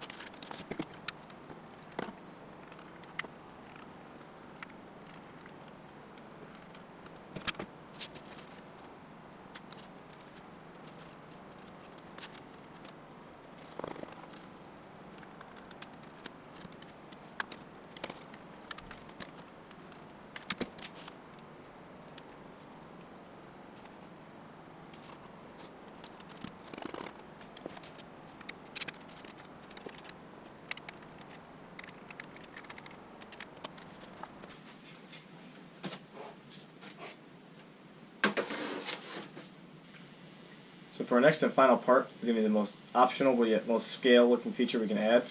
At least one of them. Is going to be taking a long strip of about a centimeter width piece. And I don't even know what this piece is called on the real Texan, where there's a very faint ridge that goes along the seam of the wing. And it sits right about here. What we're going to do is we're going to put this in a vise and then smooth it down with a heating iron. But if we were to just put this on like this, it would look kind of weird and out of proportion. So we're going to show you how to do that. What we're going to do is we'll put our plane aside. I'll show you what we're going for. You can look at a real Texan for reference. But in this case, of my crash Texan. See here, it's a very prominent feature on the real Texan. And just adds a nice smooth feature. The same thing goes for the bottom. So, we're going to do it on the top and the bottom.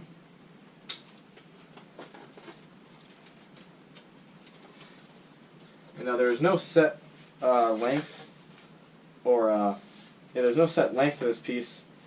We usually just go the whole length of the foam board just to make sure we have enough, because we're going to trim it once it's actually, we're going to measure it around the plane, and then we're going to cut it and then mold it. So what we're going to do, we're going to actually put these in a vise and leave them overnight.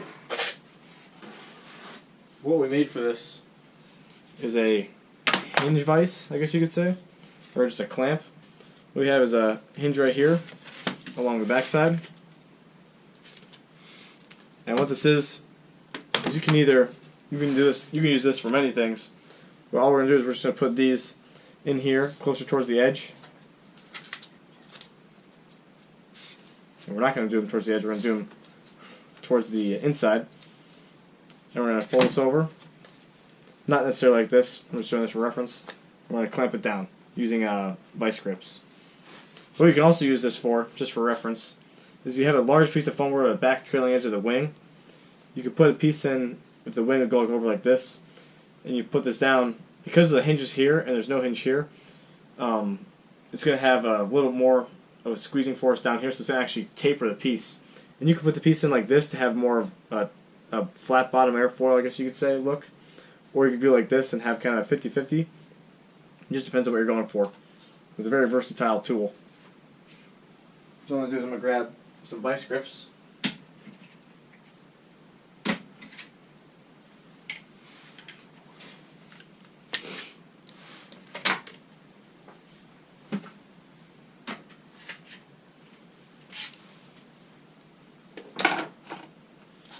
I'm going to put one right here. Put another right behind it. I want to have them as close to the hinge as possible.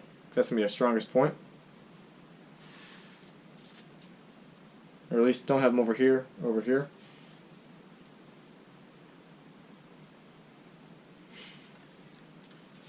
Yeah. Fold it down. Take one vice grip. Just get the first one on.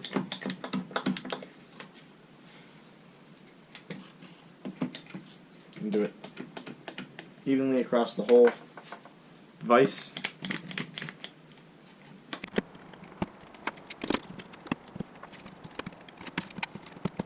I'm just going to slowly keep applying a pressure to all these evenly.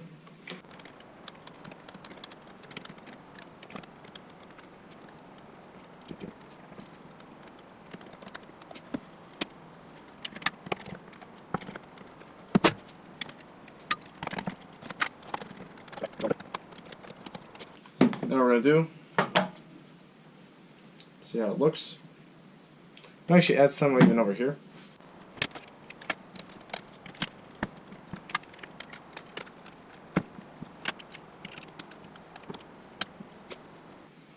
Once we have the vices where we want to, we're going to go ahead and let this sit overnight, and I'll see you tomorrow. So now that we've let this sit overnight, we're going to go ahead and take off all these clamps. That's going to be the first step.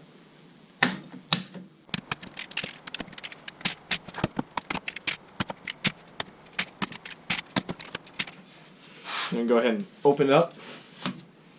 You notice that we have a very, very thin piece of foam board here. In comparison, here's just a standard piece of foam board. It's about that thin in comparison. What I'm going to do, set the wood clamp aside for now.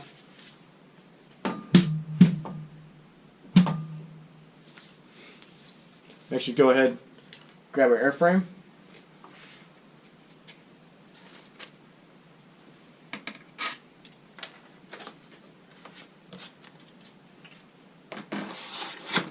Now the first thing we're going to do to test it, we're going to peel off the back side of paper on each of them. Just choose a side in this case.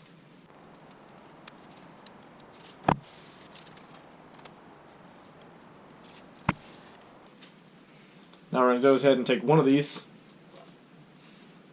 We're going to lay it over the top, just in a rough estimate, just leaving about an inch of excess. From here, mark with my finger roughly. Doesn't need to be perfect. I'm going to trim that off. And that's going to be one. And then go ahead and do the same thing to the other side.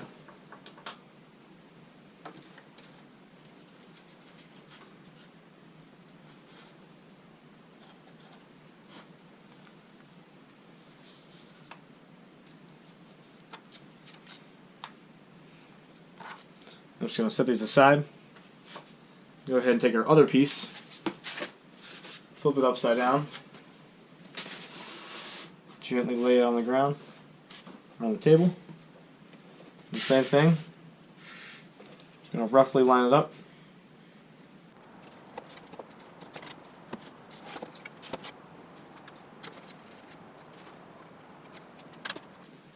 Then we'll make sure to line these up in the orientation of how they go for the plane. Even though they should all fit, just make sure you know which ones are tops and bottom.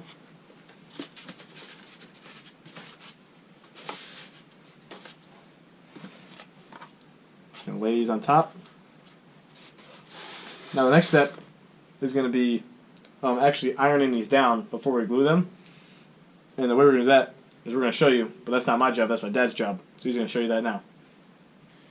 Alright, I guess it's my turn now. I guess I gotta make these things look a little bit better than they already are. So what I gotta do here is, although they're nice and flat, and it kind of serves a purpose for what they need, but I'm going to try to show you what we're doing here. I'm going to take this old one here. I'll show you. So we're kind of giving that curve. So seeing that it's not just flat, it has a nice curve to it, so it gives it a little more dimension. It kind of nice, gives it a more realistic look. So that's what I'm going to do and show you what to do now. So let's give that a try. Alright, so we're going to use a hot iron, modeling iron, and we're going to use a piece of scrap first just to test it out, see what it's like. You want to try it out first like that. So I'm going to put it on the edge of a surface, give it a little bit of elevation so you can angle your iron a little bit more. So I'm going to go up, put it on the edge, and slowly go over here and curve that. Oops. Okay. I'm going to curve that edge, make it go down to a flat side.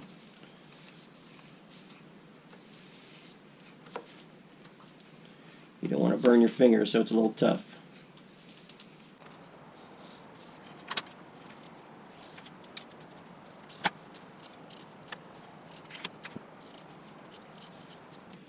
You'll notice it's getting a little bit of that curve on the top, which is a nice look to it.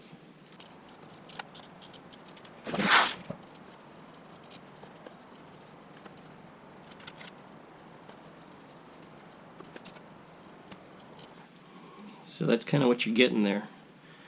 And I'm going to try that in all 4 of them now, so hopefully this will all work out. Alright, so here I go.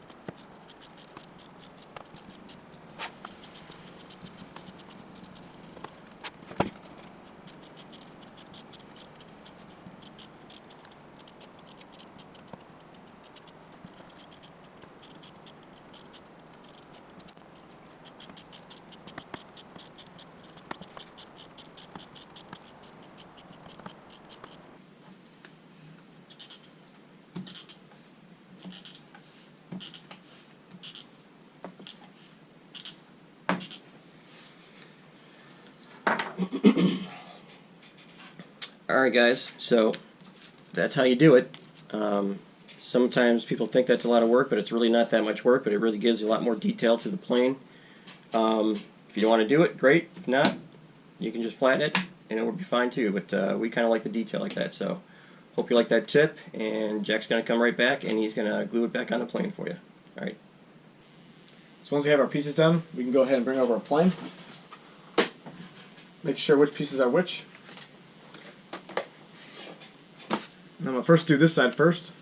Then what we're going to do is we're actually going to first make sure with our blade that we have a perfect edge here that's perfectly level. Even though this one looks pretty level, I'm going to just go ahead and make sure it's cut perfectly.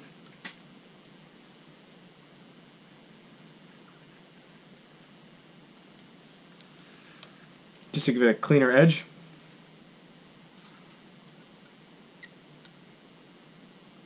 So luckily we have a little bit of breathing room. From here we can actually go ahead and lay it over the wing. You might want to bring this wing to a table edge. Make it a little easier because the trailing edge of the wing, the piece over here is going to want to fall off.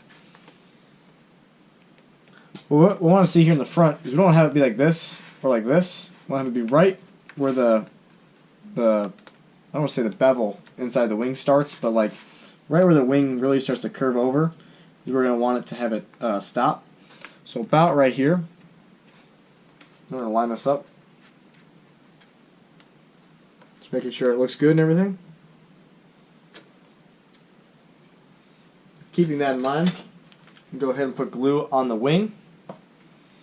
Just a light bead of glue. Just going to cover up any seam that you would have.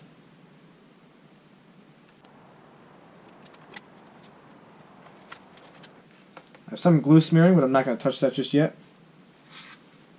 What we're going to do is we're going to come back and take our iron and then go over this once this is all dried. Just adding a little bit more roundness to the front here.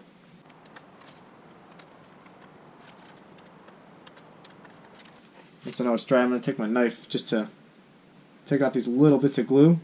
Just dragging my knife through the glue.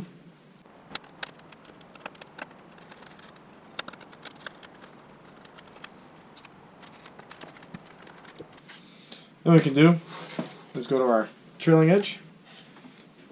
Go ahead and look at our trailing edge. Be careful not to crinkle it here.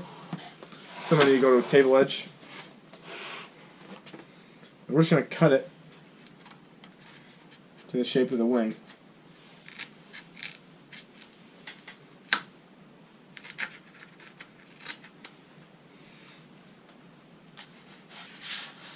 We're going to go ahead and do this on all of our pieces, starting off with the other side of the wing.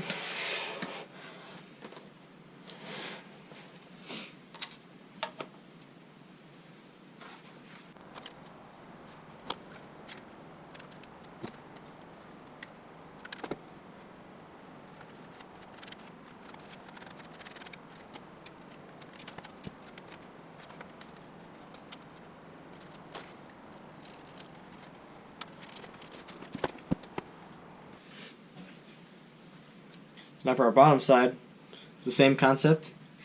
We're going to go almost all the way to the edge. We're actually going to go just about to here. If we go back here, it's going to be kind of like a crinkle spot, where if anyone were to spike this up back here and it's glued down right here, it's going to be an anchor point, and then it's going to want to flick up and cause a crinkle. So we're just going to go to the trailing underside piece, not to the absolute trailing edge of the wing.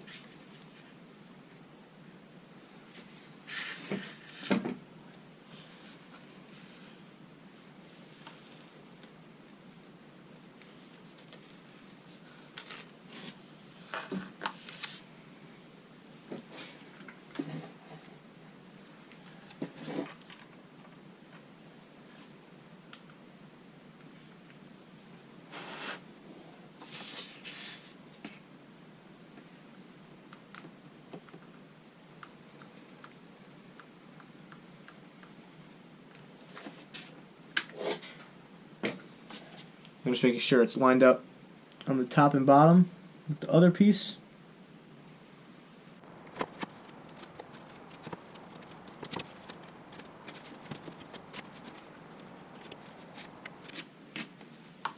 I'm just going to take my blade, cut off the backside.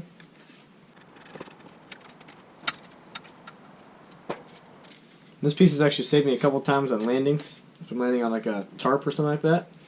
This kind of going to take all the blow, or it's going to take most of the wear whenever you land, instead of scuffing up the bottom side. At least just a safer precaution.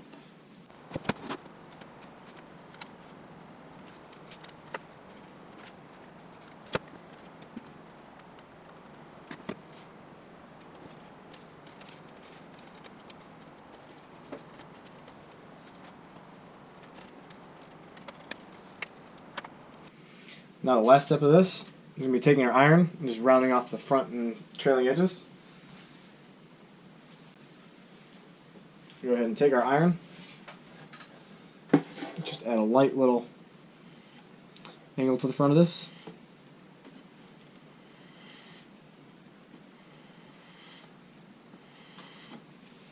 Just kind of going with the airfoil. That should be good.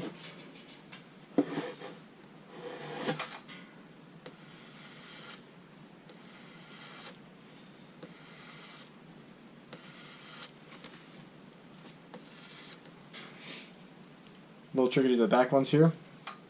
Yeah. Doesn't need to be too much back here.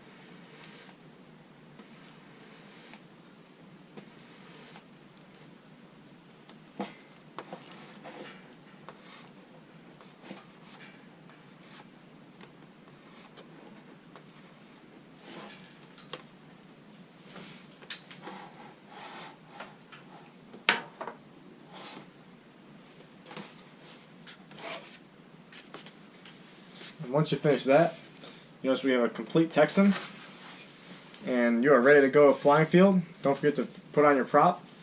And if you watch this long, thanks for watching. Don't forget to like and subscribe. It always helps us out. And happy flying.